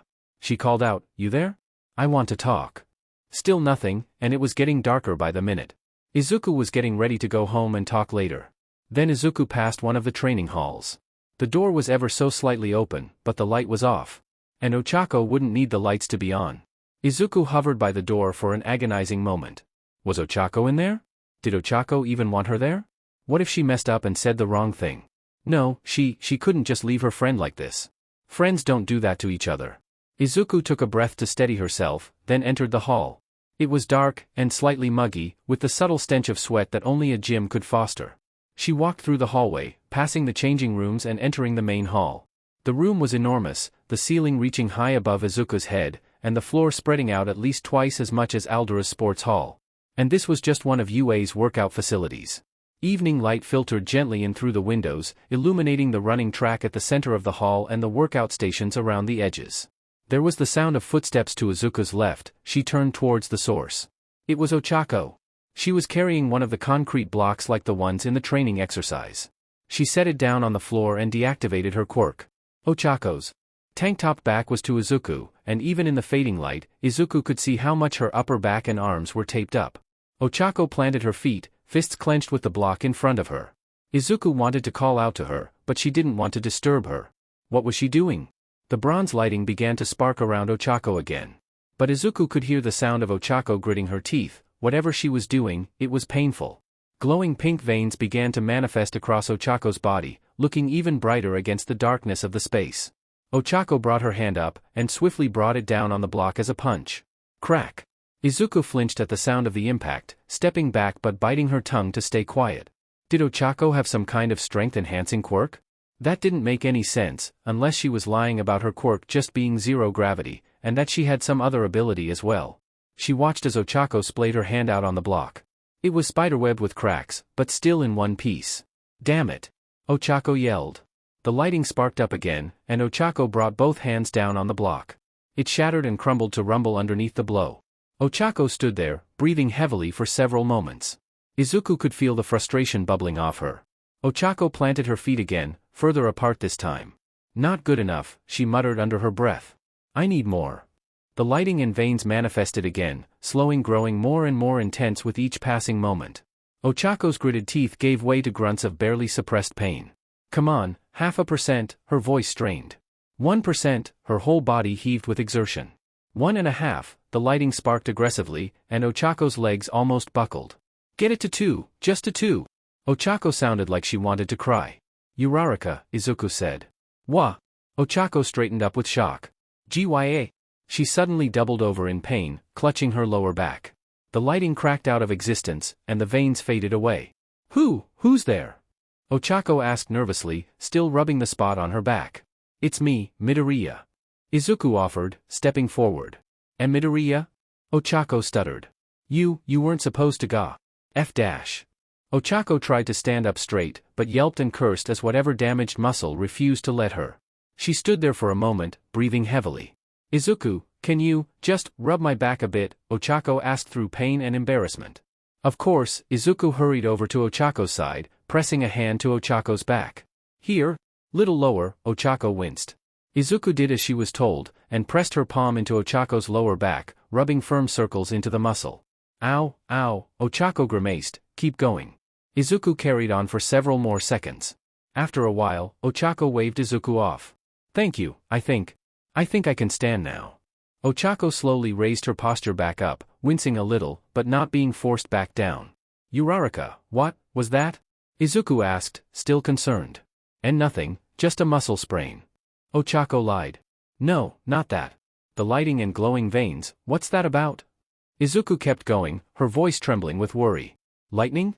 Glowing? Ochako seemed shocked. Felt something leaving me, but I didn't realize other people knew it was there. Does All Might have glowy lightning bits? Wait, Izuku put her arms out, what does All Might have to do with any of this? Ochako stepped back with a hissing intake of breath. I shouldn't have said that. Izuku's mind was reeling. What was going on with Ochako, and why did All Might factor into it? She stepped closer, then stepped back, not sure if Ochako wanted her here or not. All Might doesn't have lighting, and he doesn't glow, but why is that relevant to you? Izuku said carefully, trying to keep her voice as level as possible. Ochako winced. I guess I can't keep it a secret anymore, huh? She rubbed her arm with her hand as she sighed. Secret? What secret? Izuku pet her head. Ochako took Izuku's hands in hers and held them there. I need you to promise. And I mean it, promise on your life, that you won't tell anyone what I'm about to tell you. Izuku could feel how tightly Ochako was squeezing her hands, but even that couldn't hide the slight tremble. Okay. I promise. Izuku said, not letting go of Ochako's hands. Ochako stayed silent for a moment. She looked anxious, terrified almost. She kept shifting her weight from one foot to the other, and smoothing over the backs of Izuku's palms with her thumbs. I have All Might's quirk, she blurted out. Whoa, Izuku said, trying to parse the flurry of words Ochako just threw at her. You have what? All Might's quirk, Ochako said, quieter. I have it. No, that's impossible. No one even knows what All Might's quirk is. How can you have it? Izuku said, disbelievingly. There was no way that was true. Because he gave it to me. Ochako responded. Izuku's mind screeched to a halt. Wait. What? Ochako flinched, finally letting go of Izuku's hands. He gave it to me. I'm telling the truth. Izuku searched Ochako's face for any sign she was lying. A flicker, a twitch, a blink, anything. But she saw nothing. You're serious? Yes. All Might's quirk, it's not like other quirks. Ochako explained, it's something that can be passed on, from user to user. Izuku gasped, so that means he… Yes. Ochako confirms. He passed it on to me. It's called One for All, and I'm his successor. All Might's successor? Izuku's brain stuttered, you mean like Dash? Next number one hero? New symbol of peace? Yeah, sounds ridiculous I know, Ochako sighed. No, not ridiculous at all. Izuku hurriedly replied, it's just, if you have his quirk then why aren't you stronger? Ochako guessed correctly, we don't really know why. All Might never had a problem with his power, but I can't even control 2% of it. And I trained so hard as well. I spent like 10 months in a scrapyard out of town moving junk just to build my muscles up and I still can't. Ochako trailed off, cradling her body in her arms. Hey. Izuku gently took Ochako's wrist, she didn't pull away. You've got plenty of time to figure it out. How long have you had? One for all anyway? Since right after the entrance exam. That's why I was in such a hurry to get going. I needed to receive and I tried using it. I sprained my arm. I sprain myself every single time I try to use it. Ochako gestured to the medical tape across her body. Oh, Izuku moved her hand up from Ochako's wrist to the tape. Hey, if you want some help, maybe I could offer. I dabble in quirk analysis. Ochako looked just a little hopeful, really? That'd be a great help. The look of insecurity that had rested on Ochako's face had turned to a small, slightly optimistic smile. She put her hand over Izuku's, and looked up. You really mean it? Of course I mean it. Izuku smiled back, just not right now, we both need to get home. Why yeah, home. Ochako laughed. Let's get going. Ochako made to leave, and Izuku let her ignore the pile of rubble on the floor. Ochako recovered her uniform from the changing room, but didn't change back into it. She took her cane out of her hip pocket, and its gentle tapping filled the silence until they reached the gates. You better keep your promise, Izuku. Ochako grinned, shoulders squared back. I will, Ochako, I will. Izuku didn't wave, barely smiled. Ochako wouldn't be able to see it. But the look on the other girl's face told her that she'd understood the commitment behind her words. As the two girls parted ways, Izuku let the reality sink in. Ochako was All Might's successor. She barely knew what that meant, besides two things. Firstly, it meant that Ochako had an incredible power in her, even if she couldn't control it yet. Secondly, she now had far more pressure on her shoulders than Izuku could have thought. The world expected Izuku to be a monster, and now All Might expected Ochako to be the next him. And Izuku would help Ochako to her fate, and try not to fall into her own along the way. The afternoon air in Rosaru was cool as Ochako made her way home. The birdsong mixed with the babbling of the river under the bridge. The early summer blooms gave the streets a relaxing fragrance. Ochako tapped her cane along the sidewalk, the worn grip familiar in her palm. There weren't many people out at this time in the small town, so there were few footsteps around her. She had walked this route home from school so many times that it was second nature now. Leave Rosaru Junior High. Turn left and travel straight. After 2 minutes, find the crossing point, and cross the street. Follow the pavement until the junction. Turn right and keep going straight, crossing the bridge. Ochako had just crossed the river, which meant her next landmark was the cherry blossom tree that marked her entrance into the residential area of town. Then it was just a few more blocks and she'd been home free. Her parents would no doubt ask how her day at school was. In her honest opinion, it sucked. The Braille version of the history worksheet had been misplaced, again. And she'd been told to make do. And when she tried to bring out her cheap recorder to take notes, she was told to put it away because electronics weren't allowed in class. She wasn't even that good with Braille. Sure, she could read it, but her finger pads were so sensitive that it was ticklish, and just a little uncomfortable. Ochako would say she's a far more audio-based learner. But the school had decided that the blind girl should use Braille, so Braille is what Ochako got. But Ochako didn't complain. Not about not having the accommodations she wanted. Not about those accommodations then failing to be delivered. That would make her difficult. She was grateful that they were trying, it was better than nothing. She was just blind, she didn't have to make everyone bend to how she wanted because her life was so hard. It wasn't. Not in the way everyone else thought it was. She got up, went to school, did her work. All by herself. She could cook for herself as well, at least as much as she could with how little her parents could afford. She even managed to fit hero training into her schedule. Because Ochako wanted to be a hero more than anything. And while her training amounted to little more than running laps for stamina and training her quirk on leftover bricks from her pa's construction work, she was proud of her progress so far. She'd already surpassed the 1-ton weight limit on zero gravity, and her growth was getting faster. If she did everything right, then maybe she'd earn enough money as a pro hero to get her parents out of poverty. To give them the life they deserved for working so hard. That, and to maybe finally have people see her for more than just her blindness. Ochako had been blind since the day she was born, though it took her parents until she was 2 for her to get diagnosed. It was only after a few too many bumps that couldn't be written off as clumsiness that made them suspicious. And when she wasn't able to describe how they looked, that was when they finally paid for a consultation. According to the doctor, her eyes were fine. No malformation, no damage, everything in perfect working order. They just weren't connecting to her optic nerves, that was all. So nothing reached her brain, and Ochako lived her whole life in total darkness. Ochako had learned to live with it. Sure, her world had been shaken when she learned that darkness wasn't the norm. But she made do. Wait, why did she smell burning? And hear the sound of a fire engine? And feel an intense heat from up ahead? Ochako picked up her pace, cane still tapping, though more irregular now. The heat grew stronger with every step, and the burning smell grew even more potent. She heard the crackling, and the worried murmur of a crowd. A house was on fire. Ochako found the back of the crowd. She tried to tune out the crowd, and focus on the important things. Secure a perimeter. Don't let anyone get close. And get more hoses down here. We need to stop it from spreading. The fire chief barked orders to the other firefighters. Ochako remembered her voice from the fire safety assembly last month. What's going on, and where's half the force? Demanded Iceberg, Rosaru's highest-ranked pro hero, his voice deep and rumbling. Fireplace got out of control. The fire chief responded. As for the force, out east dealing with the forest fires. Anything we can do?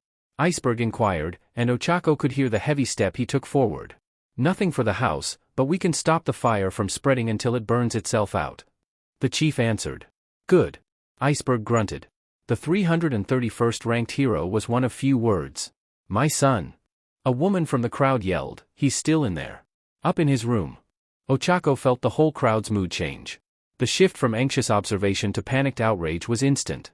She heard some people surge forward, only to be stopped by Iceberg's shout. Stand back. Ochako felt that bellow in her bones. We can't go in there, the chief protested, we don't have the manpower, and our flame-retardant gear is out dealing with the forest fire. Where's fireproof? Out dealing with the forest fires. Iceberg replied bluntly. Stupid blue forest fires, the chief grumbled. Well, I can't go in there, ice armor is useless in that heat. Iceberg said harshly. Iceberg and the fire chief started to argue about how they could reach the woman's son. They were going in circles, they didn't have the gear, manpower or quirks to reach the boy. And every second they spent talking, Ochako could hear the flames crackling even more aggressively. He was going to die in there. Ochako's bag hit the floor, quickly followed by her cane. She put a hand to her chest and before she even felt zero gravity activate, she was already leaping. It was like her body was on autopilot, terror drowned out by motion. Ochako sailed over the crowd. Her foot clipped the head of a taller bystander. She yelled out a sorry, and kept going. What are you doing, girl? Iceberg demanded. Ochako barely heard him. She released her quirk, fell the short distance to earth and hit the ground running. She was dimly aware of steps towards her. A hand grabbed at her shoulder, she twisted out of the grip and kept running. She reached the front door quickly enough, and it didn't take her long to find the door handle and fling it open. Ochako darted inside, slamming the door behind her. The heat was even more severe inside. She felt the fire lashing towards her skin, and the air was thick with smoke. Ochako covered her mouth with her arm, trying to stop herself from coughing, but her eyes still watered. Kid! She called out into the flames, I'm here. I'm coming to get you. Something crashed in the room to Ochako's left. She went right, counting her steps as she tried to find the stairs. There. The banister. She ran up the stairs as fast as she could, counting in her head as she went. 11 steps, remember that for the return journey. Kid! She called out, coughing, if you can hear me. Say something.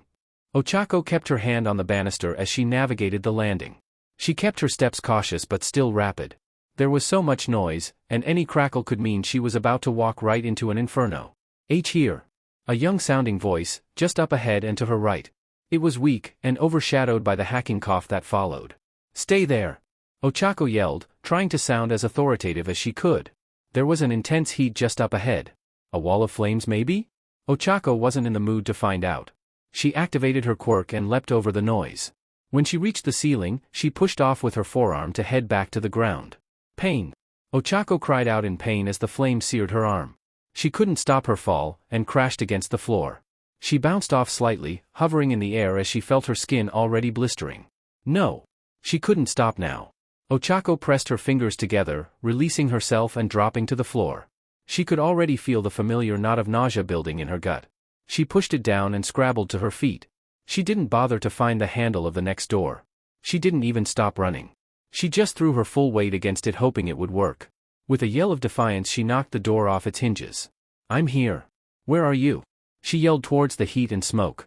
Down here. The boy's voice was even weaker. It was just ahead of her and down.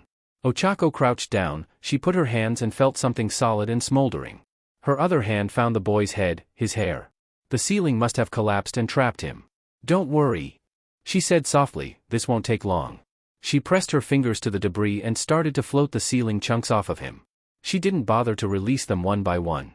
She just kept going until they were floating around her and the boy. The knot in her stomach twisting ever tighter. She scooped him up in her arms. He was small, light, no older than 7 probably. Ochako made to leave the way she came in. But then there was a horrible crunching and crashing as something collapsed. She stepped back, turning and shielding the boy with her body in case a blast of flame or debris ripped through the doorway. Thankfully nothing came, but they were still stuck in the room.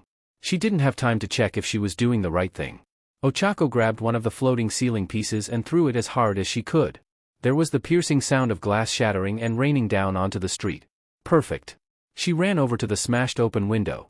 The air was cool, and she took a moment to take a non-smoke-filled breath before speaking to the boy. I'm going to float you now. Stay calm, can you promise that you'll stay calm? She heard the breathy over the roaring fire. That was all she needed. She gripped the boy's shoulder with 5 fingers and felt his weight dissipate. I'm sending him down.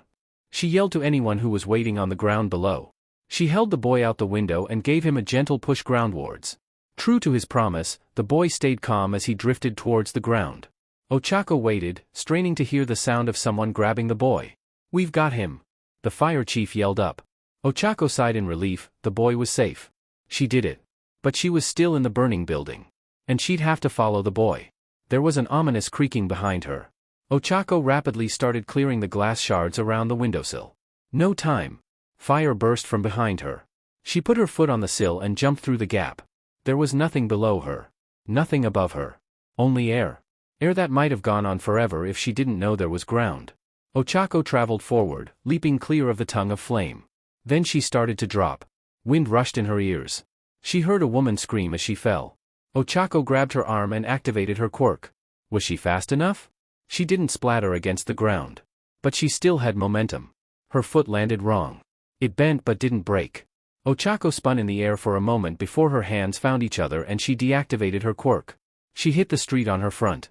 She heard a woman, the boy's mother, grunt as her son's weight returned to him. Then came the crash of the ceiling. The fragments inside the house hitting the floor and causing another collapse. Followed by the solitary piece she'd thrown shattering against the street. Groaning, Ochako tried to stand. She forced herself onto her elbows, before sitting up on her knees. She sat there with labored breath, then her hands flew to her stomach. The knot in her stomach was squeezing tight. She was already retching. Ochako bent double as she vomited, painting the road with the half-digested remnants of her lunch. She braced herself against the ground, hands splayed either side of the puddle of sick. The smell of bile wafted up into her nose, mixing with the last traces of smoke. But the tightness in her guts was gone. She knelt there, breath heaving, arms shaking, ankle throbbing, heart hammering, trying to find the strength to move. She dry-heaved again, but there was nothing left to throw up. She did it, she really did it, she'd saved the boy. And she hadn't burned herself to a crisp in the process. A choking, breathless laugh fell from her mouth. Then she heard heavy, stomping footsteps heading towards her. Ochako gulped down the last globs of vomit still in her mouth as she prepared for her reckoning. What the hell were you thinking? Iceberg rumbled as he gripped Ochako's collar and hauled her to her feet.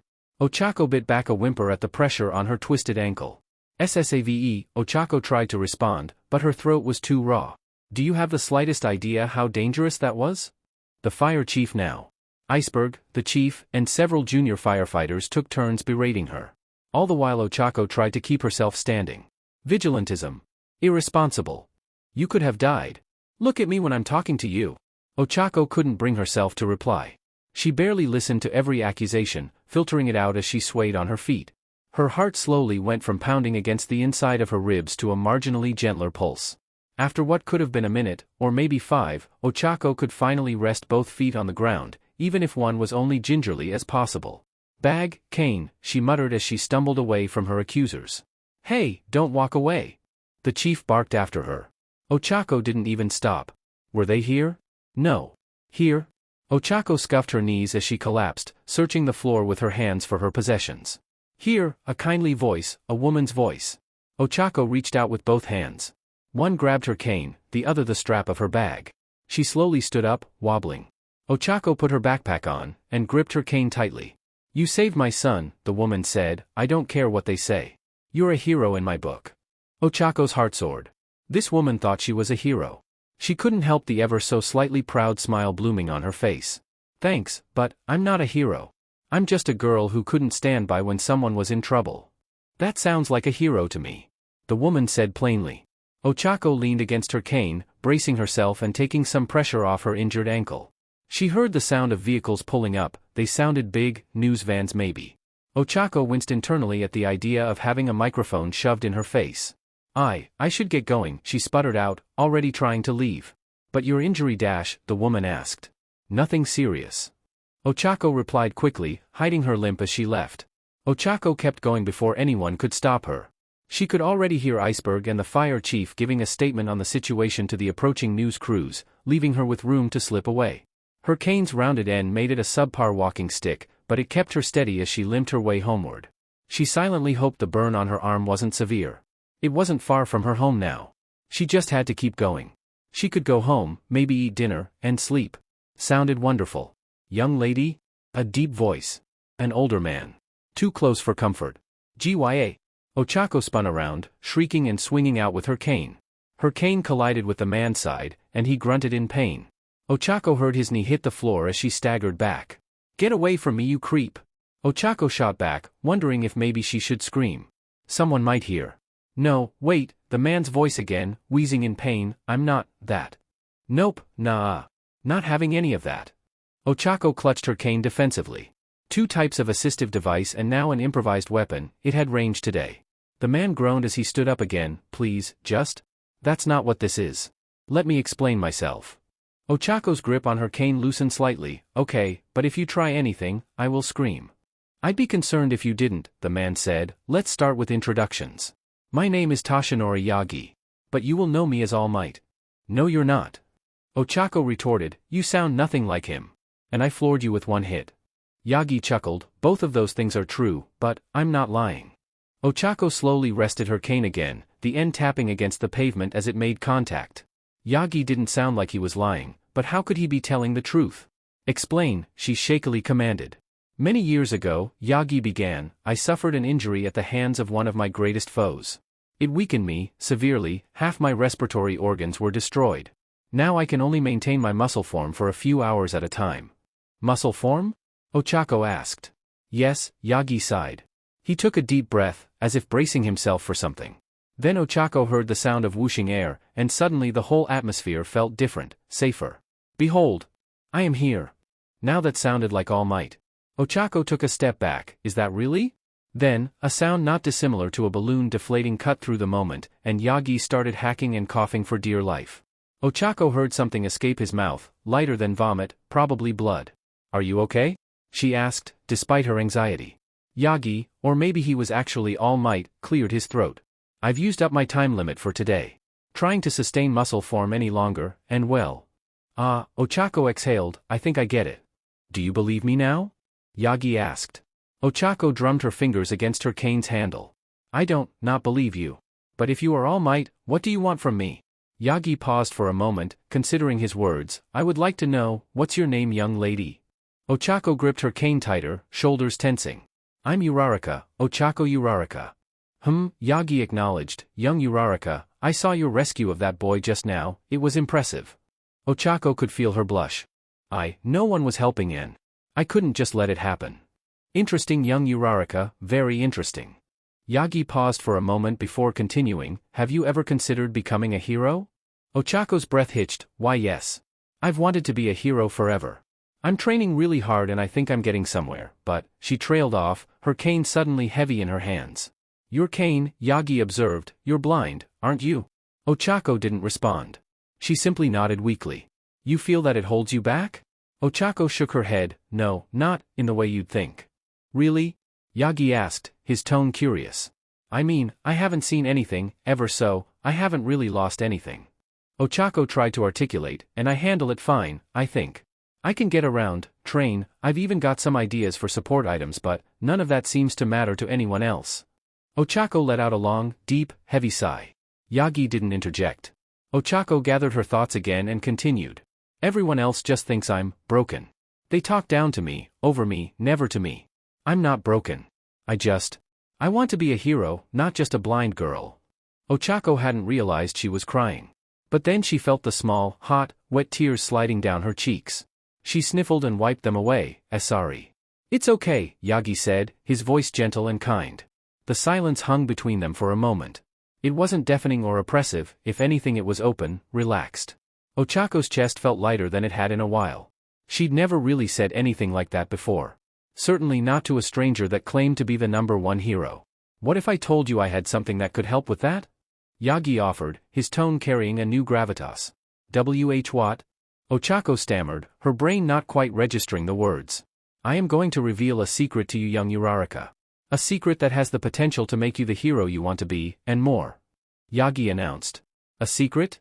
Ochako tilted her head, mind reeling. "Yes. A secret about my quirk only known to a select few. My quirk, One for All, is not like other quirks. It is special. One for All, so that was the name of his quirk. No one knew what it was called, only that it made All Might the strongest hero in the world in terms of raw power." Yagi continued. "One for All is an ancient quirk, a powerful one. And I am not its first user. It was passed down to me by my master." "That's impossible." Ochako gasped. "Not for One for All." Yagi answered, "It is a quirk that can be passed on, and has been, for generations now, getting stronger with every new user. I am the 8th holder of it. And I would like you to be the 9th, my successor." Ochako's brain crashed. She stood there, not blinking, then blinking too much. Mouth slightly agape. Shoulders slumped. She barely felt the pain in her ankle anymore. She laughed, actually laughed. She must be dreaming. Or insane. Or maybe Yagi was just lying to her. "No. You're making this up. You're not All Might." She sputtered out, "And even if you were, you wouldn't want me of all people to take your quirk." "I am All Might," Yagi said simply, "and I do want you to take One for All." The tone of his voice, tired but earnest, it didn't sound like a lie. Was this really happening? It couldn't be, right? She must have died in that fire and this was her mind constructing some hallucination. Was that why her body felt so hot? Seeing you go in there, saving that boy without hesitation. That fearlessness, that drive to help. That is the essence of a hero, young Uraraka. Fearless. Ochako squeaked, "I was terrified." "But you acted in spite of your fear," Yagi corrected her, "your body moved before your mind could stop you. For your body to act on its own to protect others, that to me is what makes you worthy of One for All. If you are willing to accept." Ochako gripped her cane. The way Yagi was speaking, he wasn't lying.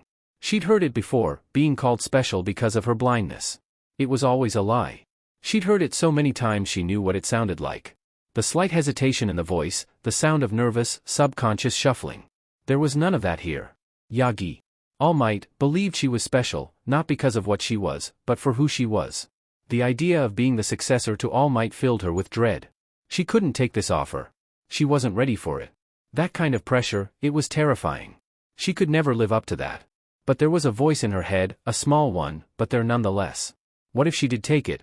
What if she could be the next All Might? What if she got strong enough that people saw a hero first? What if she was more than just her blindness?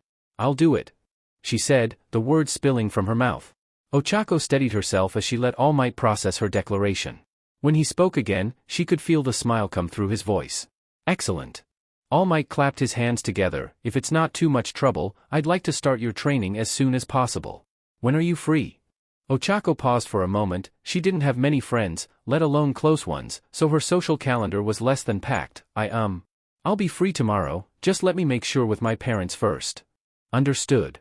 All Might said warmly, "When you're available, meet me at the scrapyard on the edge of town. Can you do that?" Ochako nodded. "Why yes. I can do that." I'll see you around then, young Uraraka. Ochako heard him turn to leave. You've got potential. If you do this right, you could, no, you will, surpass me as the greatest hero the world has ever known. With those words, he walked away, leaving Ochako on the sidewalk, trying to process everything. Greatest hero. It felt unreal. That pressure, that spotlight, the power, the responsibility, the fame, the everything. But if she could do it, maybe having all that pressure would be better than being pitted for existing. Ochako's alarm blared loudly and scratchily beside her bed. She sat up, rubbing the sleep dust from her eyes and reaching down to grab it. She took it, turned it off, and set it back down on the bedside table with a yawn. Swinging her feet out of her bed, Ochako stood up on the cool floor. She stretched her arms above her head, trying to ignore the nagging ache between her shoulders. She had the dream again. The flashback to when All Might offered her one for all, and she took it. She'd been having it on and off for a while now. That day, 10 months ago, had changed her entire life. Before, well, she'd been training as intensely as she could, but the idea of getting into UA seemed silly. They let anyone take the exam who wanted to, they'd even given her 13 as a scribe. But she wasn't sure if her skills would be enough. But All Might's training had helped her, even without one for all. Sure, she'd spent the entire practical portion in the back alley smashing anything that sounded robotic, but she'd managed better and faster than she would have without the training. The rescue points from saving Izuku and Ejiro catapulting her into joint first place was another shock to her system. Ochako thought about everything as she got ready for her day at UA, brushing her teeth, detangling her bedhead, putting on the uniform. She didn't know what she would have done if she'd never gotten that offer, if she could have passed the exam or not. But she couldn't waste time thinking about what didn't happen. What was real is that she was at UA, she had one for all, and she had friends. Ejiro was strong, loud and earnest, while Izuku was quiet, smart and endearing. Ochako blushed when she thought about Izuku. She'd offered to help her yesterday, with one for all. To get it to stop destroying her from the inside every time she called it up. There was something there that Ochako didn't want to name. Ochako sighed as she checked her bag. Her pencil case still had everything in it. All her pens and pencils and everything else all had the cheap textile tags she'd stuck on them so she could identify them by touch. The bag itself was as heavy as she remembered it. Good. Tying her shoes with the motion she'd practiced 1,000 times before, Ochako stood up and put her backpack on. Day 4 of UA.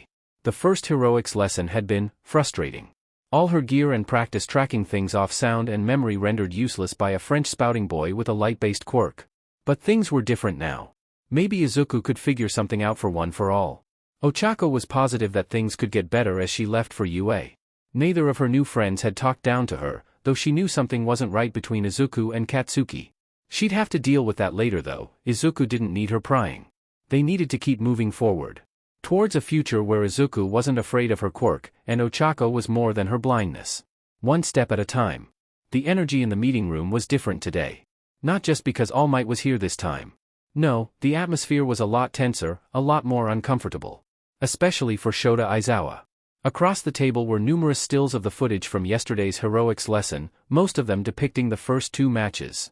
Midoriya and Uraraka versus Ida and Aoyama, and Bakugo and Hagakure versus Sato and Ojiro. Seems like Bakugo wasn't the model pupil we thought he was. Midnight began, looking directly at Aizawa. Aizawa met her eyes without flinching. Restraint is a common problem in students starting out. This isn't just about restraint though, is it? Added Cementos. He went out of his way to attack his opponents when simply taking the victory condition would be faster and easier. He brought up a valid point in the debrief. It wasn't realistic for a villain fight to be over just because the heroes touched the bomb. I had to remind him of the bounds of the exercise, but in the real world his logic was sound. Aizawa countered. This isn't the real world. Vlad King interjected. They won't be in the real world for another 3 years. They're kids, taking a lesson. And that kid ignored the bounds of the exercise to attack his opponents, quite brutally I might add. Yes, young Ojiro and Sato had to be sent to Recovery Girl for their injuries. All Might contributed, clasping his hands together on the desk.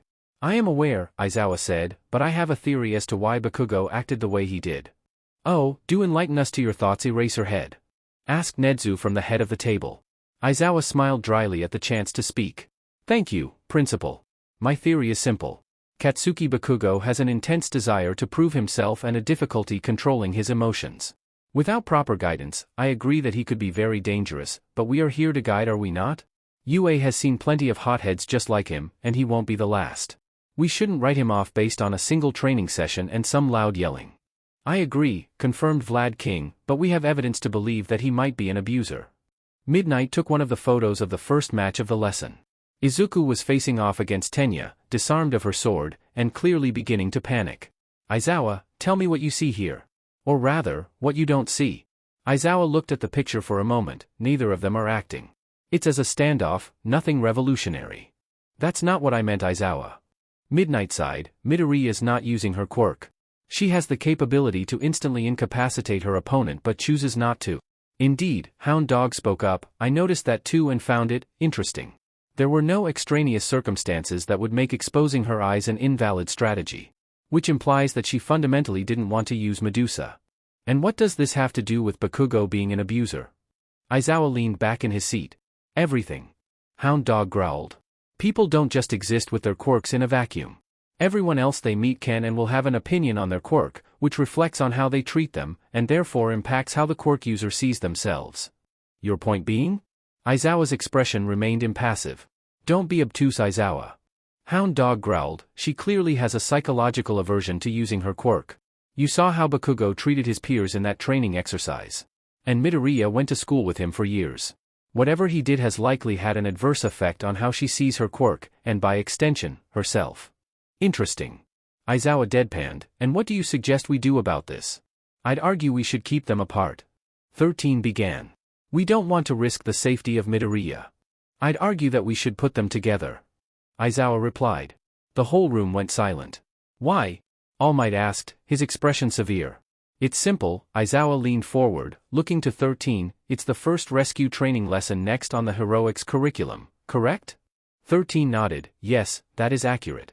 Then that gives us the perfect opportunity to see them work together. No. Opposition framework to get them to fight. If there's any signs of conflict, we can stop them. Aizawa explained. 13's posture tensed, they turned to Nedzu. That's ridiculous, right? I can't risk putting one of my students in danger like that. Nedzu simply smiled, only if you don't think you can keep your students safe. 13 clenched their gloved hands, I don't like it, but I'll do it. Wonderful. Nedzu exclaimed, now what to do about the mass of media crews outside the school? The first thing Izuku heard when she approached UA's gates was the sound of a heaving mass of people. Way more than just the students, this was a horde of people. There was almost a solid wall of news vans blocking every street in. As Izuku got closer she could hear the incessant clicking of cameras. So many people. So many cameras.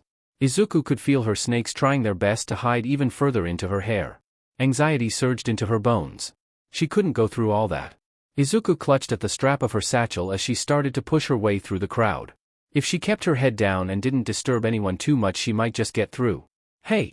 We've got another one. Izuku flinched. Just keep walking. Don't let them know she noticed. She made it another 3 steps before the crowd ahead of her closed ranks. And when she looked up for a way around, she was practically force-fed a microphone. You there? Are you a Hero Course student? The reporter demanded. Izuku's eyes darted around behind her sunglasses. The lady in front of her was wielding a microphone branded for a channel she didn't recognize, and her camera had already trained his lens on her. She spotted at least 3 more news teams, all with mics and cameras fighting to get a better look at her. Izuku shrunk back, nodding rapidly. Why yes. Now please let me dash. What's it like being taught by All Might? Just let me through. Izuku's voice came out weak, while her snakes hissed defensively from her hair. There are rumors one of the hero students is blind. Is that you? The reporter shoved her microphone towards Izuku, her other hand going towards her sunglasses. No. Izuku batted the woman's hand away. I mean that's not me. How did they know about Ochako? It didn't matter, she just had to get through this crowd. Hey! I think we found her. One of the camera women yelled. Her? Izuku craned her neck to look over the crowd. Her heart sank when she saw the mob converging on vultures on Ochako. Already she could hear the questions being fired towards her friend. Are you really blind? How do you plan to overcome your disability in the field? How do you feel about accusations that your spot should have gone to a fully sighted student? Izuku could see Ochako flinching at every question. She was turning around, disoriented from all the questions and flashing cameras. Izuku started to push through the crowd with more force. Uraraka! She yelled out. Ochako turned towards Izuku, recognizing her voice. Midoriya? Is that you? She called back. Just follow my voice. Izuku kept shouting, hoping to give Ochako something to orientate herself to. Got it. Ochako replied, starting to push through the crowd with one hand, cane in the other. Over here. This way. Izuku kept calling as Ochako honed in on her.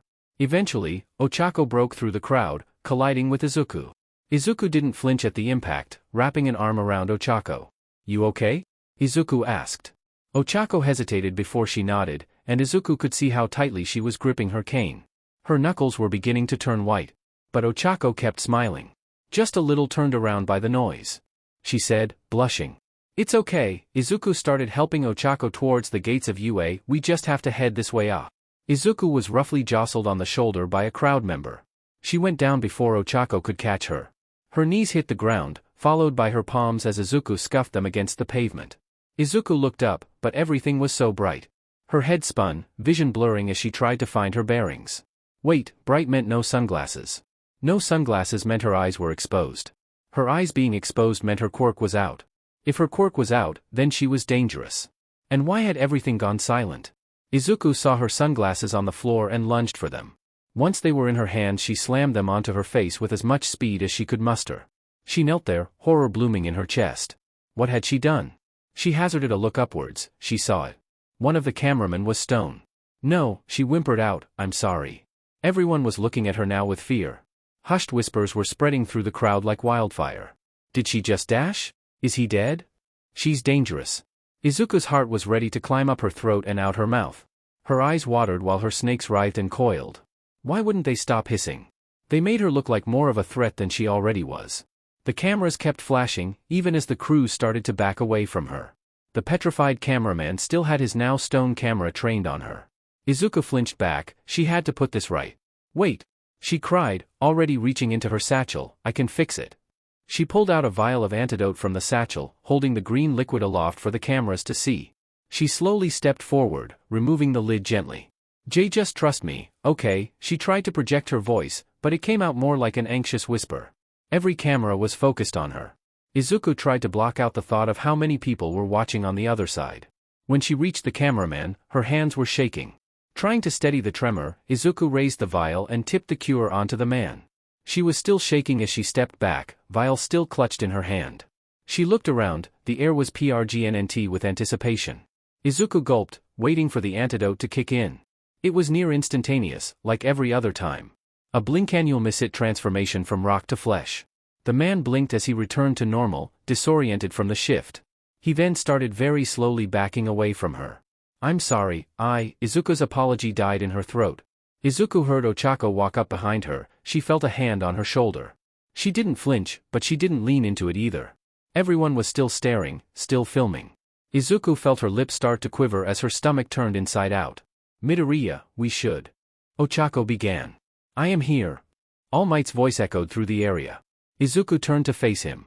The symbol of peace was striding towards them, smile wide. You wanted me? Well, here I am. Almost immediately every camera honed in on All Might. Izuku sighed with relief as they were no longer focused entirely on her. Ochako squeezed Izuku's shoulder gently. Izuku turned to look back at her, hands trembling by her sides. Ochako gave her a warm smile and gestured behind her with her head. I think we're free to go, she said softly. Izuku looked behind Ochako, and sure enough, the path behind her was clear of people. They could get into UA. Ochako moved her hand from Izuku's shoulder and held it out for her to take. Izuku took it. They walked together past the gates and towards the entrance. Izuku looked up at All Might as they walked past him. He was being mobbed by reporters and camera crews, their arms stretching to bring the microphones anywhere close to his face. He was handling every question with professionalism, short answers that made for perfect sound bites. There was a single figure who wasn't rushing to All Might. A lanky man in a black hoodie with his hands in his pockets. He was looking directly at Izuku, with a posture that suggested he was curious. She flinched away, just as she saw the man begin to walk backwards to leave. Izuku didn't know why she felt so uneasy looking at him, but she almost instinctively looked to Ochako. Ochako hadn't noticed him, of course. Izuku looked to All Might, who was occupied with the news crews. But she caught his gaze out of the corner of his eye. He gave her a small, almost imperceptible nod before turning back to the news crews. Maybe it was a coincidence, but it felt directed at her. Izuku's heart soared regardless. Still, her heart didn't stay soaring for long. The moment she stepped through the door to the classroom, Izuku saw Katsuki staring directly at her.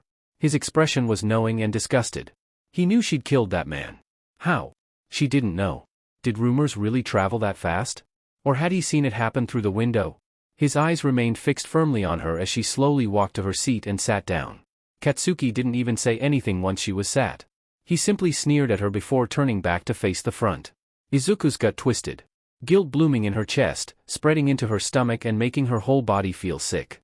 She was doing so well, no killing since the sludge villain at the underpass. But she'd done it again. And this time people had seen. So many people. So many cameras? They'd be demanding her head on a stick by lunchtime. Izuku barely registered Aizawa entering the room. She answered her name on the register numbly. He was saying something about electing class reps, but it didn't stick. She kept replaying the moment outside in her head. The moment her glasses fell off her head. The state of her victim, frozen, petrified. She couldn't take it. She couldn't, not here, not now. She put her hand up weakly. Yes, Midoriya? Aizawa turned to her, looking more tired than annoyed. See, can I go to the bathroom? I feel sick, her voice wavered. Aizawa sighed. Sure. Don't be long though. Thank you, sir. Izuku stood up, taking her bags with her and making for the door as quickly as possible. She didn't risk looking back at Katsuki, or anyone else for that matter. She just kept moving, keeping her head down as she walked from one end of the class to the other. She left quickly, and silently. 30 minutes later, and Izuku still wasn't back. Ochako had wondered if Izuku would come back in time for their first lesson of the day, an arts lesson with Midnight. A lesson then Ochako would have simply set her recorder on 4, and listened to her teacher talk about art she couldn't see. But as Midnight was calling the register, she paused after Katsuki. It seems Midoriya is absent. Midnight mused, any of you dears have any idea where she might be? Ochako heard their newly elected Vice Rep Tenya put his hand up in front of her. Midoriya said she was sick at the beginning of homeroom and was excused. She hasn't returned since. Ah, I see. Midnight responded, if that's so then she's probably been in there a while, someone should check on her. I'll go. Ochako put her hand up. I know nausea so. I might be able to help. Very well then Uraraka, you may see your friend. Midnight said, and Ochako heard her lean back against her desk. Ochako got up from her desk, taking her cane from where she'd rested it. Thank you, I won't be long. A few moments later, and Ochako was tapping her cane along the floor as she went to find Izuku. The tapping was rhythmic, measured, and it helped to calm her down as she tried not to speculate too much. The girls' bathrooms weren't far from the classroom anyway. It was one of the first locations Ochako had committed to memory. Izuku probably wasn't sick, not physically anyway. Ochako had been sick plenty of times before, and after the bug that went around the town in her first year of middle school, heard lot of vomiting. Especially how people spoke when they knew it was coming. A distinct tremble in tone as stomach and throat started to rebel. Izuku's voice hadn't acted like that. But Ochako had felt how tense and shaky Izuku was after the incident outside. She'd petrified someone, without meaning to. Izuku had mentioned that her quirk killed people, even though she could reverse it. And if she saw it like that, then her reaction made sense. Izuku thought she was a murderer. Ochako reached the entrance to the toilets, where she paused, cane tip at the doorframe. What if Izuku didn't want her there? No one liked it when the blind girl was the one treating them like they were broken. But Izuku wasn't broken, neither of them were. Izuku was hurting, and she couldn't just stand by. They were friends, friends helped friends. As Ochako entered the bathroom, she noticed two sounds. They were muffled from inside one of the cubicles but still clear in the otherwise silent space. She heard Izuku crying, soft and whimpering, carrying an air of defeat. The second noise cut through the tears in harsh rips. The sound of paper tearing, being ripped out of a book. Ochako listened closer, taking a hesitant step toward the noise. She heard the paper being screwed up into a ball, followed by a small splash as it was thrown into the toilet. Then came the sound of the flushing, the surging water drowning out Izuku's sobs. When the sound finally subsided, Ochako could hear Izuku's trembling and weak voice. Stupid, weak, evil? I couldn't just dash. Izuku cut herself off with another choking sob. I don't deserve. I killed him. Ochako positioned herself in front of the door to Izuku's cubicle and raised her hand. After a moment of hesitation, she knocked. Midoriya? It's me, Uraraka. She said quietly and softly. There was a quiet squeak from inside the cubicle. It was followed by a moment of silence that stretched on for what felt like forever. Ochako didn't pressure, she stood in outside, waiting for Izuku to reply properly. Izuku scrambled to her feet, shoes scuffing along the floor as she stood. There was another pause, but then the lock clicked. The hinge creaked as the door swung inwards. Ochako could hear more of Izuku now, especially the quiet tremor in her breath. She kept her posture as open as possible. She could feel Izuku's eyes on her, scared and cautious. The hissing from Izuku's head was harsh and angry in contrast. Uraraka? Izuku whimpered. Why? I couldn't leave you like this. Ochako said reassuringly. You know why I have to do this, right? Izuku's breath hitched. No. I don't. Ochako shook her head. I don't even really know what you were doing. Ochako added sheepishly. You were tearing paper, right? Izuku pushed something at Ochako, striking her lightly just below the ribs. Ochako found it with her free hand and took it. She turned it over in her hand. It was rectangular, rings of plastic down one edge. It's a notebook? Ochako asked. Hero Analysis for the Future Volume 14. Izuku replied, waveringly. What's in it? Ochako asked, offering it back to Izuku. Izuku took the notebook back. Just data, heroes, their quirks, strengths and weaknesses, that sort of stuff, nothing special really. Ochako heard Izuku open her book. This one is special though. Special? Ochako tilted her head in curiosity. Well, Izuku began, this one was for UA, our classmates are in it, well, we're in it anyway. Before Ochako could speak, Izuku rapidly interrupted her. You're still in it though. Don't worry. Ochako didn't quite know how to react to that. Why should she be that worried about being in a notebook she only just learned about? She sighed and pressed on. Why were you flushing the pages away? Because I killed that man Uraraka. Izuku cried. No you didn't, Ochako began, but Izuku cut her off. Yes I did. AN killers don't deserve to get away with it. She wept. You're not a killer Izuku. Ochako found herself shouting, just to snap Izuku out of her spiral. Ochako placed a hand against Izuku's cheek, and she didn't recoil. It was still wet with fresh tears. She found her cheekbone with her thumb, and the plastic of the sunglasses with her index finger, and from there Ochako was able to estimate where Izuku's eyes were. Ochako held her head there, making what she hoped was eye contact. The way Izuku slightly inhaled in surprise suggested she was successful. Izuku, Ochako kept her voice steady. You are not a killer. You want to know how I know you're not? Izuku didn't say anything, she just nodded. Ochako felt a hot tear against her thumb. Because death, Ochako said softly, is permanent. We can't undo it. Not with science, not with quirks. Your petrification can be reversed. You have the power to cure it. I know, but if I didn't, they'd stay like that forever. That's killing them. Izuku reasoned. But you don't leave them. Ochako corrected her. They don't die, because you don't let them. Would a killer bring back their victims? But Kaken, Izuku sputtered. Ochako sighed, I'm asking what you think Izuku. Izuku paused, turning the question over in her head. The silence was tense, even Izuku's snakes were silent, but Ochako didn't beg for a response. She let Izuku prepare her answer. Ochako felt Izuku's mouth open to speak, only to close again. Izuku blinked back more tears, then slowly shook her head. No, her answer was barely audible. Ochako moved her hand down from Izuku's cheek to her wrist. She took Izuku's hand and gently squeezed. You're helping me with One for All, so, it's only fair I should help you. Ochako said with quiet resolve. I don't want to be a killer, murmured Izuku. Then I'll tell you you're not. Ochako smiled, when you feel ready to help with my new quirk, I'll give you all the ways I can think of to help with your one. Izuku let out a shaky laugh. You'd really do that, it'd be really hard. All the more reason to try. Ochako replied. Izuku didn't have an answer to that. There was a moment of gentle silence between them. Then Izuku's breath hitched again, her hand shaking in Ochako's grip. Her snakes were hissing quietly, and closer to Ochako's face. Do you want a hug? Ochako asked, squeezing Izuku's wrist again. Yes, Izuku replied quietly but without hesitation. Ochako wrapped her arms around Izuku, who immediately melted into her. Izuku's arms went up too, under Ochako's. The notebook brushed against Ochako's back, who knew her cane was in a similar position. Ochako squeezed tighter while Izuku buried her head in the crook of her neck. Ochako rubbed comforting circles on Izuku's back, feeling the tension slowly ease its way out. She could feel Izuku breathing into her, slowly steadying into a stable rhythm. Something smooth and cool brushed against her cheek, one of Izuku's snakes. I think they like me, Ochako remarked. Sorry, Izuku squeaked, and Ochako could feel the heat of a blush on her neck. No. I like them. Ochako held Izuku tighter. Ochako didn't know how long they were stood there. It could have been a minute, could have been 20. She wasn't going to let go until Izuku wanted her to. With a small sniffle and a lot of effort, Izuku pulled away. Ochako heard her lift her bags off the floor. After Izuku had steadied herself, she spoke with a lighter voice. Thanks, I needed that. Ochako smiled warmly as she put her cane back down. You're welcome. Ochako shifted from foot to foot. If Izuku didn't want to go back to class, she wouldn't force her.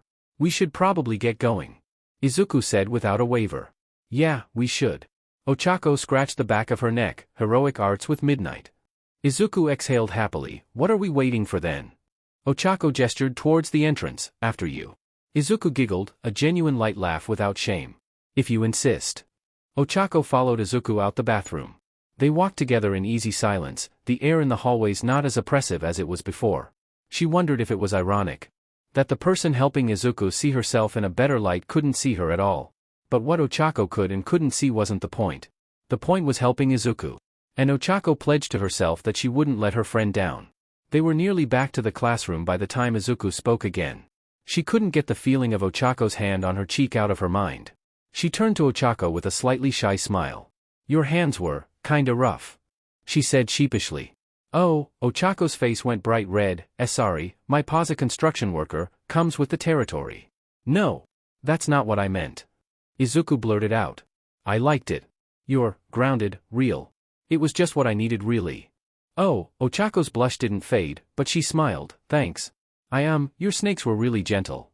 Before Izuku could tell Ochako that her snakes weren't gentle, they were strange and alien and always gave away what she was thinking, they were already outside the classroom. Ah girls, Midnight called, welcome back. Midoriya, I hope you're feeling better and Uraraka, your recorder hasn't been touched so you haven't missed anything. Izuku followed Ochako into the classroom. Her eyes were dry now, and her chest carried an unfamiliar lightness. She didn't pay much mind to Katsuki's eyes on her as she found her seat. There was a precious familiarity to the act of getting her book and pencil case out. The events outside felt almost distant, something for her to worry about later. For now, she was a normal girl taking a normal school lesson. Well, as normal a lesson taught by the 18-plus hero could be. Midnight kept herself tame compared to her reputation, but as her lesson on the origin of heroic ideals in art went on, the way she spoke more like she was recording ASMR than teaching a lesson. That didn't stop the lesson from being incredibly educational. Izuku had always enjoyed the Greek myths. By the time lesson was over, half the class was blushing to the ears. The only one unscathed was Shoto, whose expression was as stoic as ever. Midnight was heading towards Izuku as she packed. Her posture was open, gentle, and her eyes just a little maternal. Izuku looked up, adjusting her glasses. Sorry Miss Midnight, about being late. Got a bit sick, she said hurriedly, zipping her bag up. I understand, Midnight nodded slowly, I trust you got to Recovery Girl's office quickly enough. Izuku paused for a moment. Yeah, but it was nice having Uraraka around. As moral support I guess. Midnight considered Izuku's response for a few moments. That's good to hear. Are you feeling okay now? I think I am, yeah, Izuku smiled back. Midoriya, if you ever want to talk to me about anything, my door is always open. Midnight said warmly. Izuku froze for a moment. A teacher was offering for her to talk to them. That never happened. The only time teachers wanted to talk to her was to reprimand her for petrifying a classmate. But it didn't feel like Midnight wanted to get her in trouble. Thank you, she said unsteadily. I'll think about it. Very well. Midnight didn't press further, and she allowed Izuku to leave. As Izuku was leaving, Ejiro approached her. Yo, Midoriya. You good? He asked, looking concerned. I was worried about you for a sec there. Izuku shrugged, trying to. I'm fine, feeling a lot better now. Great. Ejiro chuckled. Better out than in, right? Oh, yeah, well, bad breakfast. Izuku put a hand to her stomach. She hadn't been physically sick, but she'd sure as hell felt like it.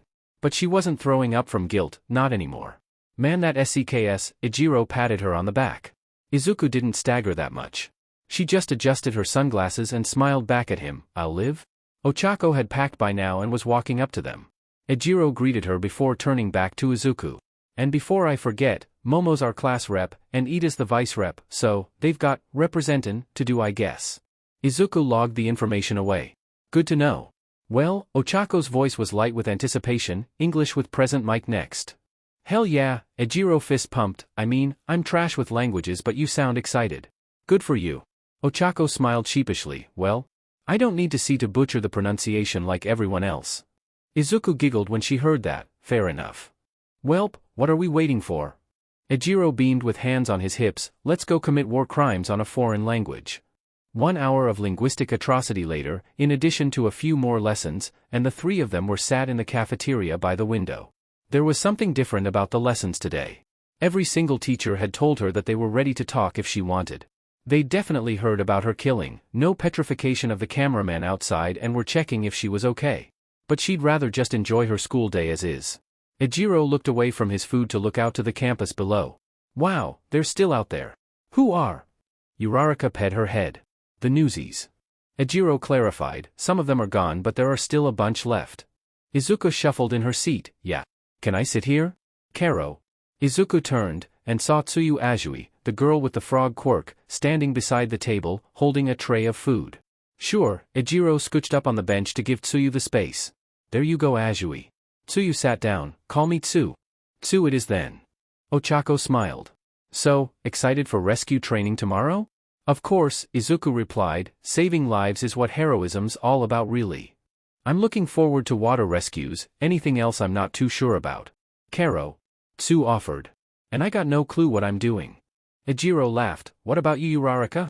Ochako lit up at that. Well, I always wanted to be a rescue specialist. My quirk's pretty good for it. I've done all the research I can and I'm really looking forward to it. You're selling yourself short Uraraka, Izuku added softly, your quirk's great for rescue, you can just float debris away no problem. Yeah. And the fact that the class is taught by your favorite hero can't hurt. Ejiro teased. Ochako's face went redder than it had ever been, burying her face in her hands. Stoop. She slowly started to rise out her seat. Ochako must have touched her face with all 5 fingers and activated her quirk. Her knees bumped against the table, preventing her from floating too high. Izuku gently placed a hand on Ochako's shoulder and guided her back to her seat. That was a bit extreme Uraraka, Tsu croaked bluntly. Sorry, Ochako brought her hands away from her face to release her quirk. 13's been my idol since forever and I really don't want to embarrass myself in front of them. Izuku removed her hand from Ochako's shoulder. If it makes you feel any better? I feel the same training around All Might. And besides, you're not going to embarrass yourself. Ochako's blush faded slightly, thanks.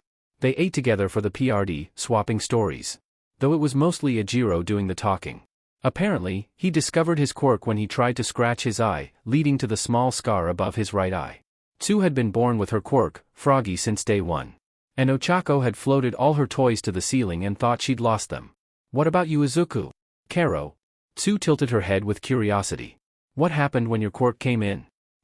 Pass, Izuku said, the memory's coming back to her. Okay, no biggie. Ejiro put his hands up. Fair enough. Ochako didn't say anything, but Izuku felt a small, comforting touch on the top of her hand beneath the table. She gripped back, and Ochako smiled. Tsu was impassive, but she left the matter there. So, favorite teacher so far? Ochako redirected the conversation. If we're just going off ones we've met, it'd be Cementos for me.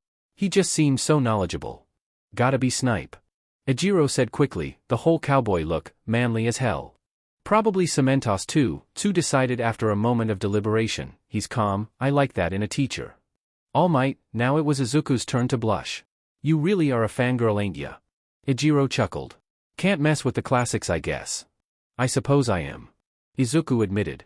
And no, you don't mess with the classics. Yeah, All Might is pretty impressive. Ochako agreed, it's good to have him on here. He doesn't seem that good at teaching though. Karo. Tsu remarked flatly, other than being a hype man he doesn't seem to know what he's doing. Hey, don't diss All Might like that. Izuku said a little too suddenly. No, she has a point, Ochako added quietly. He'll get better at it though, I'm sure. He is just starting out. Ejiro shrugged, give the man a break. Tsu relented, fair. They carried on talking for the rest of the lunch PRD about nothing in particular. Internally, Izuku was excited for their rescue training lesson. Medusa didn't have any applications to it, not really, so no one would expect her to use it. She could focus on the lesson, do what the teachers told her, and maybe just enjoy herself. Then the bell rang, signifying the end of the PRD, and the start of a literature lesson with Cementos. The final bell of the school day had rung, but Ochako wasn't heading back to her apartment yet. She couldn't, not with what she knew weighing down her conscience. Something was off between Izuku and Katsuki. Seriously off. Izuku said they were friends once, but that had changed after her quirk came in and she'd petrified him. And before that Katsuki had immediately switched his focus from accusing her of pity points to Izuku the moment he saw her. Then there was his brutality against Masahiro and Rikido. Ochako could hear the excessive force. Things weren't just off, they were wrong. Especially with Izuku calling Katsuki Kaken like they were friends. And from the sounds of things, Katsuki was the reason why Izuku believed her quirk killed people. Nothing extreme had happened yet between them, but Ochako knew it wouldn't last. Sooner or later, they'd be against each other in a battle, and Ochako didn't want to know what would happen then.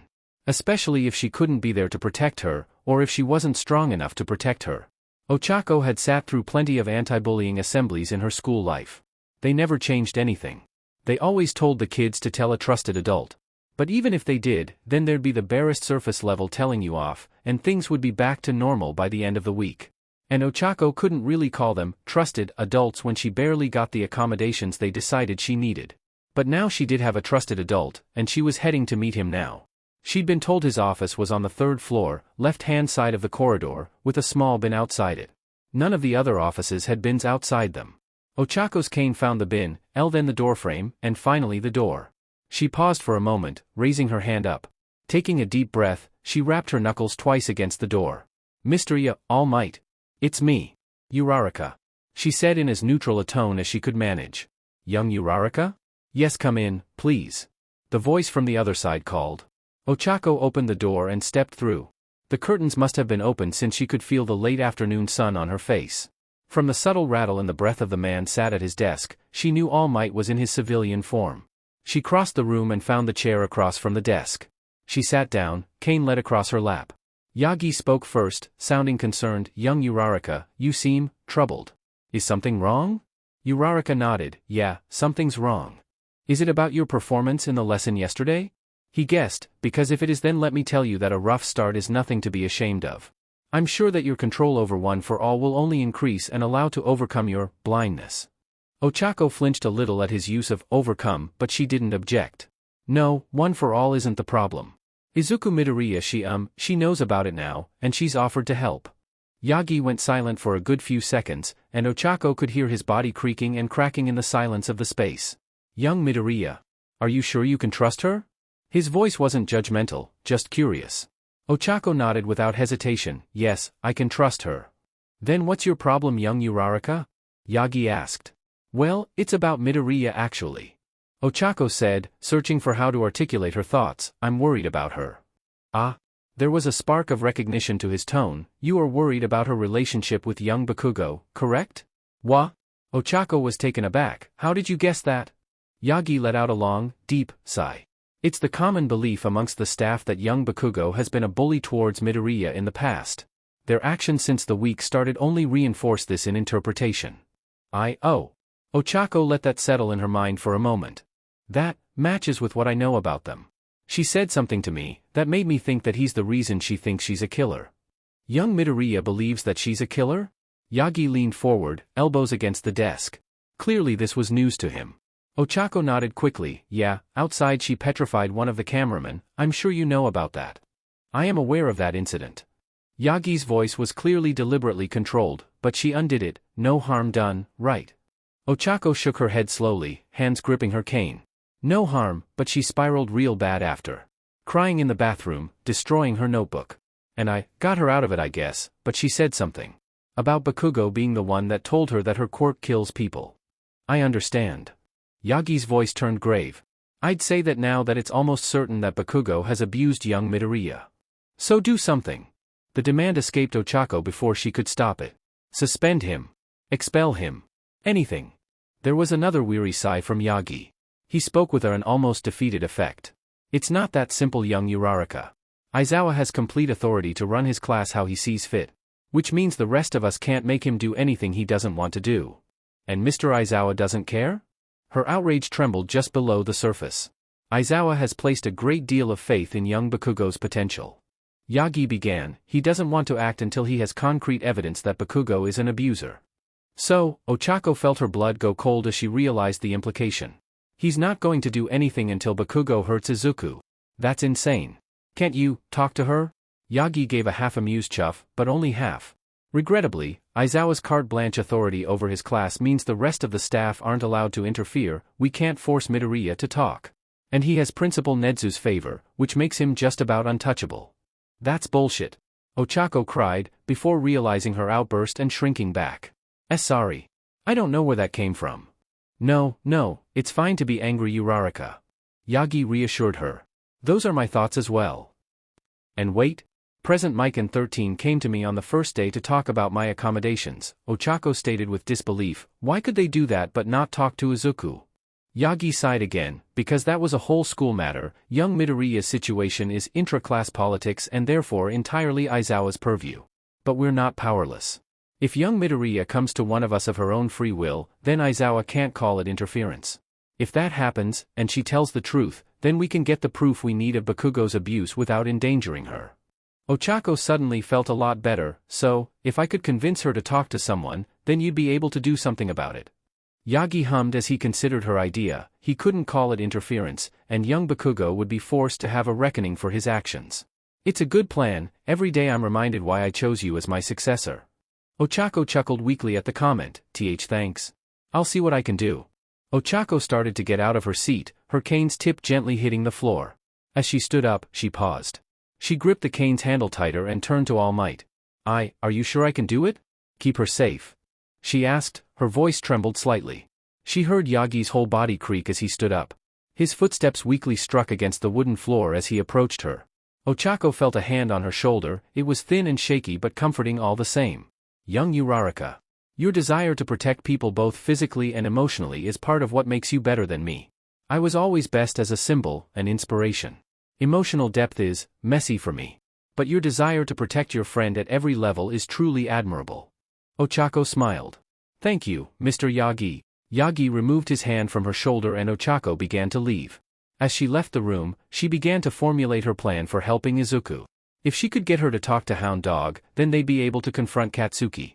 Katsuki Bakugo wasn't a villain. But he was Izuku's villain. And that made him Ochako's villain as well. And Ochako wouldn't let him get away with what he'd done. Izuku was oddly light-hearted into class that morning. She'd gotten in early, stride buoyed by optimism at the prospect of her first rescue training lesson. She hadn't even noticed Katsuki stomping into the classroom, too busy rereading her notes on 13. Izuku admitted that she had a soft spot for the space hero. Their astronaut-inspired hero suit was instantly recognizable in a lineup of colorful, extravagant costumes. And despite having such a deadly quirk, they dedicated themselves to saving lives as a rescue specialist. Black Hole was so close to Medusa, but so far all the same. At least the ability to open a singularity that SCKS everything into oblivion at your fingertip could be used to clear debris. Izuku's quirk just killed, petrified people. She couldn't see much use in rescue there. Aizawa entered the classroom with the same aloof attitude as always. He took attendance, and once everyone was accounted for, he looked up. Class, it's time for your second heroics lesson. He announced. It will be a search and rescue lesson at our dedicated facility in the unforeseen simulation joint. A ripple of excitement went through the class. Izuku glanced around the class. She saw Ochako, who was making no effort to hide her wide smile of anticipation. Ejiro looked somewhere between nervous and excited. In front of her, Katsuki looked like he'd just been told that he was going to work a shift at McDonald's. You'll be allowed to use your hero suits if you so choose. Aizawa said in a tone that suggested he knew that they'd all be wearing them. The shuttle leaves from the North Car Park in 20 minutes. If you're late, catch up on your own time. Izuku absorbed the words. Hero suit. North Car Park. 20 minutes. Don't be late. The 20 minutes started now. Aizawa reprimanded them. Your hero suits are in the nearest changing rooms. Get moving. Izuku bolted up to her feet out of her chair, joining the chorus of yes sir, from her classmates. The class didn't so much leave the classroom as they scrambled out. That changing room couldn't be closer. Just shy of 20 minutes later and the whole class was ready and on board the shuttle to the USJ. Izuku was sat next to Ochako, with Ejiro across from them. She glanced over to Ochako, whose knee was bouncing with barely suppressed energy. You okay, Uraraka? She asked. Oh, yeah. Ochako beamed back. Super excited. I wonder what we're going to be doing first? Collapsed building. A flood. Maybe even a fire. Ejiro laughed in disbelief. While you are looking forward to this. I'd be lucky to get a cat out of a tree. Well, Izuku said, your quirk will protect you from being scratched, so that's a leg up over most other people. I guess that's true. Ejiro sighed. Still, you're thinking big, Uraraka. Ochako blushed. Well? I've always wanted to be a rescue specialist ever since I was little. I mean, saving lives is what being a hero is all about, right? Izuku nodded in agreement. Absolutely. It isn't just defeating villains. Bakugo, I demand that you sit properly. Tenya ordered from the front of the shuttle, arms gesturing robotically. Try and stop me, Four Eyes. Katsuki snarked back. You're not the boss of me. But I am the vice rep, Tenya countered, and it's my duty to ensure that you don't besmirch this class's reputation by acting so unprofessionally. No one will care how I act when I'm the #1 hero. Katsuki barked back. Denki snickered. Good luck with that. Katsuki whipped around, gripping the handle on the back of his chair as he stared down the other boy with all the fury of a furnace. What was that dunce face? He demanded. Denki shrugged nonchalantly at Katsuki's pressure. I'm just saying, no one's gonna like a hero with a personality that's a cross between flaming garbage and a spiteful Pomeranian. Pomera dash, Katsuki blustered, why you little everybody loves me. Leave Bakugo alone. Laughed Mina, I'm sure it's all just hot air. Izuku screamed Katsuki's response out. Her attention was elsewhere, directed at the enormous gauntlets sat at his feet. They looked like grenades, but big enough to fit an arm through, and at the tip of what would be the safety pin was a small hole. Izuku had a feeling she knew what the support item was.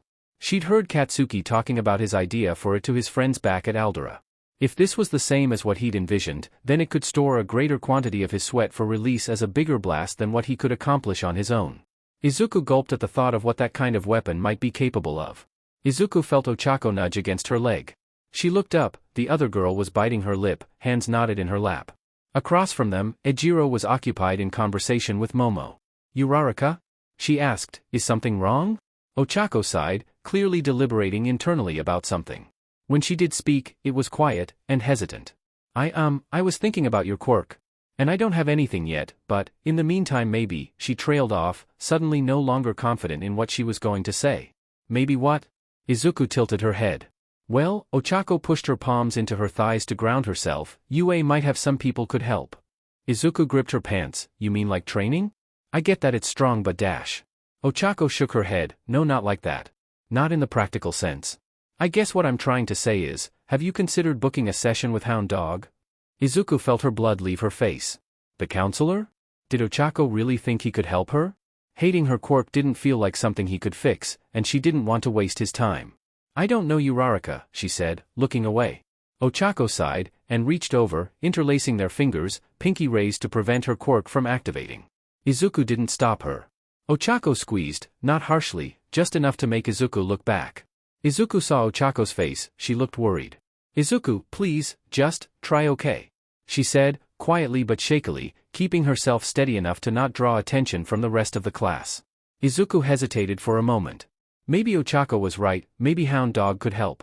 She squeezed back and nodded. Okay. I'll do it, after today, I'll try to get a session. Ochako brightened up instantly, her worried expression looking a lot more relieved now. She let go of Izuku's hand and leant back in her seat. Izuku felt calmer too. If Ochako thought that Hound Dog would be good for her, then he probably wouldn't do any harm. She wanted not to hate her quirk, to not have the first word she thought of when her quirk came up to be a murder. Oh. Toru called out, we're here. Izuku looked out the window of the shuttle and sure enough, there was the USJ. It was an enormous building. A wide glass dome that looked like the outside of an indoor stadium. The panes of glass gleamed in the morning sun. The shuttle pulled up outside the entrance. 13 was already there, helmet on, posture calm but authoritative. Okay then. Aizawa stood up at the front of the shuttle. Off you get, single file. Just because you're hero students doesn't mean you get to ignore basic safety. Izuku stood up, along with the rest of the class. True to the command, they left in a single line, one by one, only fanning out once they were on the paved ground outside the facility. Izuku fought to keep her jaw from going slack as she approached 13. The double doors to the interior of the USJ weren't far behind them. She glanced to her side. Ochako was losing the battle against the urge to bounce on her heels in excitement, her boots audibly shifting at the motion. To her other side was Ejiro, hands by his sides, smiling wide and confident. Class 1A, Aizawa began, this is Ainin Kuro's, better known as the Space Hero, 13, UA's search and rescue teacher. They're one of the nation's most accomplished rescue heroes, and I'll let them take it from here. 13 clasped their hands together, bowing best they could in the bulky astronaut suit. Thank you, Eraserhead. Though it appears we're missing someone. Their voice was muffled but kindly underneath the helmet. Aizawa sighed with barely hidden frustration. Yes, if you were to check the news you'd learn our newest faculty member must have decided his efforts were better spent stopping petty criminals than guiding the next generation. Ah? 13 considered his answer to their question. Then I suppose we should get going then. Students, if you would be so kind as to follow me. 13 turned, beckoning for the class to follow them. Izuku fell in, but Ochako was practically bounding along at their teacher's heels. She picked up her pace a little to catch up. A quick glance behind her revealed that Katsuki was lagging towards the back of the group. He never was all that enthusiastic about anything that wasn't fighting villains, or her. Sensei 13. Ochako called ahead. What are we doing today? Triage? Evac drills? Or throwing us straight into a burning building, plus ultra style? I swear I can handle it. Patience Uraraka. 13 said calmly as they opened the doors to the USJ. Yes Uraraka. Stop harassing the teachers. Tenya reprimanded her. Ochako froze on the spot, blushing. Sorry. Izuku walked up to Ochako and put a hand on her shoulder. Starstruck? Ochako nodded meekly, starting to move again. Yeah. I'm really regretting not bringing my recorder. I really want their autograph.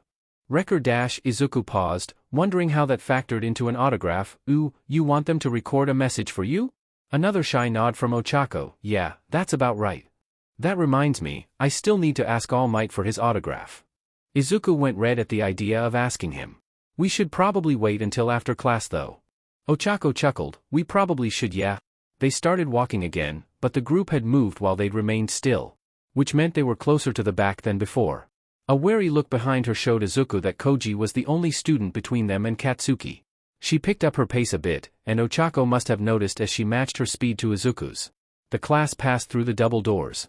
The USJ looked gigantic from the outside, but it looked even bigger on the inside. They were stood on a red paved foyer, overlooking the whole facility. The steps ahead of them descended into the open plaza. Coming off from the plaza were the various walled-off zones, each simulating a different disaster type. There was a lake with a yacht floating in the center of it, a steep hill littered with the remains of buildings and mounds of earth, a flatter area but no less strewn with collapsed structures, and two large domes with black ceilings, one decorated with a fire, the other with a rain cloud. Welcome. 13 announced with no small amount of pride. To the unforeseen simulation joint. There was a murmuring chorus of wonder from the students. Ochako took a deep breath in. Smells like heroism. She mumbled under her breath. 13 cleared their throat to attract the students' attention. As some of you may know, my quirk, Black Hole, has the potential to cause immense damage and potentially death. Some of your quirks are the same. It was hard to tell beneath the helmet, but to Izuku it seemed that 13's attention lingered on Katsuki and Shoto for a moment longer as they looked over the class. They continued, it is in this facility, under my tutelage that you will learn not how to maximize your quirk's power, but instead to leverage them to save the most lives. Izuku heard Katsuki scoff, but if 13 did they didn't mention it. They turned around, gesturing to each arena in turn. The USJ contains several different zones, each capable simulating a range of different rescue scenarios. The flood zone, the landslide zone, the collapse zone, the conflagration zone, the downpour zone. These facilities are modular, altered by quirks and technology, and furthermore, what is that? What was what? Izuku looked past 13 and saw what they were looking at. She gasped. In the center of the plaza was a small wisp of purple-black smoke. But it was growing bigger by the second. It was a quirk of some kind. But whose? And what was it? Izuku's mind raced as she tried to figure out what was happening. The smoke didn't match any of her classmates' quirks, or any of the quirks of the UA faculty. Another class maybe? 1B perhaps? Playing a prank. Yeah, that had to be it. A prank. So why was her heart still racing? Then a hand reached through the fog, and Izuku's heart leapt into her mouth. The fog expanded, and the owner of the hand stepped through. It was a lanky, pale blue-haired man, dressed in a long-sleeved black shirt and black pants. Across his arms, legs and torso, in addition to on the back of his head and covering his face were gloved hands. Was he? No, he couldn't be. He was a villain. Get behind me. Aizawa commanded as he pushed his way to the front of the crowd, standing beside 13. It was just one guy with a portal quirk. There were two pro-heroes. Aizawa could suppress his quirk. They'd be fine, they'd be safe. The portal suddenly multiplied in size to the size of a bus. The smoke filled the plaza, wisps trailing towards the ceiling. Then more forms began to emerge from the fog. One more villain, then another, they just kept coming, pouring out of the portal like ants from a kicked hill. Soon, there were more villains than there were heroes and students. And then they kept coming. Izuku saw smaller portals opening in some of the disaster zones, discharging even more villains. Then, the side portals blinked out of existence, and the central one began to shrink. The portal coalesced into a humanoid form that stood beside the hand-covered man. No visible limbs, but with burning yellow eyes where the head would be. So that was the Portal Quirk villain. But it was the form behind the pair that gave Izuku pause. It was a hulking mass of black skin and muscle, covered with angry red scar tissue. It wore tattered khaki shorts with reinforced metal knee pads. It had a short, blunt beak full of teeth for a mouth, above which sat wild-looking eyes. And most unnervingly of all, the man's creatures? Things? Brain was completely exposed. The monster let out a shrieking bellow that shook the glass panes of the dome. Izuku saw Ochako take a step back out of the corner of her eye, flinching back at the sound. When the creature had finished its call, its posture went slack, arms limp by its sides. "Thank you, Nomu," the lanky man at the center of the villains acknowledged, before stepped forward, arms spread. "I am Tamura Shigaraki, leader of the League of Villains. And we're here to kill All Might." He rasped. Izuku felt cold. They wanted to kill All Might. That was impossible. No one could beat All Might. It was in the name, he was almighty. But Shigaraki's voice carried a cold confidence that made his threat sound not just plausible, but inevitable. "Raise the alarm," Aizawa ordered. "I'm trying," replied 13, "but the signal's jammed, and now my suit's telling me the whole USJ has been activated." 13. Aizawa turned to the rescue hero. "We need that monster gone." 13 hesitated for half a moment, before nodding. "Got it." 13 raised their arm, one finger pointed towards the trio that formed the nexus of the villains. With a quiet pop, the cap on 13's fingertip opened. Then the air started whooshing as black hole activated. Dust and pebbles were sced up and destroyed as they struck the singularity. The surging air reached Shigaraki, Nomu, and the smoke figure. Shigaraki turned to the mass of purple and black. "Kurogyri," he barked. "Understood." The portal user, Kurogyri apparently, replied, his voice deep and eerily calm. Another portal opened between 13 and the villains. Then a second manifested behind the hero. Izuku realized too late what was about to happen.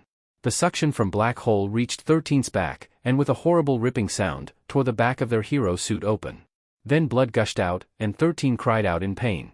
Aizawa turned his attention wholly towards Kurogyri, eyes glowing red and hair rising. The portal closed, and 13 slumped forward. They shook, but didn't get up. "Midoriya," Ochako's voice was beginning to panic, "please tell me that wasn't what it sounded like." Sorry," Izuku murmured weakly, 13's down." Ochako went pale, her fists clenched. Her whole body was shaking with a mix of anger and fear. Izuku turned back to the villains in the plaza, all of them unharmed. "Not so fast." Shigaraki laughed hoarsely, "This Nomu's got a build specially made to kill All Might. We can't have you KOING it now." "Damn it," Aizawa muttered under his breath. Then, their teacher stepped forward, drawing a pair of yellow shuttered goggles from his pocket and putting them on. "It'll give me one hell of a dry eye, but fine, I'll play your game," he announced to the villains, before turning to the class. "Class 1A, I grant you permission to use your quirks to defend yourselves. But I repeat, only to defend, stay here unless you absolutely have to." Izuku nodded, "Yes sir." The rest of the class nodded in agreement, some more fearful than others.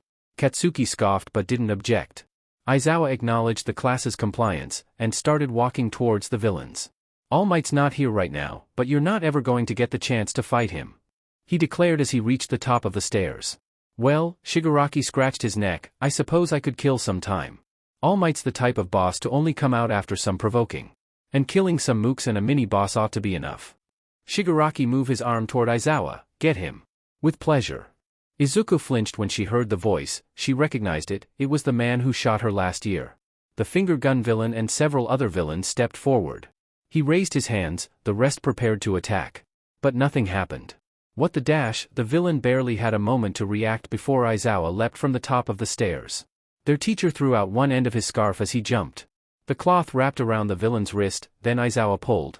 The villain was dragged towards him, meeting the hero in midair.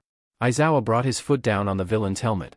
The villain hit the ground with a thud, and Aizawa landed in a crouch in front of him. Shigaraki's posture straightened. "Ooh, you must be Eraserhead." Aizawa stood up, "So you know me. It won't save you." Shigaraki's posture changed, he leaned back casually. "I hate bosses with negation gimmicks. Unfortunately for you, there's over 80 of us, and only one of you." Aizawa settled into a fighting stance. "That doesn't mean much when all you've brought is fodder." Shigaraki laughed almost childishly. Well, let's see how this fodder fares against your class. Kurogyri, scatter them. Kurogyri's body flared for a moment, but no portals appeared. Kurogyri! Shigaraki shrieked, what are you doing? Kurogyri seemed to bow, my apologies master, but Eraserhead has his quirk focused on me. Shigaraki growled, scratching his neck again, fine then. All of you. Pile in. He won't be able to take you forever. One by one, the villains began to step closer to Aizawa, before erupting into an uneven charge towards him. It seemed ill-fated. The pro-hero dodging every clumsy attack, weaving between blows, turning every opening into a counter, immobilizing his foes with his capture scarf. And all the while Aizawa kept his eyes on Kurogyri, not letting the villain activate his quirk for even a second. It can't last, Izuku murmured. What was that? Ejiro turned to her. Aizawa can't win, Izuku clarified, his fighting style just isn't built for it. What do you mean? Asked Ochako. Izuku observed Aizawa fighting for a few moments more before explaining, his fighting style is aimed at fast, definitive incapacitations on opponents still disarmed by the loss of their quirks. Ideally in dark, confined spaces. I take it that's not where he's fighting. Ochako guessed. No, Izuku shook her head, the plaza's wide open, plus there's way more villains than what he's accustomed to. Add that to having to keep his eyes on Kurogyri to deactivate his quirk, he's not going to win. But he's looking away from him, Ejiro pointed out as Aizawa broke his gaze on Kurogyri to knee a woman in the gut. And he hasn't been hit yet. Just as Ejiro said that, a four-armed man who appeared to be partially made out of a rough-hewn metal punched Aizawa to the ground. He was quickly floored by the retaliatory uppercut. Aizawa fixed his eyes squarely back to Kurogyri. But in the moment of broken vision, the beginning of a portal opened up at Izuku's feet, making her step back before it blinked out. I jinxed it, didn't I? Ejiro clenched his fist, watching Aizawa continue his fight. That hit was more than just damage, Izuku said quietly. To answer your question about how he's looking away, his goggles obscure his eyes to make it difficult to know where he's looking, letting him keep one eye on Kurogyri while he fights. I'm sensing a but, Ochako said nervously. But erasure doesn't work on mutant-type quirks. Which means they get to fight as normal, countering both the quirk loss itself and the psychological impact of losing access to it. Izuku explained, watching as the villains with mutations were now the ones doing most of the attacking. Ochako tilted her head down, crossing her arms. And every hit can't be good. No, Izuku agreed, every hit he takes slows Aizawa down. Which makes him more likely to get hit again. A few more blows and things will start going bad fast. Well, we can't just stand around doing nothing, we have to help. Ejiro announced, planting his feet and activating his quirk in his hands. Absolutely not. Tenya yelled, having overheard Ejiro, Mr. Aizawa told us to only fight back in self-defense. Fighting? We've barely done any training. Denki protested. If we're fighting, just say the word. Rikido pounded his fists together, but he sounded uncertain. I don't think fighting back is the best idea. Karo. Tsu worried. Fight back? Katsuki laughed, I was just thinking the same thing.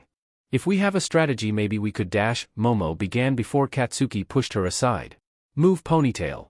Katsuki barked, explosions already sparking in his palms. Izuku's eyes went wide when she realized what Katsuki was about to do. Kaken no. Too late. Katsuki pointed his hands to the ground and blasted off. He rocketed away from the ground, his explosions cracking the tile as he did. He twisted and turned in the air, heading straight towards Shigaraki. Izuku was already running, taking the steps two at a time in a desperate attempt to reach him. But the gap was too big, and only getting larger. She was dimly aware of Ochako moving behind her. More footsteps followed her in the charge. Aizawa heard the explosions, he whipped his head around. His expression was contorted into panic and rage. Bakugo, stop. Shigaraki just laughed. Aizawa wasn't looking at Kurogyri anymore. The smoke villain's body flared. Portals opened all around. What the dash? Katsuki, too committed to his momentum, flew straight into the portal opened up in his path. Izuku barely had any time to register the voice opening on the ground before her foot was already falling into it. She flailed her arms to try to right herself, but to no avail. The portal rose up around her, Izuku no longer had anything to stand on, and she fell. For a moment, all Izuku knew was the void. She tumbled through the haze of black and dark purple for a fleeting instant. Then the world opened up again. There was a flash of grays, blacks and oranges before Izuku hit the ground. The impact sent a ringing thud through Izuku's entire body. She lay there for a moment, spread out face down like a starfish. Ow, she groaned weakly. Her limbs tingled with pain as she forced herself to roll onto her back.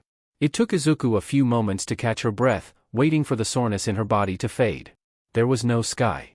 Only the roof of a large metal dome above her. Izuku sat up and looked around. She was in the conflagration zone, on top of a 5-story apartment building. Fake buildings from one end of the zone's circumference to another, debris-lined streets below her, and so much fire. Fire in the windows, fire on the roads, fire in the air. And no doubt villains hiding in the smoke. That's right, the villains. They were here to kill All Might. And they were completely fine with killing her. Izuku felt herself start to shake with fear. She had to get a hold of herself, fast. Make a plan, she could do that. Izuku pulled herself to her feet. Good start. She reached for her wakizashi and unclipped it from her belt. She wasn't in the mood to slice anyone up. The sheath would be good for knocking the villains out. She walked a lap of her roof, peering through the smoke and cinders for anything important. Her classmates, any villains, the exit. She found the exit. The green emergency exit sign flickering faintly but visibly not far from where she was stood. Izuku's heart was racing as she tried to strategize. She could sneak through the fires, avoid as many villains as possible, take down the ones she couldn't escape, and regroup in the plaza. But what about if there were more of her classmates in here? Could she afford to leave them? Izuku decided to look for her classmates and help them out. But Aizawa was still fighting the army of villains, and Shigaraki, Kurogiri and the Nomu were still out there. Also she had no idea where Ochako and Ejiro were. They could be anywhere, but Ochako had one for all, and Ejiro was super durable, they'd be fine. She needed to regroup here. Izuku started heading down the fire escape. Her steps rattling far too loud for comfort against the metal. She passed through a cloud of smoke. She tried and failed not to cough. Izuku attempted to muffle her coughing with her sleeve, but she still felt like she was giving herself away. She reached street level without being attacked. Steadying her feet against the solid ground, Izuku drew her sword up in a defensive stance. Izuku started to wander the streets. Her heart pounded in her chest, breath shallow. She was already sweating from nerves and heat. She couldn't call out, that would attract attention. Her snakes stayed close to her hair, tongues flicking, constantly turning, their primitive eyes and pseudo-brains directing them towards every movement. Izuku reached a burning blockade of debris and blown-out cars. It stretched the length of the road, blocking her progress. The smell of burnt rubber filled Izuku's nose, all while the fire seemed to dance mockingly before her. She'd have to go around.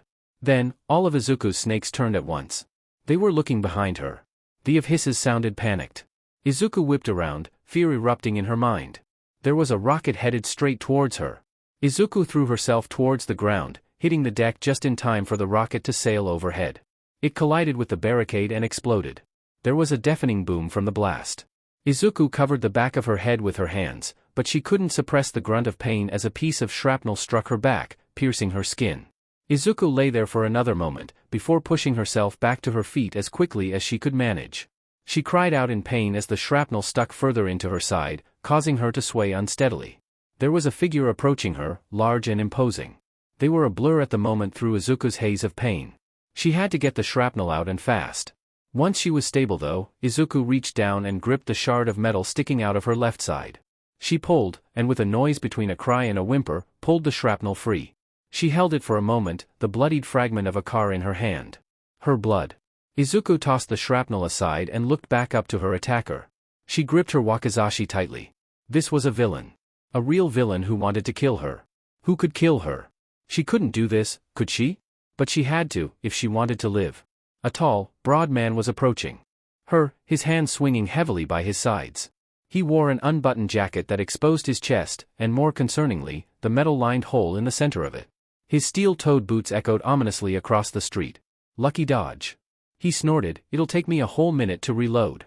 Don't worry though, I'll just have to paste you the old-fashioned way. Izuku glanced behind her. The projectile had blown a hole into the wall of debris, wide enough for her to run through. She thought about bolting, but decided against it. First rule of sword fighting, never turn your back on your opponent.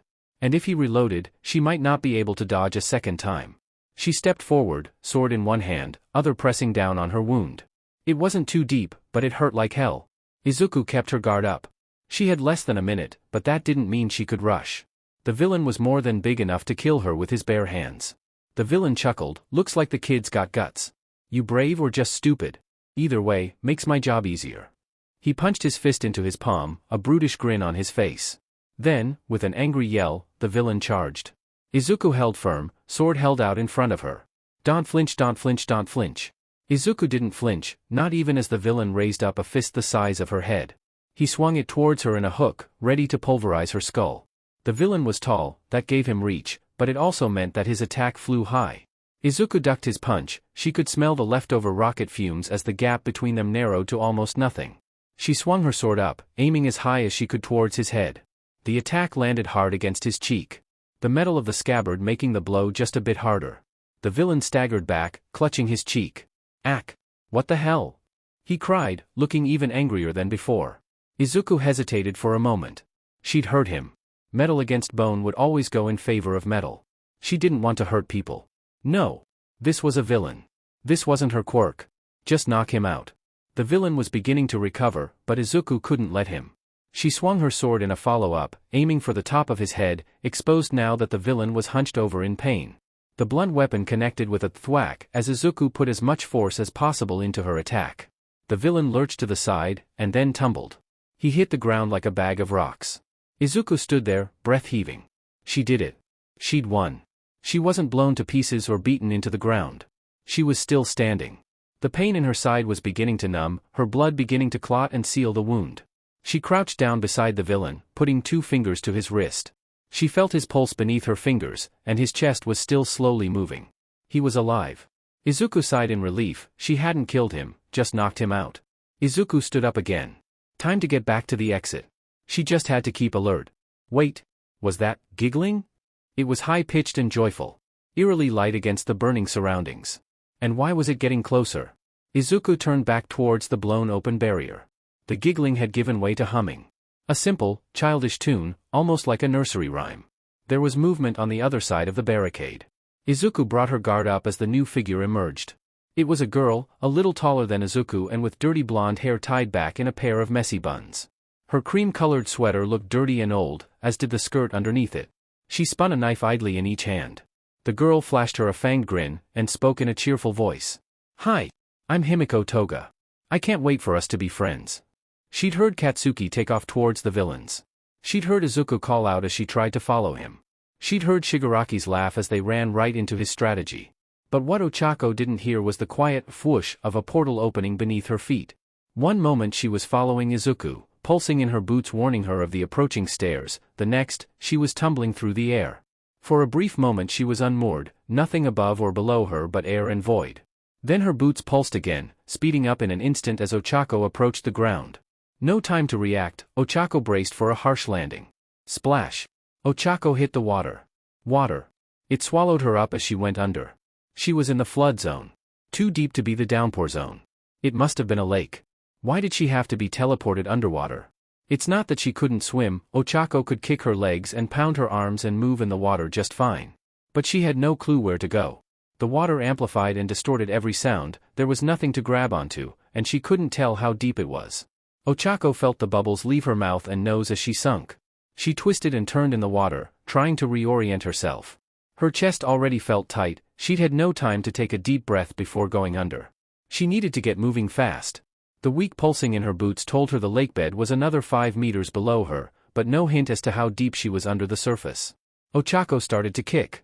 She was making progress, but it was slow. Her boots and bracers were heavy, and they weighed her down as she tried to ascend. The lapping of the water was getting less distorted. She was getting closer. Just a few more kicks. Then her boots pulsed again. Something to her side. She flailed her arms as she tried to turn in the water. But she was too slow. Something, or rather someone, slammed into Ochako. Their momentum forced her lower again, and she couldn't fight back. She felt something thin and metallic press against her neck. A harpoon maybe? Either way it was good leverage as Ochako felt herself sink deeper. Ochako's back hit the lakebed. She choked as the harpoon pressed harder into her throat. The oxygen she had left escaping in a gasp. Her lungs burned as they filled with water. Her head pounded with pressure. She was drowning. "Looks like I caught me a hero student." The villain above her sneered. Ochako flung her arm up at her attacker. Her palm found chest, the texture of a wetsuit. She quickly splayed her fingers, pressing her finger pads into the villain. An instant later and the pressure was gone from her throat. The villain rose up and away from her, gravity nullified. He flailed to try reach her but to no avail. With no gravity to make him sink, the upthrust at the bottom of the lake sent him rushing upwards. But Ochako couldn't relax. She was still at the bottom of the lake. Her whole body was burning with the lack of oxygen, and her suit was weighing her down too much. But, if the villain was sent up when she used her quirk, then she could use that to get herself out of here. With a weak arm, she touched her shoulder. She closed her hand, pressed fingers to forearm. Zero gravity activated, and Ochako found herself shooting up. She kicked as she rose, adding even more speed to her ascent. Ochako broke the surface of the lake. But then she kept going. The upthrust combined with her kicking gave her more momentum than she was expecting.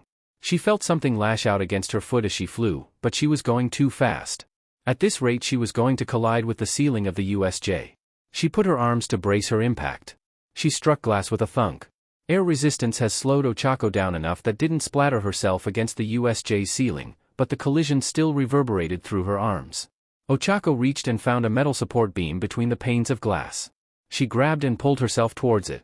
It was only once she was secure that Ochako let herself breathe. She hacked up the water in her lungs, some of it dribbling down her front. But as she clung to the, apparently domed, roof of the USJ, Ochako tried to make sense of her situation. Villains. Real villains. Numbering over 80. Led by a raspy-voiced man called Shigaraki. Assisted by a portal creator, Kurojiri. And they had a very loud monster they referred to as a Nomu. The class was scattered across the USJ. 13 was down.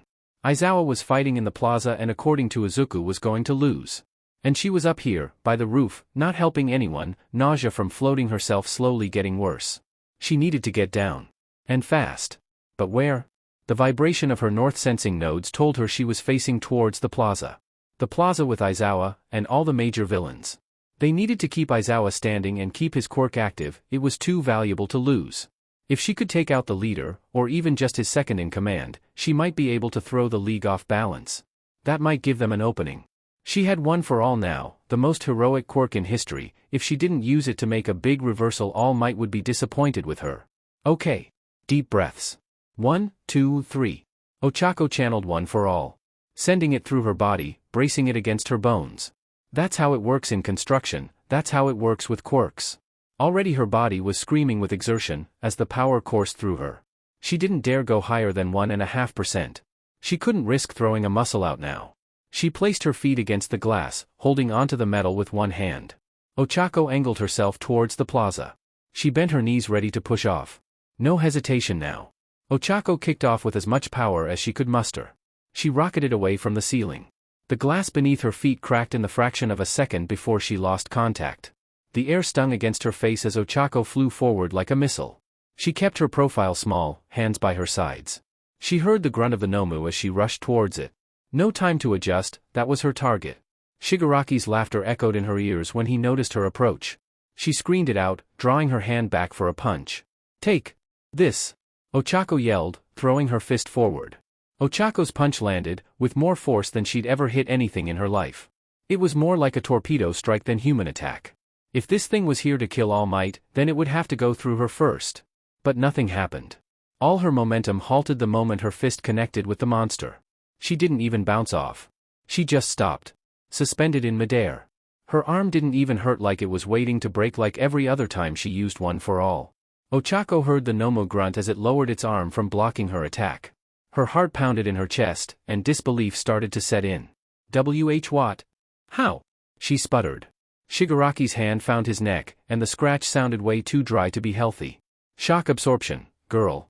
Just one of this Nomu's quirks. Any impact has its force reduced to 0. It's invincible. One of the Nomu's quirks? It had more than one. That was impossible? No one had 2 quirks. Except, well, her. But one for all was special. But she just had 2, how many did this thing have? Nomu. Shigaraki ordered with audible glee. Destroy her. Pummel her.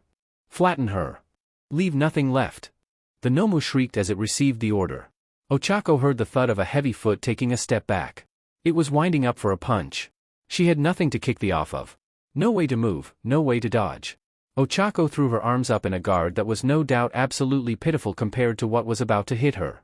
Her whole body was tense with terror. She hadn't meant to swear, but in the face of the Nomu, it seemed the only outlet for how she felt.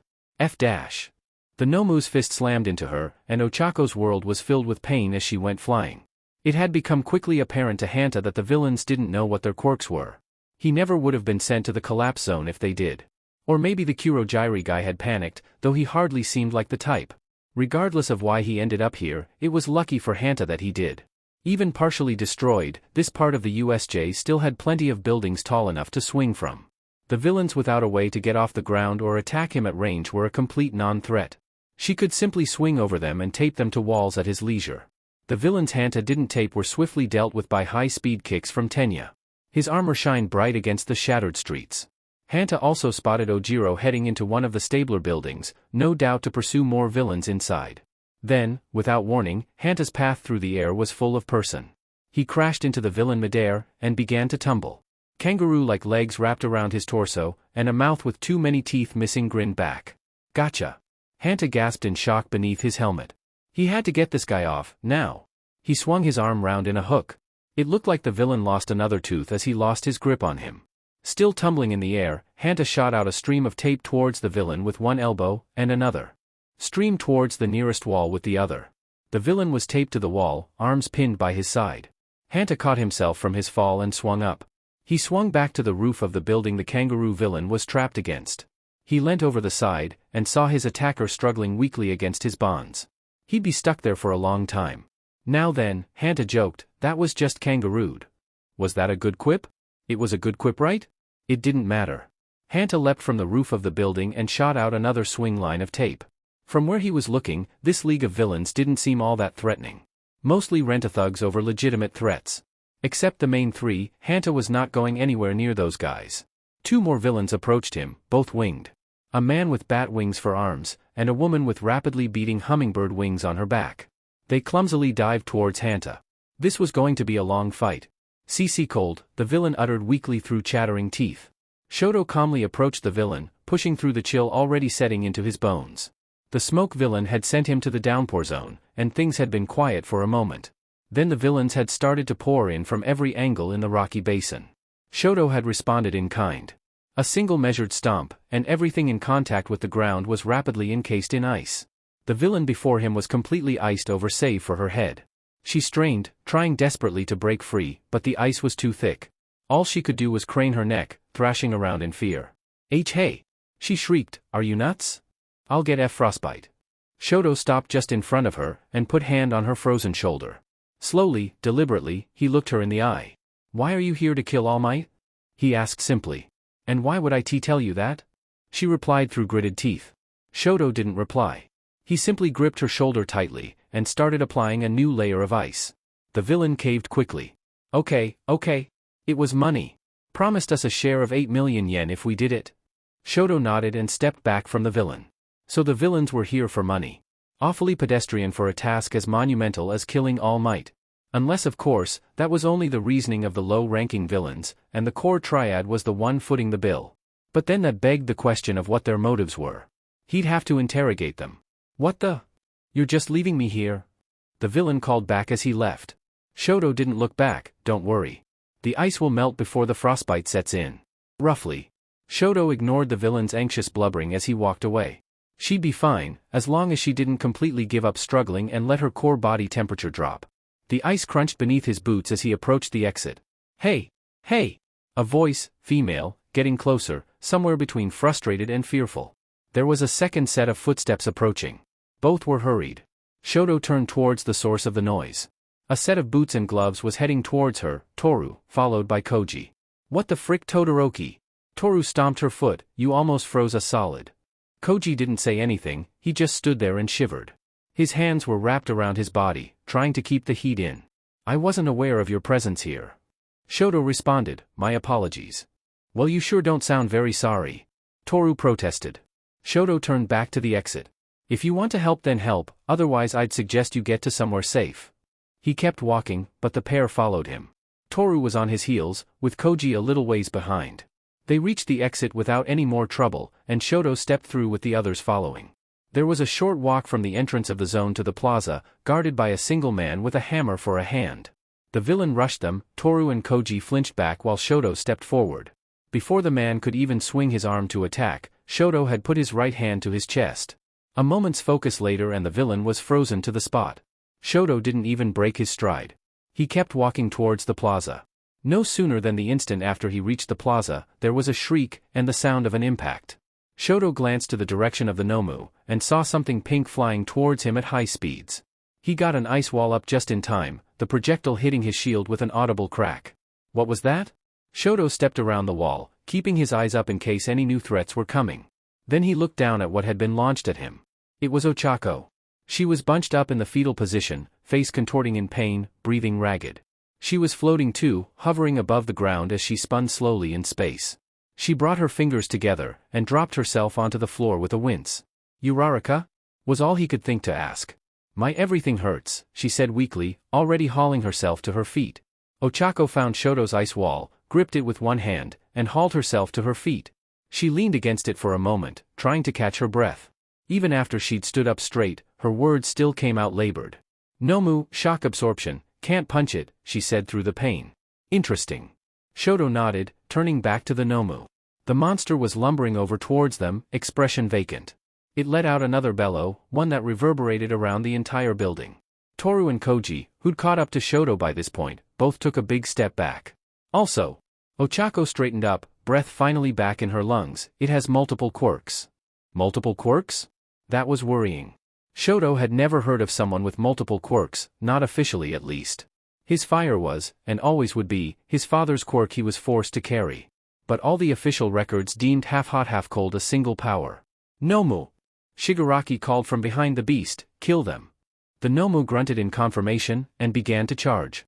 Its steps were heavy, cracking the ground beneath it as it thundered towards them. Shoto stepped in front of Ochako, and faced the monster down. Heaven-piercing ice wall. Shoto calmly announced his super move. A truly enormous, jagged glacier erupted from the ground at Shoto's foot. It surged towards the Nomu, utterly eclipsing it. The fight was already over.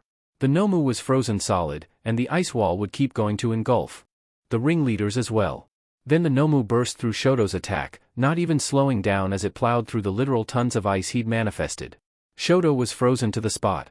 Both literally due to the layer of ice over his right foot, and in shock. It had just ran through his strongest move like it was nothing. Shoto felt someone grab his left wrist and pull him out of the path of the oncoming punch. He reached out his right hand and touched the Nomu's arm as its fist slammed into the ground. He sent as strong a burst of cold as he could into the Nomu in the brief moment of contact. It was Ochako who had pulled him clear. She braced him against her body as he recovered from the sudden pull. Shoto looked back at the Nomu. Its arm was now thoroughly frozen and pinned to the ground. It shrieked in fury as it tried to get free. It's not moving, Ochako murmured. What did you do? If we can't hurt it, then I reckon that I could restrain it instead. He reasoned. But, with a scream and a bellow, the Nomu burst itself free from the freeze. But its arm didn't come with it. The limb tore off at the shoulder with a sickening rip. Shoto saw bone, and the stump bled thickly. Well, Toru mumbled, taking an arm is good. The creature hunched over, not in pain, but in exertion. The wound where its arm used to be quickly sealed over. Then, with an almighty, skyward roar, a new limb burst forth, dripping ichor. The Nomu didn't even stop to examine the regrown arm, simply adjusting back to its usual hunch. A gleeful, malicious, hoarse laugh graced Shoto's ears as Shigaraki walked over. The league's leader scratching his neck, hard, as he straightened his posture. That quirk was cellular regeneration. He gloated, best regeneration quirk in Japan, enough to survive being cut in half. It would take Endeavor-level flames to even slow it down, and I don't see Endeavor here. That was a first. Endeavor was usually the first thing people saw when they looked at Shoto. But that was beside the point. What was important, was that they couldn't hurt the Nomu, couldn't disable it, and could barely delay it. The Nomu raised its fist for another strike. Then, Aizawa's scarf soared through the air and wrapped around the Nomu's wrist. Shoto followed the cloth, and saw their homeroom teacher trying desperately to restrain the Nomu from behind. All of you, back to the entrance. Now! He called out. Shigaraki sighed with frustration. Nomu, deal with him. The Nomu jerked its bound arm forwards, easily pulling Aizawa off his feet towards it. Aizawa flew through the air, already bearing the injuries from his fight with the low-ranked villains. He couldn't do anything to dodge or resist the blow that fell on him. The backhand was swift, and it sent Aizawa tumbling away from the Nomu. He crashed into a hedge, leaves and branches breaking under his impact.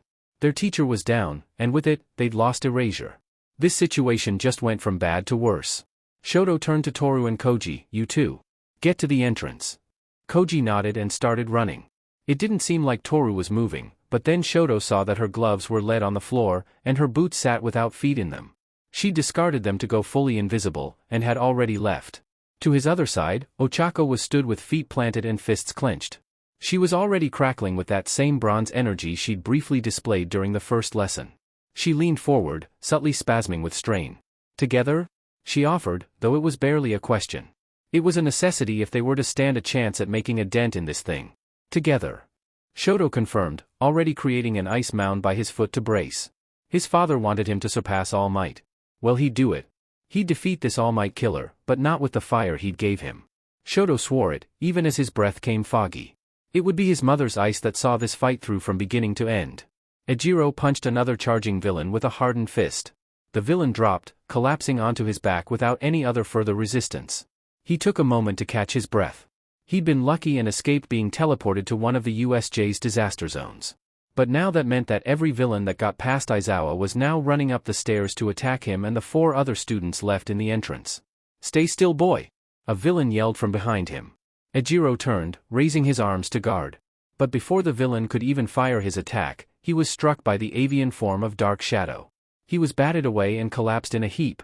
Ejiro gave a thumbs up to Fumikage, "Thanks a bunch, Tokoyami. I'm the one doing all the work." Squawked Dark Shadow. "Oops, Sentient Quirk. Sorry Dark Shadow, you're doing great too." Ejiro corrected himself. The sound of a gunshot to Ejiro's side shocked him back to the fight. He blocked with his forearms, angling his hardening plates to guide the bullets away from him. Each shot ricocheted off of him as the villain advanced. Hey, wasn't this the fingerguns villain Aizawa knocked out before? The villain had only just reached the top of the stairs when Mina skated in front of him on a trail of acid and socked him the jaw with an uppercut. The villain toppled back, falling down the stairs and out of view. "So," Mina smirked, "when were you going to tell me you were gay? Is this really the time?" Ejiro yelled back, already knocking out another villain coming at him from his left. Mina pouted, "But we've known each other longer than anyone else here." She punctuated her words with a spray of acid behind her. The villain that was trying to attack her from behind slipped on the goo. She didn't fall down, but by the time she'd recovered, she was swiftly nailed by a laser from Yuga. "I'll tell you later, okay?" Ejiro responded, redirecting another villain into the path of Rikito's fist. "Fine." Mina relented. The villain that Rikito had been offered was picked up and tossed towards the entrance doors, clattering against the metal shutters that had slammed down when the League first arrived. Rikito, doped up on sugar and looking noticeably taller and more muscular, moved swiftly on from that villain to the next. The attention of every hero student was suddenly distracted by the angry shriek from the plaza. Ejiro looked just fast enough to see Aizawa getting backhanded into a bush by the Nomu. His blood went cold. Aizawa was gone. It was just them, the students. With less than a week of training. Crap. Crap. Crap crap crap crap. We need help. He yelled, "Someone get those doors down now." Yuga ran up to Ejiro, "Great idea, monsieur, I could use my quirk to send up a flare if I had the open air." Ejiro nodded, "Great idea. Rikito. You and me, break down that door." Rikito nodded. "Break door. Got it." The two of them turned to run towards the metal doors. With hardening and sugar rush combined, they might be able to break through the lockdown barriers before more villains arrive. But before they could reach the doors, a mass of black and purple smoke manifested in front of them. Kurojairi had arrived, his form billowing tall and imposing over them. "Perhaps you should discuss your plans more quietly next time," he said calmly. "Sato, wait," Ejiro called out. But it was too late. Rikito's quirk dulled his intelligence the more he boosted himself with it, and Ejiro had lost count of how many sugar pills he'd taken since the attack started. He kept rushing forwards, throwing a punch into the mass of fog.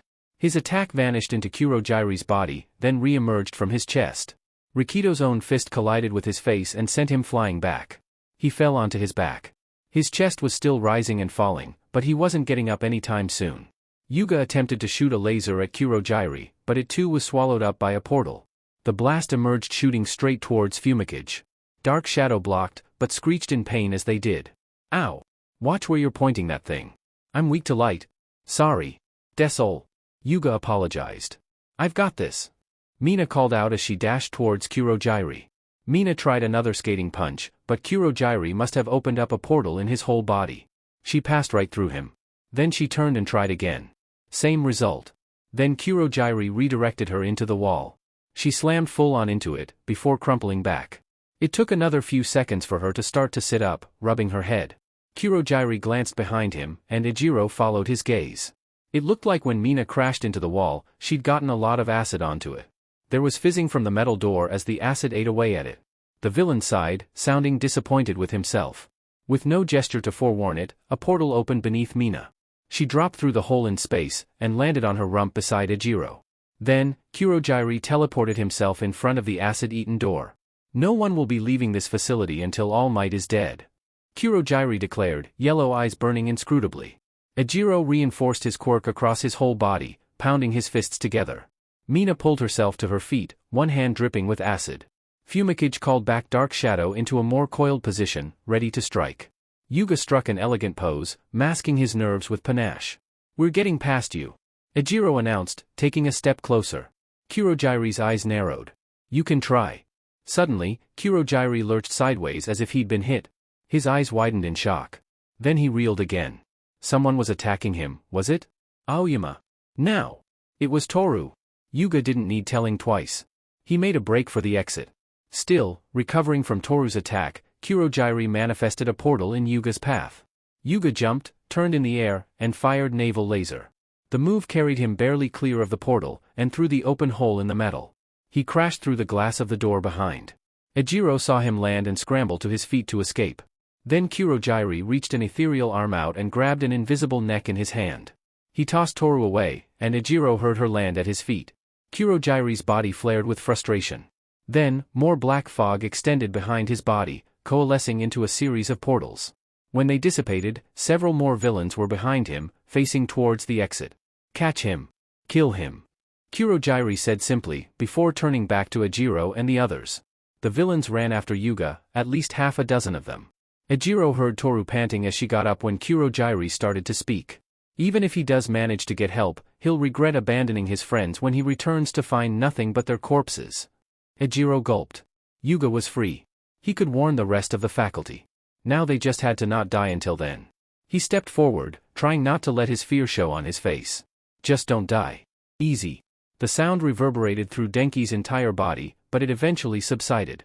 He, Kyoka and Momo had quickly found themselves surrounded after Kurogyri deposited them in the landslide zone. It didn't take long for Momo to assess that they were going to get overwhelmed. She'd made the call to have Kyoka blast the entire zone by amplifying her heartbeat with her jacks and boots. Luckily for him, Momo had created some ear defenders to prevent Kyoka from blowing the other two's ears out. The attack had worked wonders. Denki watched one by one as every villain he could see clutch their ears and drop. And those were the ones that weren't bowled off their feet by the sheer concussive force of the wall of sound. Denki only removed the ear defenders after the sound had died down. He turned to Kyoka and grinned. "Great job, Jairu." He congratulated her. "Yes, a fine performance," seconded Momo.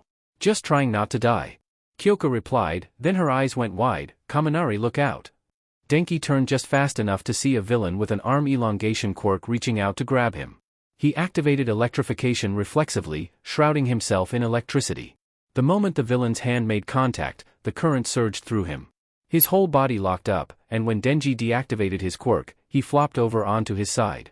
"Looks like some of them got lucky," Kyoka scoffed. "And some of them are getting back up," Denki cried, pointing out the number of villains groggily getting to their feet. Momo felled a villain with a shot from the cannon she'd just summoned. "Jairu, can we get a second round?"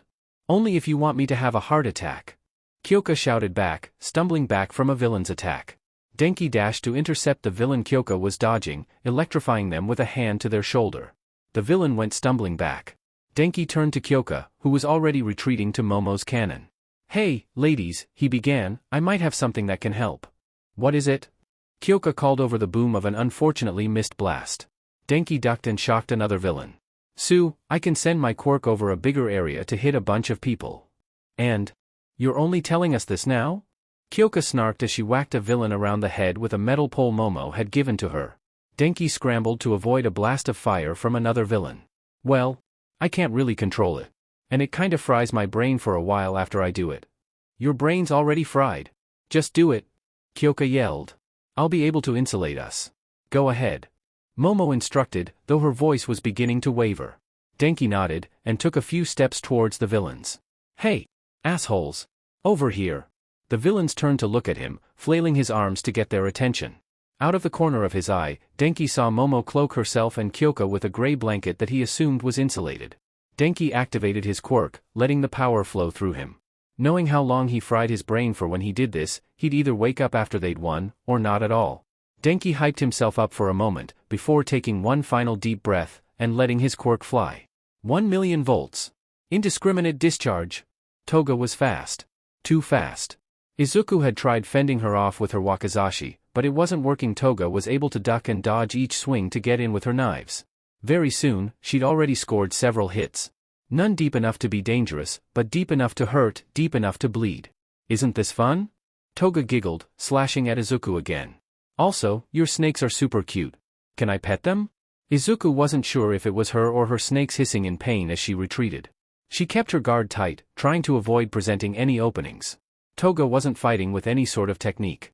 She simply cut, stabbed and kicked, more like a feral cat than a person. There was no pattern, no tells, just a constant mad scramble of blades towards Izuku's body. Izuku staggered back, clutching her weapon. She'd tried a feint. Toga had simply ignored it, taking the blow to her shoulder and cutting Izuku in the leg. A cut to interrupt a lunge?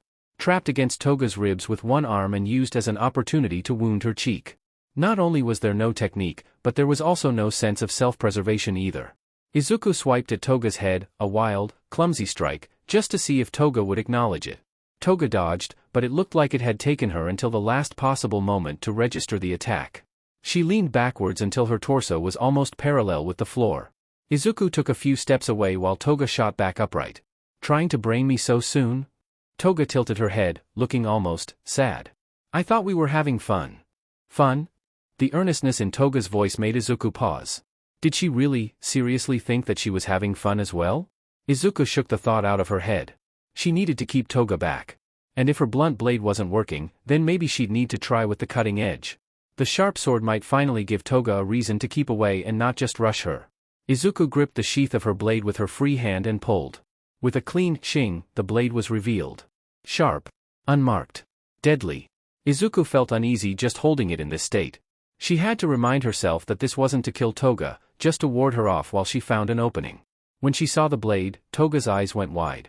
Her cat-like pupils dilating inside their golden irises. She dropped her knives, the weapons clinking as they hit the floor. Her hands flew together in a giddy clap, all while Toga's smile beamed with unrestrained excitement. You use cutty things too? You're my new favorite person ever. She squealed with joy. Izuku took a step forward, keeping her sword leveled between her and her opponent. When Toga noticed the step, she threw up her arms with fingers splayed. Wait. I need my knives. She protested. Toga reached underneath her sweater to pull out a new pair of knives. She spun each one in her hand, smiling in the same way a child would look at a beloved toy. Bouncing on the ball of her feet, she smiled back eagerly. Okie dokie. I'm ready now. There was a moment of anticipation between the two. Izuku readjusted her grip, Toga kept bouncing loosely. Izuku couldn't tell what Toga was thinking or planning besides simply having fun. There was no stance to analyze, no obvious quirk she could pick apart, nothing except those eyes darting between every wound. Come on! Toga suddenly whined. Why aren't you doing anything?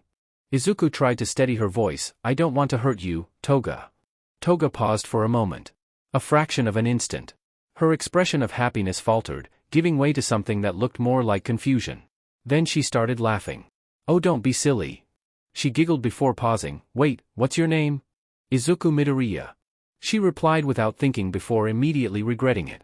It was probably a bad idea to let a villain know her name. Don't be silly, Izuku.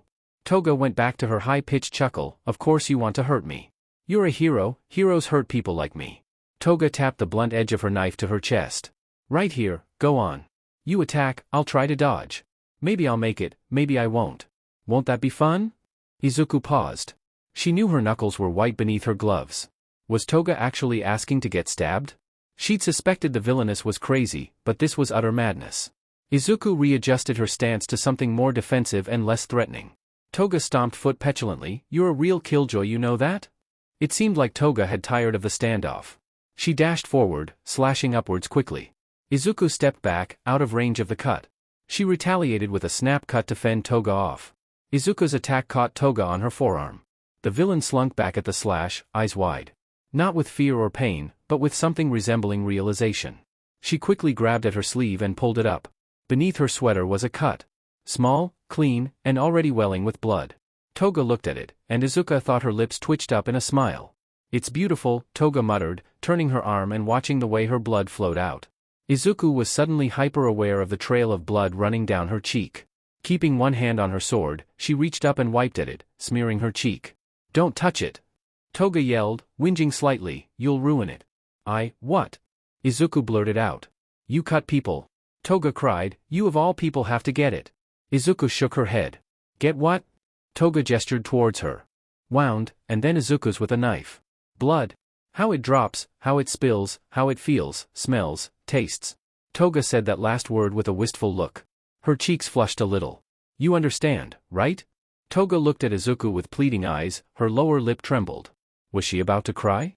Izuku felt something drop in her stomach. She didn't get the blood bit, but it reminded her of something she hadn't felt in a long time.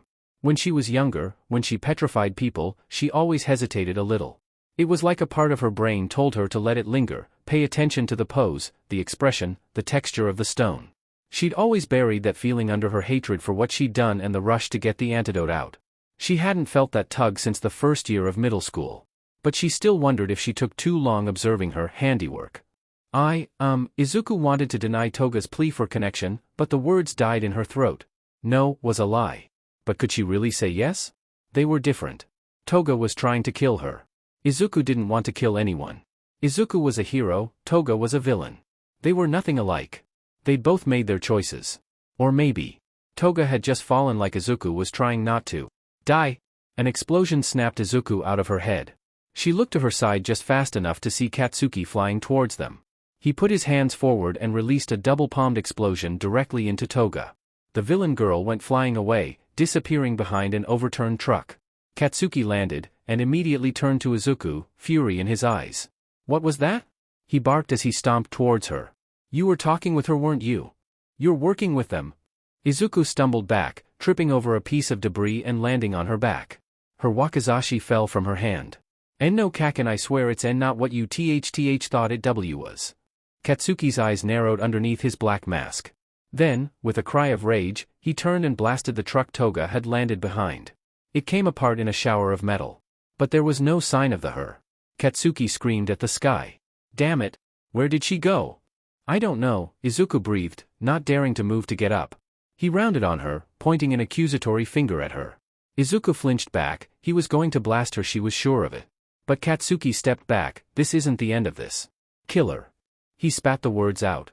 Then, he turned his hands to the ground, and with a few more blasts, had taken off back into the flaming city.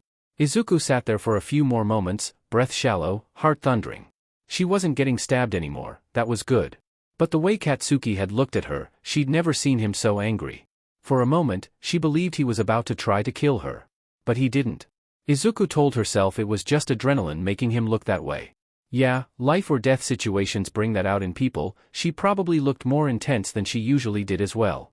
But she didn't want to stay in the conflagration zone anymore, not with him around. Izuku got to her feet, sheathed her sword, and started sprinting.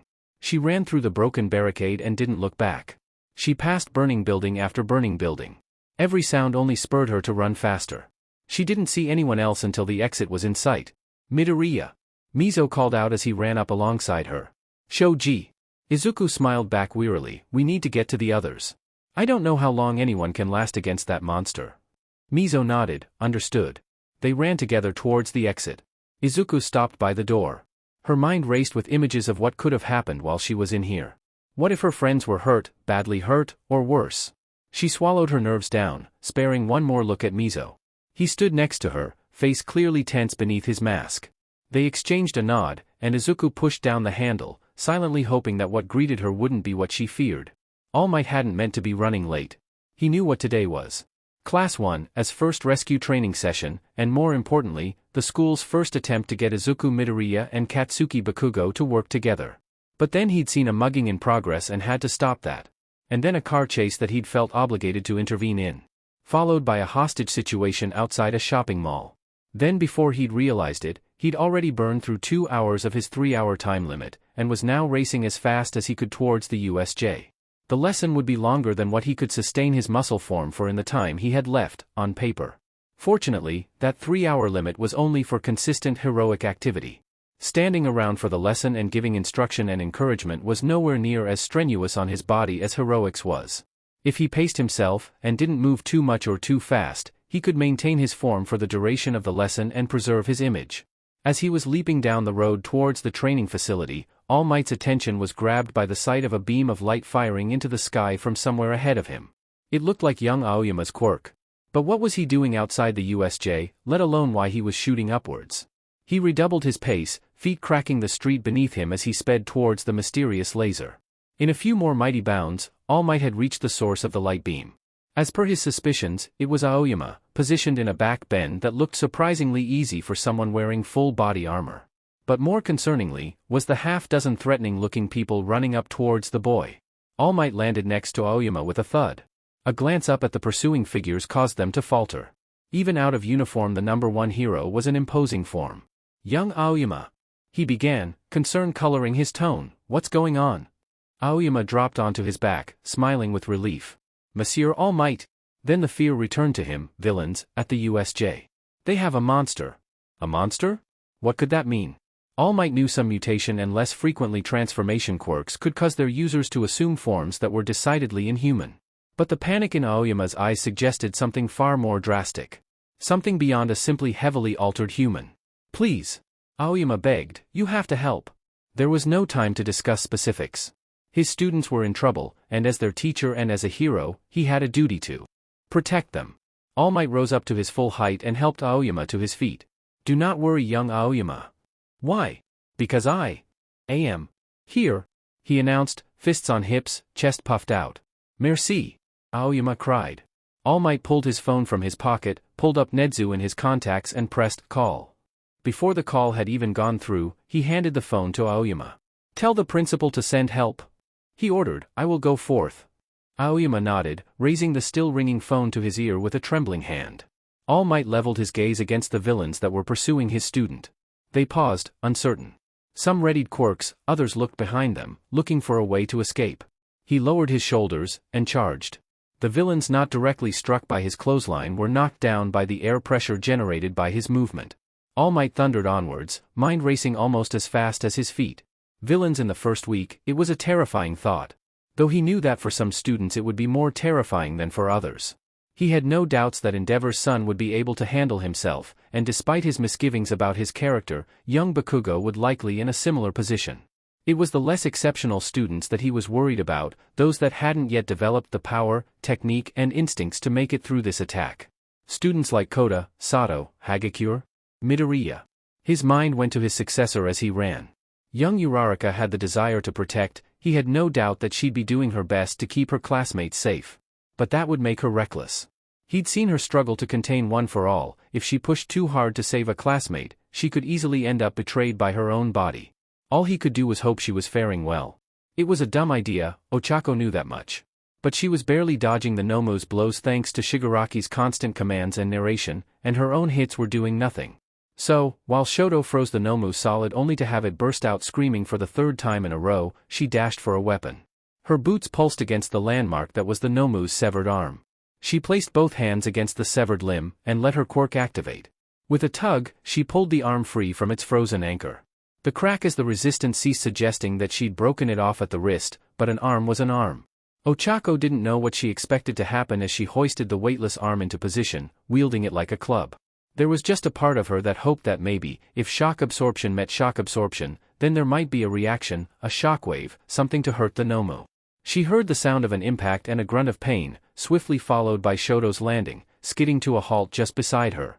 He groaned, but the steady pulse in Ochako's boots suggested that he wasn't moving. "Don't worry." She tried to reassure him, though she sounded terrified herself. "I've got a plan." Then, before Shoto or her own mind could talk her out of it, Ochako summoned up One for All and charged forward. She couldn't tell if it was the ground, her boots, or her ankles protesting under the power of her steps. But she kept going. The Nomu's roar shook her whole world as she ran, she answered with her own. The primal scream blasted from her lungs as she swung her improvised club. She channeled One for All through both arms. From her shoulders to the tips of her fingers. The arm sailed through the air with all the strength Ochako could give it. It made contact. And nothing happened. The Nomu's arm thudded weakly against what Ochako guessed was its torso. Ochako stood there, feeling like an idiot while no doubt Shigaraki and probably Shoto looked her like one. Despite weighing more than her, the arm felt like a wimpy twig in Ochako's hands. "Nomu," Shigaraki said, sounding bored, "you know what to do." The Nomu bellowed as it readied its next attack. No way to guess which way the fist would come from. Ochako just had to pick a direction and pray. She picked left. Right choice, not fast enough. The Nomu's fist just barely grazed her mouth as she dodged. She felt something crack. Then she went flying. Ochako didn't know how far she went. What she did know was that her journey through the air was halted by a hedge. She crashed headfirst into it, nature giving way under her flailing limbs. But the moment she could move again, she was already trying to push herself out. She came out backwards, knees hitting the paved floor of the plaza, hands braced against whatever twigs were still attached to the bush. Ochako sat there, panting. Her jaw was throbbing. She pressed a palm to where the Nomu had hit her, her face burned with pain. She tried to grit her teeth but was worse, all that came out was a whimper. Her jaw was dislocated. She reached up to her jaw with shaking hands. All that had hit her was the knuckle of the Nomu's pinky finger, and it had done this to her. Her breath shook as she gripped the dislocated bone. She'd push it back in on 3. Just think of happy things. 1. The taste of mochi. 2. The smell of the sakura blossoms. 3. The feeling of the sun on her skin. Ochako pushed, and with a guttural yelp, shoved her jaw back into place. There was a sickening pop. She dropped back to her hands and knees, her whole body shaking with pain. Her tongue gently tested the inside of her mouth, still had all her teeth, somehow. She wanted to stay there, hunched by the bush, maybe they'd forget about her? But she could hear Shoto's ice being shattered once again. There no cries of pain thought, maybe he was playing a keep-away game. And All Might's successor couldn't hide away like this. She dragged herself to her feet. This wasn't working. Nothing was. Maybe if she miraculously unlocked the ability to channel 100% of One for All, she might be able to overcome shock absorption if it even could be overcome. Unless, she was looking at it all wrong. Maybe One for All wasn't the answer. What if zero gravity was? Yes. That might work. It didn't matter how strong the Nomu was if it was flailing around in midair, unable to hit anything. New plan. Get in, tag the Nomu, float it up. Problem solved. Ochako turned back to face the Nomu. She called One for All forth once again, her whole body protested. Her knees threatened to buckle, but she stayed standing. She needed to time it right. Needed an opening. Nomu! Shigaraki shrieked, stomped the popsicle flat. The opening was. Now! Ochako ran forward as fast as she could. From the noises she was hearing, the Nomu had its back turned to her. Shoto was in danger of getting crushed. She just needed to get there before the foot came down. And in the worst-case scenario, the Nomu being weightless might take the edge off, maybe. Her boots pulsed faster as she closed the gap. The Nomu was getting closer. It roared as it brought its foot down. Ochako leapt to make the final few meters, her legs screaming under the stress. Nomu! Behind you! Grab her! Shigaraki yelled. Ochako's heart stopped. She heard the flurry of motion, and then she felt the hand around her head. The pain was unbearable. Maybe she could reach up, grab the Nomu's wrist, float it that way. The Nomu squeezed tighter. Ochako screamed in agony. It felt like her head was stuck in a hydraulic press. She couldn't do anything but writhe in pain as the pressure only increased. She couldn't breathe. Couldn't think. Couldn't fight back. Ochako barely registered the tears welling up in her eyes. The Nomu was going to crush her head like a grape. There was a surging noise, followed by the sound of ice crashing against the Nomu's side. It didn't even flinch. For a moment, there was only the sound of Shoto's heavy breathing. Nomu, Shigaraki said in a tone of petty malice. She's done. Throw her, and kill him. Ochako had a moment to let that command sink in before the Nomu drew its arm back to throw. There was no bracing herself for this. It roared in obedience, and threw her. The throw itself felt how Ochako imagined being fired out of a catapult would feel. The air whipped against her skin as she hurtled across the plaza. Ochako's limbs flailed as she flew, completely at the mercy of physics. Her left shoulder smashed into the ground, and pain shot through her arm. The scream was cut off by the second impact of her back on the floor. She clipped the ground a few more times, and Ochako stopped crying out. Not because it stopped hurting, but because she'd ran out of breath to cry with. She eventually rolled to a stop, face down at the edge of the plaza. Ochako laid there, not moving to get up. She didn't have the energy. Everything hurt too much. She tried to move her left arm, lying limp at her side. She got nothing but a stab of pain and a whimper she bit down on. It was broken. She was crying now. Small, hot tears beginning to trickle down her cheeks and pool beneath her. Tears of pain, tears of despair, tears of disappointment. They couldn't win this. They couldn't even give the Nomu pause, let alone wound it. And even if they could hurt it, there's no way they'd be able to take it down. Ochako's right hand curled into a weak fist. This was her fault. She needed to be stronger than this. She had one for all for FS sake. But she could barely use a fraction of it. The Nomu was made to kill All Might, so the only way to beat it was to be stronger than All Might. That was exactly how One for All worked. She was their only hope. And now everyone was going to die, because of her. They were right, all of them. She was doomed from the start. She was frail. She was defenseless. She was blind. They were right to congratulate her just for showing up. She'd never be able to accomplish anything else. Not even One for All could change that. No. No. No. She couldn't just give up. She refused to. She wouldn't be weak. She wouldn't be useless. She wouldn't be a burden. Not now. Not ever. Ochako pressed her palm to the ground, forced her knees to bend. With a defiant grunt of rage, she began to force herself up. First onto her knees, then up to one foot, and then both. Her left arm dangled uselessly by her side, but she ignored it. Ochako stood there, breathing heavily. She threw up a little. She tasted bile and iron. But she didn't drop. She wanted to call out, to challenge Shigaraki and his Nomu, but nothing came out. Her throat was too hoarse. In its place, she heard sounds echoing around the plaza. More ice smashing, drowned out by roaring to one side. To the other, voices. I'm the one jamming the signal. Hell, I still am. That was a new voice, a man's, sounded like a smoker. I should get a bigger cut. Without me you'd be drowning in heroes. Oh, shut it. Shigaraki snapped back. You were hired just like everyone else, don't go thinking you're special. Well, that's a load of bull. The new villain retorted, I've been indispensable to you since the moment you realized All Might wasn't here. Why should I bother giving you a bigger share of the loot when I don't even know your name? Shigaraki replied, frustration mounting in his voice. It's Tesla. The villain answered, before pausing. Hey, the pink one's still alive. Shigaraki growled when he heard that, useless birdbrain of a Nomu. Fine. If you want your pay rise so bad, finish her off and I might consider it. Ochako heard the sound of knuckles cracking as Tesla turned to face her. Sounds like you want to pay me. Alright then, one dead girl coming up. Ochako tried to assume a fighting stance, but her body refused to cooperate. Her knees tried to give out, but she didn't let them. She heard Tesla's steps as he approached, felt the pulsing as he entered range of her boots. She tried to summon One for All, but she only reached 0.5% before the pain forced her to stop. It would have to do. Ooh, Sparky. Tesla said in mock fear. I can control electricity, so don't expect to do much. Ochako didn't respond to that.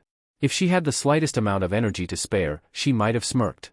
The sparks that One for All apparently produced when she used it had fooled him into thinking she had an electric quirk. He was getting closer now. She had to time it just right. Now then? I'll make this quick. Tesla laughed. Then he lunged. The moment Ochako heard his feet leave the ground, she threw her leg forward in a roundhouse kick. The blow connected with Tesla's forearm, then crashed through his guard into his head. He cried out, staggering back. She heard him hit the ground. He didn't get back up. His rattly breathing all there was for a moment. Wait, if he was jamming the signal, then. Every alarm in the USJ went off at once. It was a cacophony of sound, ringing and crashing and filling the space in an avalanche of sound. Ochako put a hand over one ear to try to protect herself, but that didn't help anything. The sheer volume of it eclipsing every other input, Ochako's forehead throbbed with pain. Her boots weren't pulsing against Tesla's unconscious body. And the nodes on her torso had stopped vibrating as well. Tesla must have disrupted her suit in the moment before she knocked him out. But with the alarms filling her hearing, her whole body riddled with pain, and her nose and mouth full of the scent and taste of blood, Ochako couldn't sense anything. She stumbled around, searching for something to ground herself against. Shigaraki was right there. And so was the Nomu. But she had no way to track either of them. They could be right in front of her. Or behind her. Or just watching her and laughing. Then was a stabbing sensation. Somewhere at the base of her skull. Right at the most basic and primal part of her brain. Something telling her to move. Ochako moved, throwing her whole body to the left. She felt something brush against her shoulder, but it didn't hurt her. She staggered back, trying to figure out what just happened. But then it came again. Stab. Move. Dodge. The alarms began to die down. And Ochako heard frustrated, raspy screaming. What the hell? It was Shigaraki, that's not fair. Ochako stood there, trying to catch her breath. I don't know either. Well, next time, why don't you stand still? Shigaraki demanded. He lunged and Ochako felt the stabbing feeling again. She didn't have to question it. She jumped from the ground to one side, last flickers of one for all she could manifest pushing her to safety. But then she tried to land. Her ankle landed funny and buckled beneath her. Then her whole body screamed. One for all rebelled against every muscle fiber. She cried out in pain. Ochako went limp, collapsing onto the ground. She couldn't move her arm or her legs. All she could feel was a dull, oppressive pain. It hurt to breathe. She was stuck. Vulnerable. You've really tested my patience, girl. But you're not so impressive now. Shigaraki rasped. Nomu. Get over here and clean up this mess. Ochako's hearing focused on the Nomu. She heard the distant sound of Shoto suppressing a scream. Under it was a quiet but painful sounding popping, and the slightest crackle of burning flames. Then the Nomu heard the command, it grunted, and dropped Shoto. The boy hit the ground with a thud. Then came the Nomu's stomping footsteps as it approached her. It stopped when it reached Shigaraki. She could hear its breathing, it sounded no more labored than it had at the start of the fight. Nomu! Shigaraki ordered, kill her. Ochako leaned her head back. This was it. She'd done her best, and it wasn't enough. She heard the Nomu rear back for its attack. Was it raising one arm, or two? It didn't matter. She'd be paced soon enough. Wait, were those footsteps? Who on earth would dash? The moment Izuku stepped through the door out of the conflagration zone and into the plaza, she was assaulted by the noise. Every single alarm seemed to trigger at once, a screaming cacophony that reverberated throughout the entire space. She looked around to try to figure out what was going on. Immediately across from her, tangled in a bush, was Aizawa. He looked in a bad way, just barely moving, but at least the plaza was clear of villains, the few still there now soundly unconscious. Then she looked in the plaza proper, and she gasped with shock. The Nomu was trying to grapple Shoto into its grip. It was frozen over across much of its body, but it kept going, unimpeded by the ice. It took an icicle spear to the chest and replied with a kick that floored Shoto. Then she saw Ochako, and Izuku felt sick. She looked like hell, one arm hanging limp by her side, shoulder soaked through with blood. Her lips and front had stains of blood and vomit. Her cheeks were streaked with tears and her legs shook with every moment that passed. And her boots must have been broken based on the smoke curling up from within them. And Shigaraki was walking up behind her. Ochako! She yelled as loud as she could, but it vanished in the volume of the alarms. Shigaraki reached out towards Ochako to grab her. To activate his quirk, whatever it was. Mind control? Turning targets inside out? It could be anything. And Ochako was stumbling around with no idea where he was. Izuku looked to Mizo and pointed to Aizawa. He nodded in understanding and started to run towards their teacher. Izuku turned back to Ochako, burst into her fastest sprint. She kept calling out Ochako's name, but it was buried underneath the alarms. Izuku's muscles burned as she pushed herself forward. She wasn't going to make it in time. Then, Ochako's eyes went wide. She threw herself sideways, Shigaraki's fingers just brushing her as she moved. But nothing happened, Ochako's insides remained firmly inside. Izuku watched as Ochako stumbled for balance, expression a fusion of shock, relief, and bafflement. Izuku paused with confusion. What was that?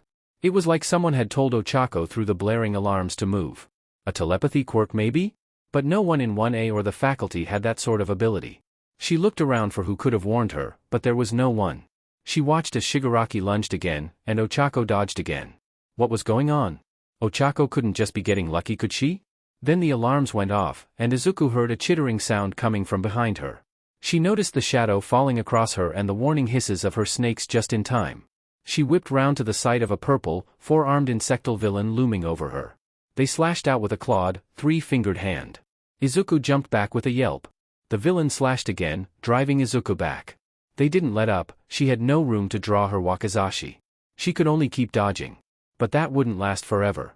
She'd get caught events. And Ochako was still in trouble. An engine roared, there was a blur of metal and a solid impact, and the villain was no longer in Izuku's face. She followed the movement, and saw Tenya lead down on top of the villain he just tackled at high speed. Izuku thought to thank him, but then she heard Shigaraki. Nomu! Get over here and clean up this mess. Izuku turned, and saw the Nomu release Shoto from its double-handed grip around his torso. He hit the ground limply while the monster shook the ice off. Though Izuku did notice that one of its palms was slightly smoking. But what was it? Ochako had collapsed, lead face up on the ground like a puppet with its strings cut. Her chest rose and fell slowly and weakly. She'd said that she couldn't control One for All's power, and it looked like she'd pushed herself too far. She was utterly defenseless. And now the Nomu had reached her, looming over Ochako's body.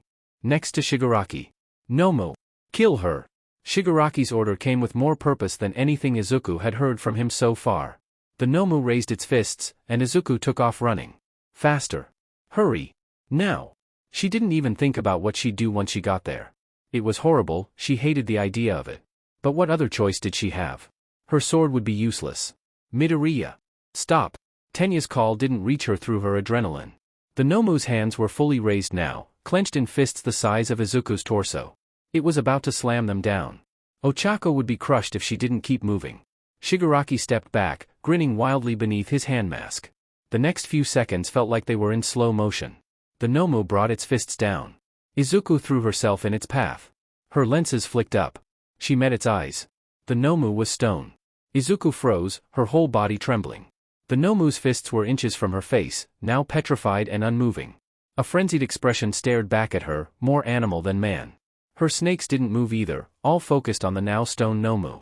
I really just, she mouthed. Izuku, Ochako croaked, did you? Izuku turned to Ochako. She was trying to smile, but it looked more like a grimace. Her right arm twitched weakly, trying to reach out. Even as Ochako's chest heaved with the strain of breathing through the pain, the look in her eyes was relieved. Wait, her eyes? Izuku had met Ochako's eyes unprotected. The subconscious part of her brain lining her eyes up with Ochako's. But nothing happened, Ochako was still flesh and blood. Of course, she was blind, even if eye contact was technically made, Ochako's brain couldn't register it, so Medusa couldn't activate. She couldn't hurt Ochako with her quirk. She watched as Ochako's eyes rolled back in her head, her eyelids closed, and her neck leaned back as she passed out. That moment of revelation was cut short by Shigaraki's rasping voice. Nomu? Nomu. Shake it off. You're stronger than some rock prison. He shouted at the inanimate monster, you stupid. Good-for-nothing piece of low-tier garbage. He kicked the Nomu's leg, trying in vain to get it to respond. But the Nomu didn't. It was petrified now. It would never respond again unless Izuku let it. Eventually, Shigaraki stopped kicking, he stood there, posture hunched, panting. Izuku flipped her lenses back down. The longer she looked at the Nomu, she could feel that tug in her gut again. There was a part of her that wanted to keep looking, to observe the preserved form of the grotesque musculature. Not now. Maybe later. No, never. She wouldn't push herself any further. No using Medusa on Shigaraki unless she had to. You. It was you. Shigaraki said through a hoarse throat and the most chapped lips Izuku had ever seen. What? Izuku asked, pulling her sheathed wakizashi out.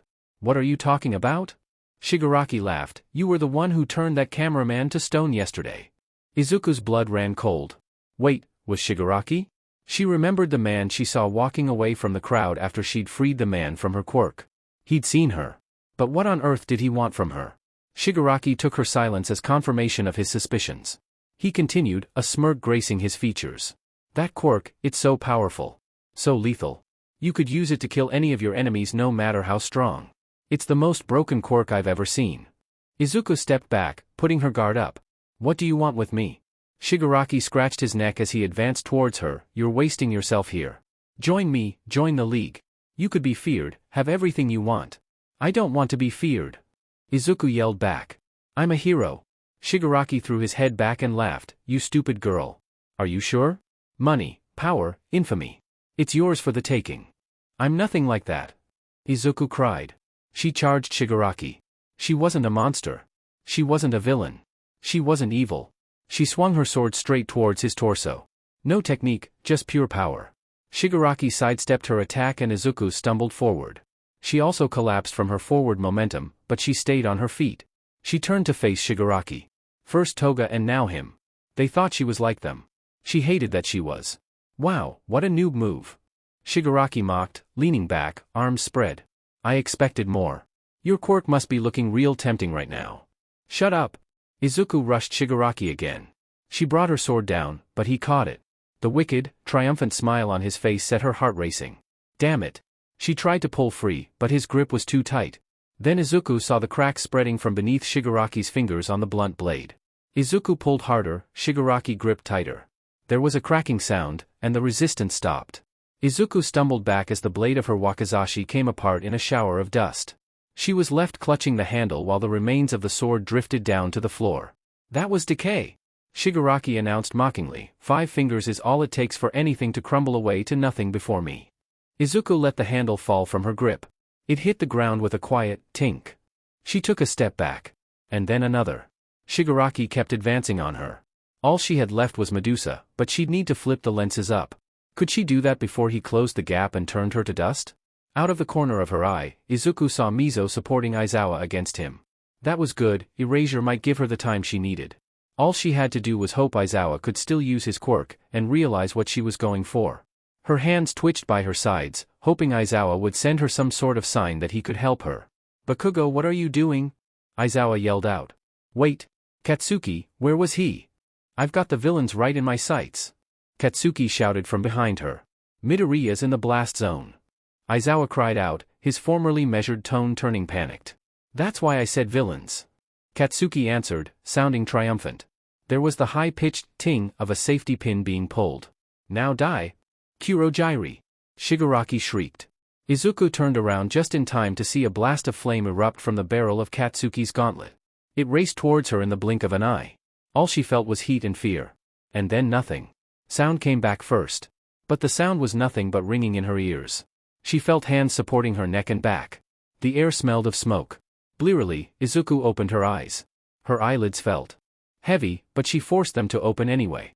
All Might was crouched above her, holding her. Smoke curled off his back as he looked down at her. She trembled in his grasp, shaking like a leaf. He'd saved her. He'd blocked the blast with his body. Katsuki's blast. Young Midoriya. All Might, his tone gentle with worry, "Are you hurt?" Keikaken, Izuku babbled, heart racing anew. Katsuki fired at her and Shigaraki. He'd called her a villain. He'd tried to kill her. He hadn't even hesitated. Izuku glanced over to her side. Shigaraki was stood by Kurogyri, panting heavily but looking unharmed. Kurogyri must have teleported him out of the way of the blast. And that meant, if All Might hadn't been here, then it would be just her dead. She looked behind All Might. Katsuki was already raising his second gauntlet, finger around the safety pin. He looked at the villain pair, fury in his eyes. "Think you're funny? We'll see who's laughing after round 2. He yelled as he pulled the pin out, "Die! Bakugo, don't!" All Might warned him. It was too late. There was a flash of light, and a second blast burst from the gauntlet. The explosion surged towards Kurogyri and Shigaraki, the sound of it shredding through the air. "Stop him!" Shigaraki commanded. Kurogyri gestured with one hand, and a mass of black fog manifested to meet the blast. The portal engulfed the explosion and swallowed it entirely. Shigaraki snickered as Kurogyri made another gesture, and a new portal opened up at Katsuki's feet. Katsuki's eyes went wide as he realized what was about to happen. He tried to dodge, explosions in his hands to boost his leap to safety. But he was too slow. His own attack exploded from the portal, hitting him across the chest. The shockwave sent him flying back. Katsuki crashed onto his back with a grunt. He lay there for several moments before trying to push himself back up. But there was a groan of pain, and he collapsed back. All Might watch this play out with a grim expression on his face. He shook his head, sighing with frustration. But his grip never got tighter, and Izuku had never felt safer. Izuku was laid gently back down on the ground, though she quickly propped herself back up onto her elbows. All Might stood up, and focused on Shigaraki. He took a single step forward, blue eyes burning beneath his brow. "So, you're the villains that are threatening my students?" he demanded. Shigaraki slunk behind Kurogyri. "We're the League of Villains. And mark my words, you will die by our hands." All Might crossed his arms, bold words. "But I'll be taking you in now." Shigaraki laughed. "You wish. Kurogyri, get us out of here." Kurogyri nodded in confirmation, and began to summon a portal around the pair. All Might dashed forward with tremendous speed, air displacing into a shockwave in his wake. He was going to make it. Bang bang bang. A volley of gunshots went off to All Might's left. Izuku's head darted towards the sound. She saw the fingergun's villain, running and firing. But he wasn't shooting at All Might. Still, All Might moved. Because the villain was shooting at Denki. The boy was standing in the entrance of the landslide zone with both hands in thumbs-ups and a dopey smile on his face. Just as the bullets were about to reach him, All Might intercepted them.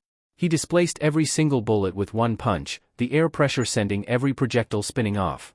The villain had reached Kurogyri by this point, and the portal was swelling up around him too. So he was getting away too. But then the portal fizzled out. Aizawa, still braced against Mizo, had activated erasure. Okay, good. The villains couldn't escape. Izuku let herself lie back a bit. All Might was here, they could stop worrying soon. Wait for me. Izuku turned to the source of the cry. It was Toga. She'd burst somewhere from the hedges and was sprinting towards the other 3 villains.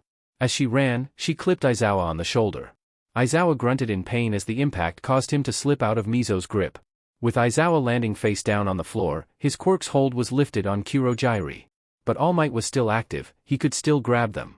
But then the finger gun guy fired another volley, this time aimed towards the stairwell. Koji was directly in the line of fire. All Might took off again, away from the villains. Mizo tried to grab Toga, but she was already moving too fast, and none of his 6 arms even made contact. Before long, Toga had crossed the distance to Kurogiri. Not today. All Might's voice boomed as he pivoted from his save of Koji towards the fleeing villains. All Might's took off like a rocket, thundering towards the villains. But he was never going to reach them. The portal was already rising up. Yes, today. Shigaraki laughed, this isn't over. He dash. The portal engulfed the 4 villains, and rapidly contracted itself into nothingness. All Might rushed into where the portal was moments prior, his hand grasping nothing but air. There was a moment of silence in the USJ. No sounds bar the breathing of hero and villain, conscious and unconscious alike.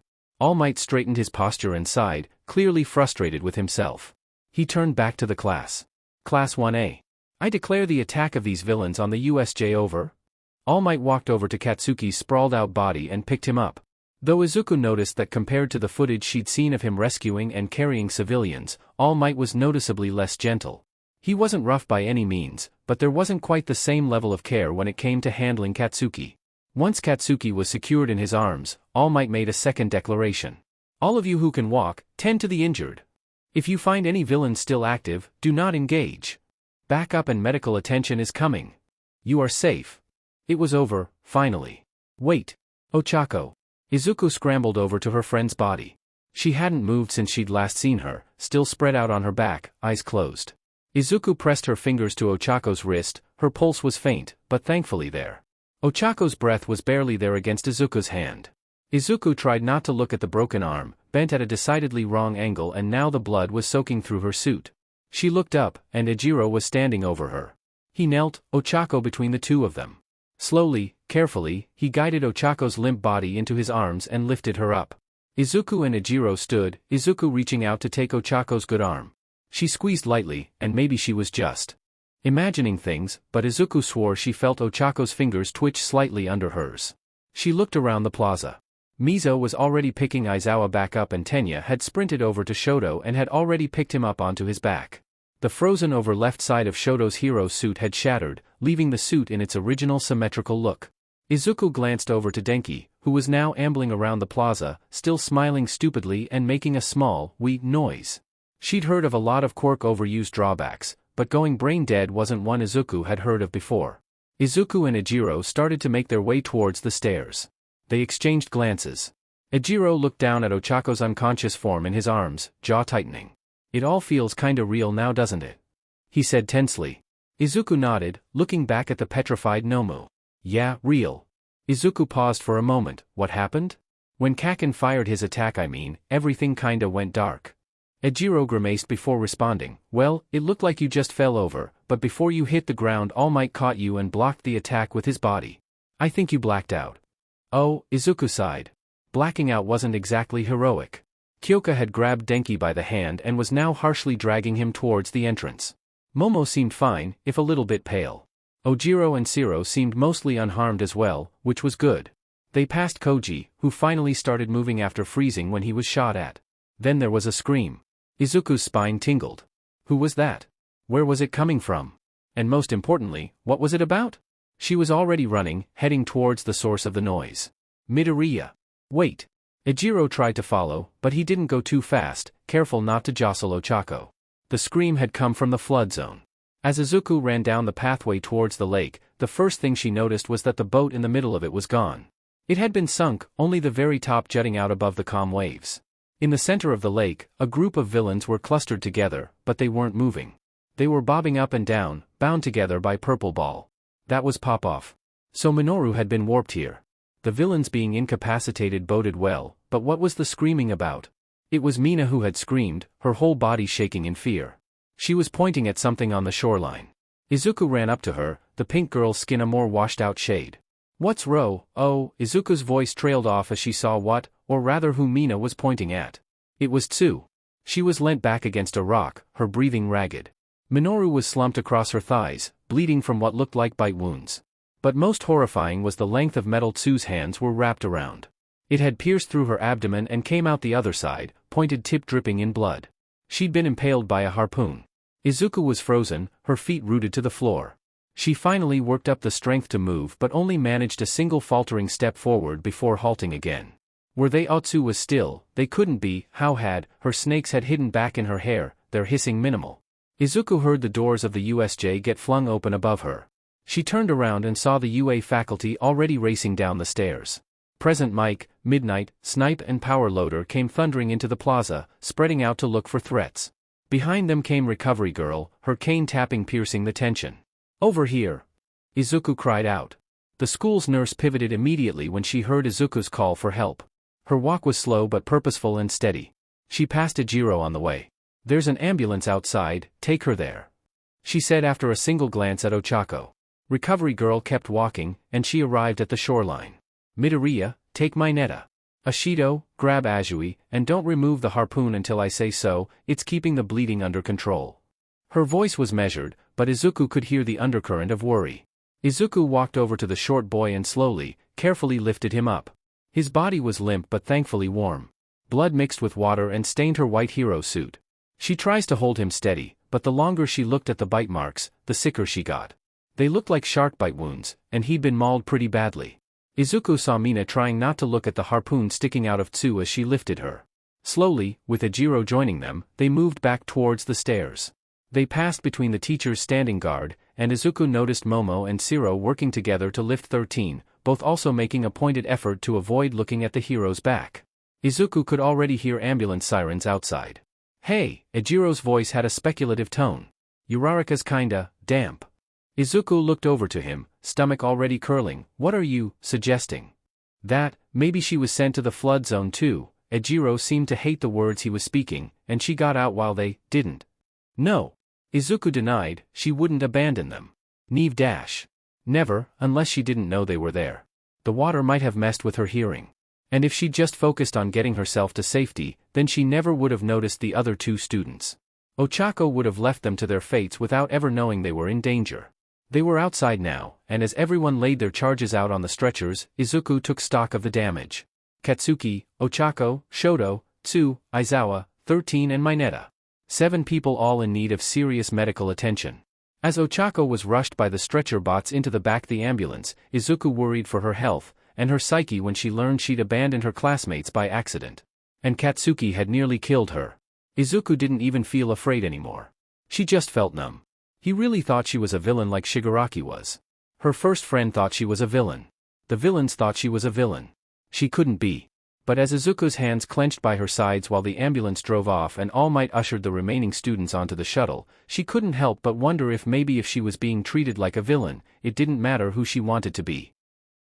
Okay, sadly the chapter is over, and if you enjoyed the video just leave a like, and subscribe with post notification, so when the next chapter is ready, you will be notified. Okay, see you in the next video. Bye.